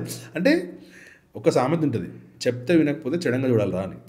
నువ్వు ఎంతనే చెప్తావు, వాడు ఖచ్చితంగా వినడు. వాడు ఆడ ఎక్స్పీరియన్స్ అయితేనే వాడికి అర్థమవుతుంది. ఇంకో సామెత ఉంది, ఇది ఇంకా బాగుంటుంది, క్షవరం అయితే కానీ ఎవరిని రాదు.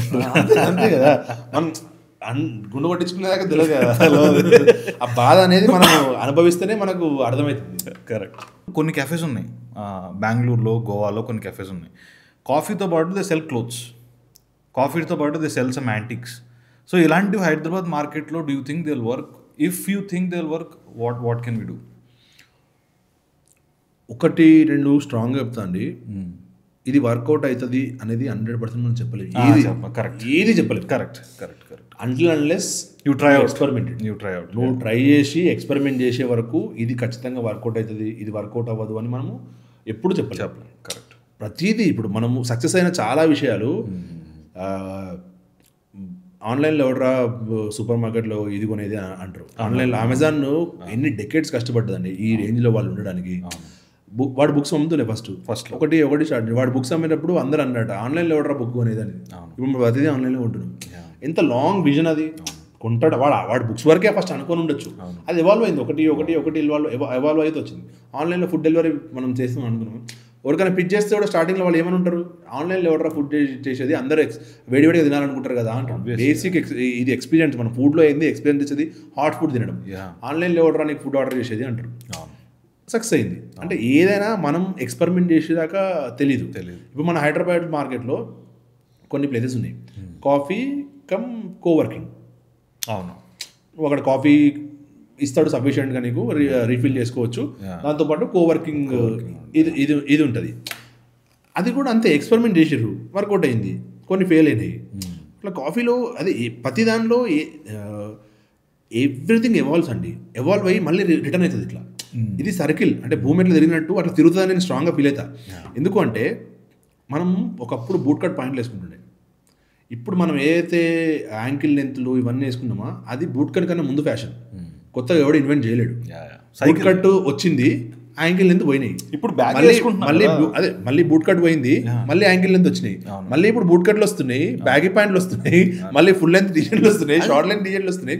అంటే ఎవ్రీథింగ్, నాట్ జస్ట్ ఫ్యాషన్, ప్రతిదీ సర్కిల్ తిరుగుతుంది.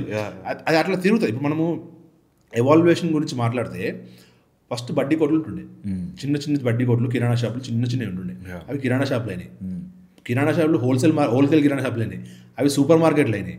మళ్ళీ ఆన్లైన్ సూపర్ మార్కెట్లు అయినాయి. ఇప్పుడు జెప్టో వచ్చింది. జెప్టోకి ఇంకా బెటర్ ఆల్టర్నేటివ్ ఎవడన్నా తీసుకొచ్చాడు, గ్యారంటీ తేవచ్చు. పాసిబిలిటీ ఉంది. మనం ఇంకా క్విక్ కామర్స్కి అలవాటు అవుతుంది కాబట్టి ఇంకేదన్నా ఎక్స్పెరిమెంట్ చేస్తాడు ఎవడన్నా. సో అట్లా ఏదైనా జరగచ్చు. మనం there is a recent startup అండి నేను చూసింది, క్విక్ కామర్స్ ఫర్ ఫ్యాషన్. అవును, that is booming right now north India. ఇక్కడికి ఎప్పుడు వస్తుందో తెలియదు మనకి, బట్ అదే అండి. ఇప్పుడు దీనిపైన నేను కేస్ స్టడీ చదివిన. కేస్ స్టడీ అనొచ్చు, ఎక్స్పెరిమెంట్ స్టడీ అనొచ్చు. ఇప్పుడు మనకు సరే అరే బై జెప్టో అంటే కూరగాయలు బీరగాయలు ఏదైనా ఎమర్జెన్సీ ఉంది నీకు క్విక్ తొందరగా కావాలి ఆర్డర్ పెడతాడు. ఫ్యాషన్ ఆర్డర్ తొందరగా కావాలి. ఇప్పుడు నేను పాలు ఆర్డర్ పెట్టినా నాకు ఎమర్జెన్సీ జెప్టోలో ఆర్డర్ పెట్టినా దట్ ఈస్ 100% వ్యాలిడ్ పాయింట్. ఆ బిజినెస్ సక్సెస్ అని ఛాన్స్ ఉంది. నేను ఫ్యాషన్ అంటే నేను బట్టలు ఎందుకు తొందరగా కొనుక్కోవాలి, నాకు పండగ ఎప్పుడో తెలుసు, లేకుంటే పుట్టినరోజు ఎప్పుడో తెలుసు, లేదంటే నా ఫంక్షన్ ఎప్పుడో తెలుసు, నేను ఖచ్చితంగా 30 days 40 days ప్రియర్ షాపింగ్ పోతా.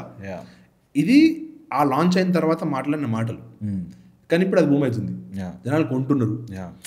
మనం సక్సెస్ అగైన్ ఎక్స్పెరిమెంట్ వాళ్ళు ఎక్స్పెరిమెంట్ చేసి అట్లా ఏది వర్కౌట్ అవుతుంది అనేది వర్కౌట్ అవ్వదు అనేది ఒక ఇండివిజువల్ పర్సన్ ఎప్పుడు చెప్పలేడు. ఎంత ఎక్స్పీరియన్స్ ఉన్నా చెప్పలేడు. చెప్పొచ్చు కొన్నిసార్లు నిజంగా కూడా వర్కౌట్ అంటే వాళ్ళు చెప్పినాక వర్కౌట్ అవ్వచ్చు కూడా, వాళ్ళ ఎక్స్పీరియన్స్ ప్రకారం వర్కౌట్ అవ్వచ్చు, వాళ్ళ ఎక్స్పీరియన్స్ కూడా కాదనిపించచ్చు, కొన్నిసార్లు తప్పు అనిపించచ్చు. కన్జ్యూమర్ ఎట్లా మారుతాడు, ఎట్లా బిహేవ్ చేస్తాడు అనేది మనం చెప్పలేము. యాజ్ ఒక కొత్త బిజినెస్ స్టార్ట్ చేసే పర్సన్ అయితే చెప్పలేడు. There is a mafia who tell this, వాళ్ళు డిసైడ్ చేయగలుగుతారు వాడిని ఏం చేయాలనేది. మనం యాజ్ ఎ కామన్ మ్యాన్గా ఇది వర్కౌట్ అవుతుంది అని మనం చెప్పలేము గ్యారంటీగా. But there is a space. మనం అనుకున్నట్టు కాఫీని బెటర్ చేయడానికి నేను చెప్పిన మేజర్ పాయింట్ ఉంది కదా, కాఫీ ఈజ్ నాట్ లగ్జరీ రా బై, కాఫీ ఒక రిచువల్, మీరు ఎవ్రీడే తాగండి అనే ఒక ప్లాన్ మనం ఒక ఇది క్రియేట్ చేయగలిగితే ఆ మార్కెట్ ట్యాప్ చేయొచ్చు. అగైన్ మళ్ళీ సక్సెస్ అవుతుందా ఫెయిల్ అవుతుందా అనేది మనం ఎక్స్పెరిమెంట్ చేసేదాకా మనకు తెలియదు. సో ఇప్పుడు మనం స్టార్టింగ్లో మాట్లాడినట్టు there is a lot of expense, lot of spending initial డేస్లో. ఒక బ్రాండ్ నువ్వు బిల్డ్ చేసి, ఒక ప్రోడక్ట్ బిల్డ్ చేసి దాన్ని ప్రతి జనాల దగ్గరికి తీసుకెళ్ళాలంటే యూఆర్ డెడ్. అంటే సపరేట్గా ఒక పెద్ద మార్కెటింగ్ బడ్జెట్, ఒక టీము, నానా హడావిడి. సో ఇప్పుడు things are actually changing so much. So ఈ షిఫ్ట్ని మీరు ఎట్లా చూస్తారు, ఎట్లా యూజ్ చేసుకుందాం అనుకుంటున్నారు? ఇప్పుడు నాకు ఒక కంపెనీ ఉంది, నారేటివ్ ఎక్స్ మీడియా అని. It's basically content creation agency. Content తోటి ఎందుకు స్టార్ట్ చేస్తున్నా అంటే ఇప్పుడు there are brands right now మార్కెట్లో, సక్సెస్ఫుల్ బ్రాండ్స్ కాంటెంట్ పైన బిల్డ్ అయినాయి. చాలా ఉన్నాయి. కాంటెంట్ పైన బిల్డ్ అయినాయి. మన తెలుగులో ఎక్స్పెరిమెంట్ మనం తీసుకుంటే బీకేపీ హోమ్స్ ప్యూర్లీ కాంటెంట్ పైన బిల్డ్ అయిన బ్రాండ్. హజిల్ లైఫ్ స్టైల్ సెల్ ఫోన్లు అమ్ముతారు వాళ్ళు, అండ్ మిస్ అమ్మ చీరలు అమ్ముతారు. వీళ్ళందరూ purely content based companies. Content నచ్చి, కాంటెంట్ వాళ్ళపైన నమ్మకం, ట్రస్ట్ బిల్డ్ అయ్యి ప్రోడక్ట్ వెళ్ళి కొనుక్కున్నారు. ఫిజిక్స్ వాళ్ళ 14,000 crore నెట్వర్త్కి వచ్చింది ఆయన. Individual net worth, not his company net worth, individual net worth. ఆయన ఎక్కడ స్టార్ట్ అయ్యాడు? యూట్యూబ్ వీడియోస్, యూట్యూబ్లో టీచింగ్ చేయడం స్టార్ట్ అయిన పర్సన్, ఒక ఫిజిక్స్ టీచరు 14,000 crore సంపాదించిండు. What is the reason? Content. So content అంత కీ రోల్ ప్లే చేస్తుంది ఇప్పుడు మార్కెటింగ్లో. అంటే నేనే నా కెరీర్ స్టార్ట్ చేసినప్పుడు మార్కెటింగ్ చేయాలంటే టూ మచ్ మనీ స్పెండ్ చేయాలి. ఈరోజు నా దగ్గర సెల్ ఫోన్ ఉంటే సరిపోతుంది, చాలు. All I need is good cell phone. Cell ఫోన్లో ఒక కెమెరా, మంచి కెమెరా ఖచ్చితంగా ఇస్తున్నాడు. ఇన్స్టాగ్రామ్ వాడే ఒక ఎడిట్స్ అని ఒక యాప్ ఇచ్చిండు, నువ్వు అది అందులోనే ఎడిట్ చేసుకోవచ్చు.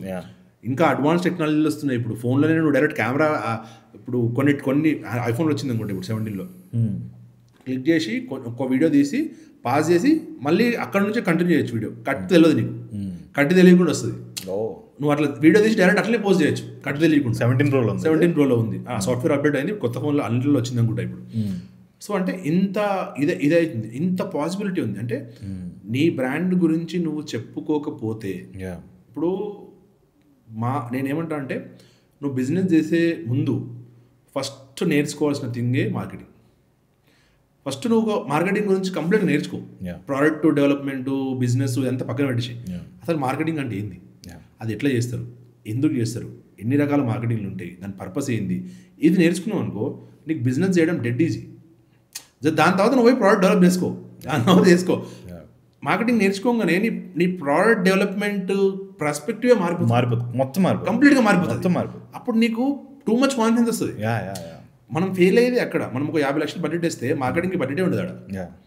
ఇప్పుడు బిజినెస్ పెడుతున్నాం, కొత్తది రెస్టారెంటే పెడుతున్నాం అనుకో, చాలాసార్లు 50 లక్షలు కిచెన్ ఎక్విప్మెంట్కి ఇంత, ఇంటీరియర్కి ఇంత, దీనికి ఇంత, దానికి ఇంత వేస్తాము. లాస్ట్కి వచ్చే వరకు మార్కెటింగ్ కాలమే ఉండదు అక్కడ. మీరు ఇందాక స్టార్టింగ్లో చెప్పినట్టు ఎనీ ప్రోడక్ట్ అండి, మనకి మార్కెటింగ్ గురించి ఐడియా లేనప్పుడు మనం ప్రోడక్ట్ బిల్డింగ్లో చాలా డబ్బులు వేస్ట్ చేస్తాం. బిల్డింగ్లో కూడా వేస్ట్ చేస్తాము, ప్రోడక్ట్ ఎవరికి తయారు చేస్తామో తెలియదు. అవును. అన్ని ప్రోడక్ట్లు అందరికీ కాదు. ఒకవేళ నీ ప్రోడక్ట్ కనుక అందరికీ అయితే ఆ ప్రోడక్ట్ అప్పుడే ఫెయిల్ అయిపోయింది. ఆల్రెడీ నీ ఎక్స్పెరిమెంట్ స్టైల్లోనే వెళ్ళిపోయింది. నువ్వు ఎప్పుడైతే నీ ప్రోడక్ట్ ఎవరికి అని డిఫైన్ చేయలేకపోతే, అరే ఈ ప్రోడక్ట్ అందరూ కొంటారు అనే ప్రోడక్ట్ అందరూ కొనరు. ప్రతి ప్రోడక్ట్కి ఒక సెట్ ఆఫ్ ఆడియన్స్ ఉంటారు. నువ్వు ఖచ్చితంగా వాళ్ళనే ట్యాప్ చేయాలి, వాళ్ళకే అమ్మాలి. ఈ విషయాలు నీకు ఎట్లా తెలుస్తుంది? When you learn marketing. Marketing నేర్చుకున్నప్పుడే నీకు తెలుస్తుంది. ఈ పాయింట్ నీకు తెలిసినప్పుడు ఏం చేస్తుంది? నువ్వు ప్రోడక్ట్ బిల్డింగ్కి వెళ్ళినప్పుడు ఓకే నా ప్రోడక్ట్ ఎవరి కోసం అనే ఐడియా నీకు ఆల్రెడీ వచ్చేసింది. సో నీకు ఆల్రెడీ సగం వరకు అయిపోయింది, నీ సక్సెస్లో సగం పని అయిపోయింది. సో అందుకే మార్కెటింగ్ నేర్చుకోవడం చాలా ఇంపార్టెంట్. స్టోరీ టెల్లింగ్ నేర్చుకోవడం చాలా important. Correct. Personal branding build చేసుకోవడం very very very important. Very important. Personal brand. ఇప్పుడు బీకేబీ హోమ్స్ అని ఒక సపోజ్ నేను అంటే, నాకు బాను పూసలా గుర్తొస్తాడు తప్ప వాళ్ళ సోఫా గుర్తురాదు. దో ఆయన ఇంటీరియర్ చేస్తాడు, దో ఆయన కర్టన్స్ అమ్ముతాడు, సోఫాలు అమ్ముతాడు. కానీ నాకు ఈ రోజు కూడా బీకేపీ హోమ్స్ అంటే నా బ్రెయిన్లోకి వచ్చే ఫస్ట్ ఇమేజ్ బాను పూసల. మిస్ అమ్మ అంటే ఆయన ఒక మనిషి వస్తాడు.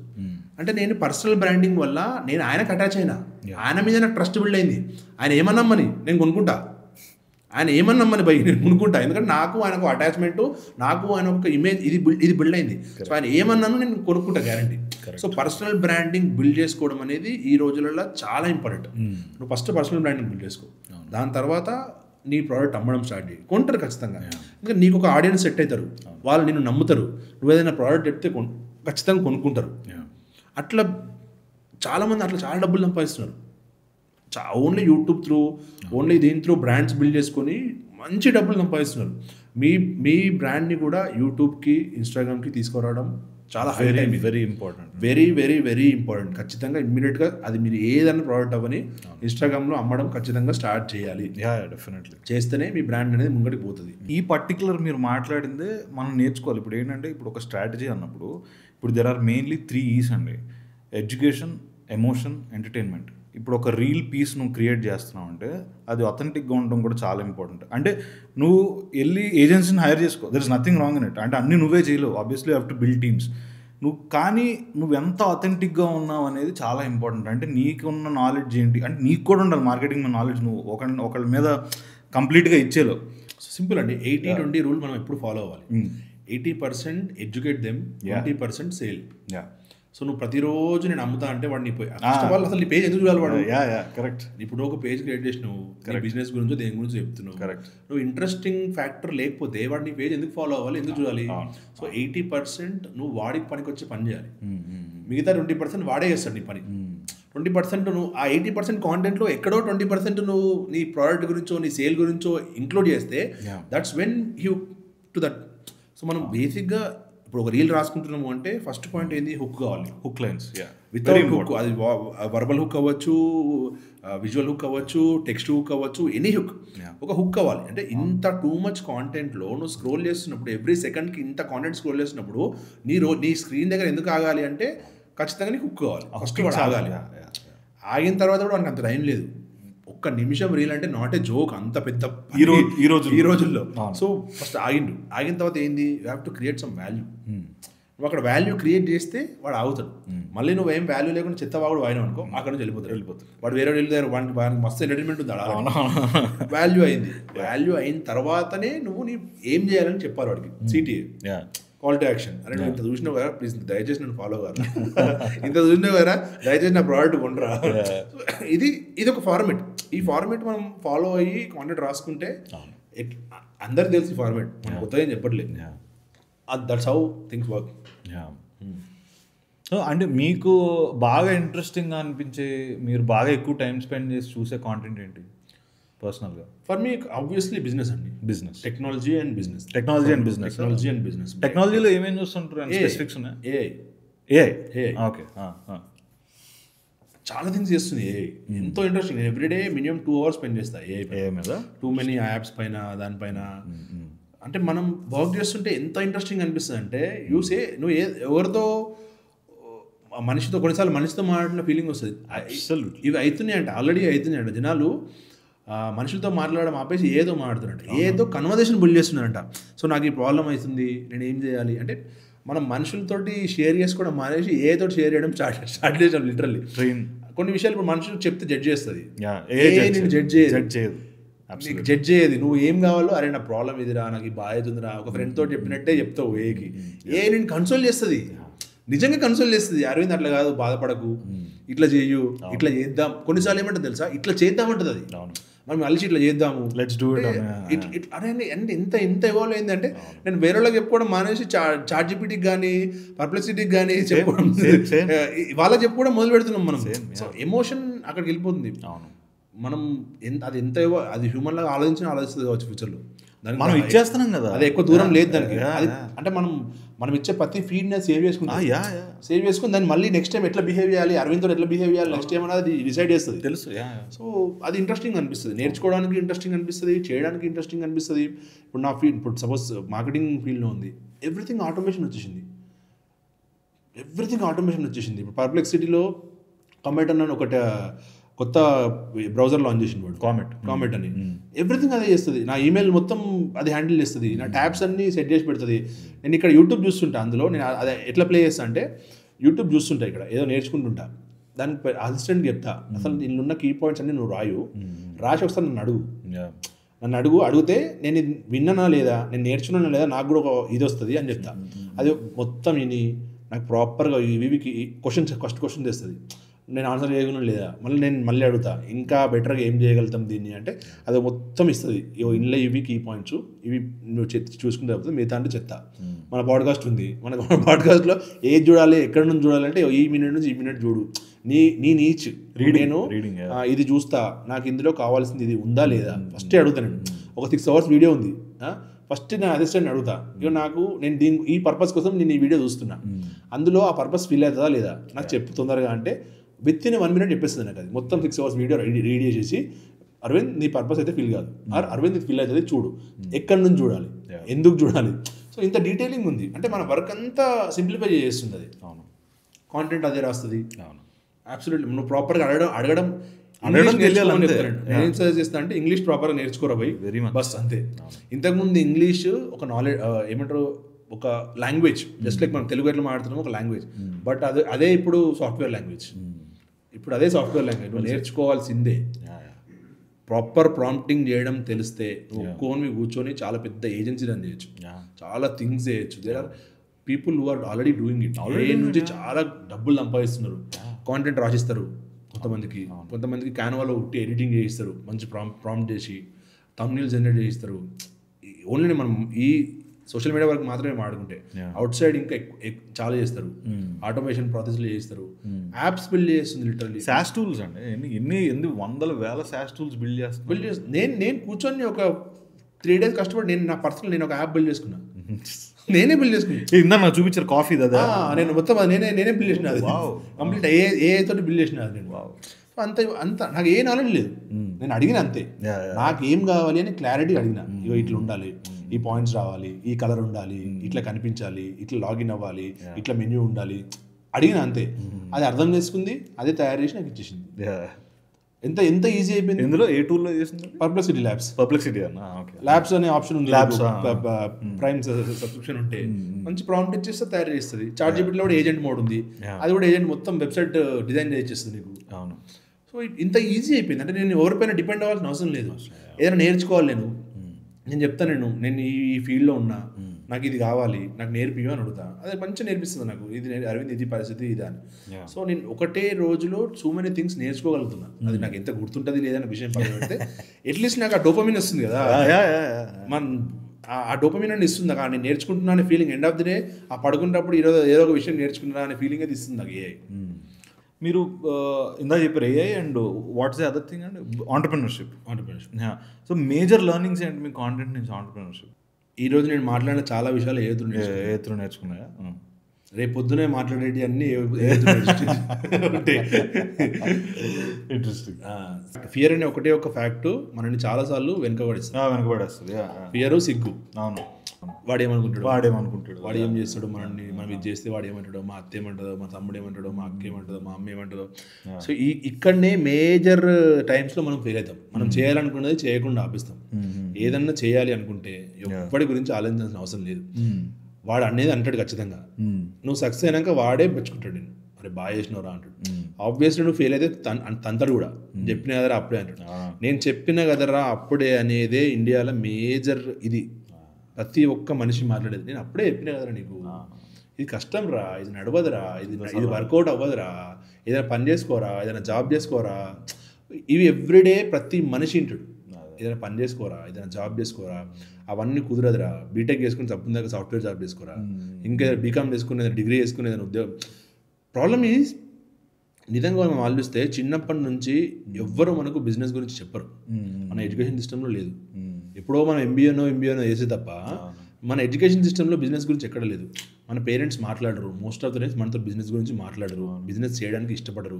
ఇప్పుడు అట్లీస్ట్ మారుతుంది అనుకో, ఈ జనరేషన్ మనం మారుతుంది. మన జనరేషన్, మా జనరేషన్ మేము ఉన్నప్పుడు చూస్తే బిజినెస్ అనేది అసలు out of the box question. అది నువ్వు చెయ్యొద్దు అసలు బిజినెస్. నువ్వు బిజినెస్ ఎట్లా చేస్తావు?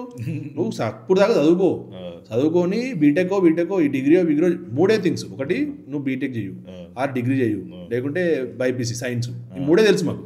నాకు ఇది దాటి ఏది తెలియదు, మనకు ఎవరు నేర్పించలేదు. బిజినెస్ అనేది చిన్నప్పటి నుంచి ఇంక్లూడ్ చేయడం వల్ల బెటర్ అవ్వచ్చు, మనం చాలా బెటర్ అవ్వచ్చు మనం. అంటే ఆబ్వియస్లీ రిస్క్ ఉంటుంది, బిజినెస్ అంటే రిస్క్ అండి. Obviously risk. ఇప్పుడు జాబ్ కూడా రిస్క్ అయిపోయింది. నువ్వు ఎంతో కష్టపడి చదువుకున్న జాబ్ ఇప్పుడు చేస్తుంది. అవును, ఏం జరుగుతుందని మనం ఆబ్వియస్లీ ఎప్పటికీ గెస్ చేయలేము. మనం సెక్యూర్డ్గా ఉంటాము అనేది ఎప్పుడు మనం చెప్పలేము. అది మీరు ఎన్ని మాట్లాడితే మళ్ళీ ఫిలాసఫీ సైడ్ వెళ్తుంది. అక్కడికి వెళ్ళాలంటే ఇంకొక గంట మాట్లాడతా. ఇప్పుడు క్విక్ సర్వీస్ QSRs ఉన్నాయి, you know quick service restaurants. So ఈ QSRస్లో మీకు మేజర్గా కనిపించే ఇష్యూస్ ఏంటి, అక్కడ ఉన్న ఛాలెంజెస్ ఏంటి, if you want to explain. Quick service అనేది easiest way of doing business 100%. ఎందుకంటే తక్కువ మెనూ. క్విక్ సర్వీస్లో ఆల్వేస్ చిన్న మెనూ ఉంటుంది, పెద్ద మెనూ మనం సర్వీస్ చేయలేము. సో చిన్న మెనూ ఎప్పుడైతే ఉంటుందో నీకు SOP చేయడానికి పాసిబిలిటీ ఎక్కువ ఉంటుంది. ఒక స్టాండర్డ్ ఆపరేషన్ పాలసీ ఫిక్స్ అయిపోతుంది. కస్టమర్ వెయిట్ టైం తక్కువ, వస్తాడు, తినేస్తాడు, వెళ్ళిపోతాడు. సో టేబుల్స్ తక్కువ, నీకు రిపిటేషన్ పెరుగుతుంది, కస్టమర్ ఎక్కువసేపు టైం వేస్ట్ చేయడు కాబట్టి. అండ్ మనం క్విక్ కామర్స్కి అలవాటు పడిపోయి క్విక్నెస్ తొందరగా అలవాటు అవుతున్నాం. అవునవును. సో ఇప్పుడు చూడండి, సక్సెస్ఫుల్ రెస్టారెంట్స్ అన్ని quick service restaurants. South India కూడా టర్న్ అవుతుంది, అంటే సౌత్ ఇండియన్ కుజిన్ కూడా క్విక్ సర్వీస్ టర్న్ అవుతుంది. పాసిబుల్ అది మనం 100% పాసిబుల్, 200% పాసిబుల్. నెక్స్ట్ జనరేషన్కి మల్టీ కుజిన్ రెస్టారెంట్స్ ఎక్కువ ఉంటాయి అనేది నేను అనుకోను. అంటే I mean to say fine dine restaurants, పెద్ద ఫైన్ డైన్ రెస్టారెంట్లు ఉంటాయి, చాలా తక్కువ ఉంటాయి. మనం సెలబ్రేషన్స్కి మాత్రమే పోయేలా ఉంటాయి, ఇంకా అల్ట్రా లగ్జరీలో ఉంటాయి. సెలబ్రేషన్స్కి మాత్రమే, ఈరోజు నాకు పెద్ద సెలబ్రేషన్ ఉంది, ఆ రెస్టారెంట్కి పోయి సెలబ్రేట్ చేసుకుందాం అనే కండిషన్లో మాత్రమే ఉంటాయి. డైలీ తినడానికి కనిపించవు. ఇప్పుడే నడుస్తలేవు అండి, చాలా మటుకు ఫైన్ డైన్ రెస్టారెంట్ నడుస్తలేవు. ఎందుకంటే క్విక్ సర్వీస్ జనాలు అలవాటు అయిపోయారు. ఇప్పుడు నాకు అక్కడ పోయి అంత పెద్ద మెనూ చదివి అందులో నుంచి ఒక ఐటమ్ ఆర్డర్ చేసి వాడు తెచ్చేదాకా కూర్చొని, అంటే ఇక్కడ నేను 2 hours టైం వేస్ట్ చేస్తున్నాను. నాట్ జస్ట్ టైం, మనీ, ఎక్కువ డబ్బులు ఇవ్వాలి అడిగి. Can you give me an example of any quick service restaurant హైదరాబాద్లో? అంటే పేరు చెప్పడం ఇష్టం లేకపోయినా రోడ్ నెంబర్ అన్నాను చెప్తే నాకు అర్థం. పేరు ఖచ్చితంగా చెప్పాలి కదా. సరే చెప్పండి అయితే. సరే, తాజా ఉంది quick service restaurant, Rameshwaram quick service restaurant, తెలుగురామ quick service restaurant, Satyababu biryani quick service restaurant. ఇవన్నీ క్విక్ సక్సెస్ఫుల్, మోస్ట్ ఎక్కువ వర్కౌట్ అవుతున్న ఇదే క్విక్ సర్వీస్లో వర్కౌట్ అవుతుంది ఇప్పుడు. సో అట్లా పెద్ద బ్రాండ్స్ కూడా క్విక్ సర్వీస్లోకి వస్తున్నాయి, చిన్న అవుట్లెట్లు పెట్టడము అట్లా చేస్తున్నాయి. Okay, that's a lot of conversation Aravind గారు. Thank you so much. మనం గంట మాట్లాడదాం అనుకుని చాలా గంటలు మాట్లాడినట్టు, 2.5 గంటలు మాట్లాడాము. అలా ఇంత పెట్టి కంటెంట్ ఉందో తెలియదు కానీ మాట్లాడేటైతే మాట్లాడే. But the most interesting podcast అన్నీ ఇలాగే జరుగుతాయి ఇప్పటిదాకా నాకు జరిగిన. ఓకే, ఎనీవేస్ థ్యాంక్ యూ అండి. Thank you so much for the time. See you.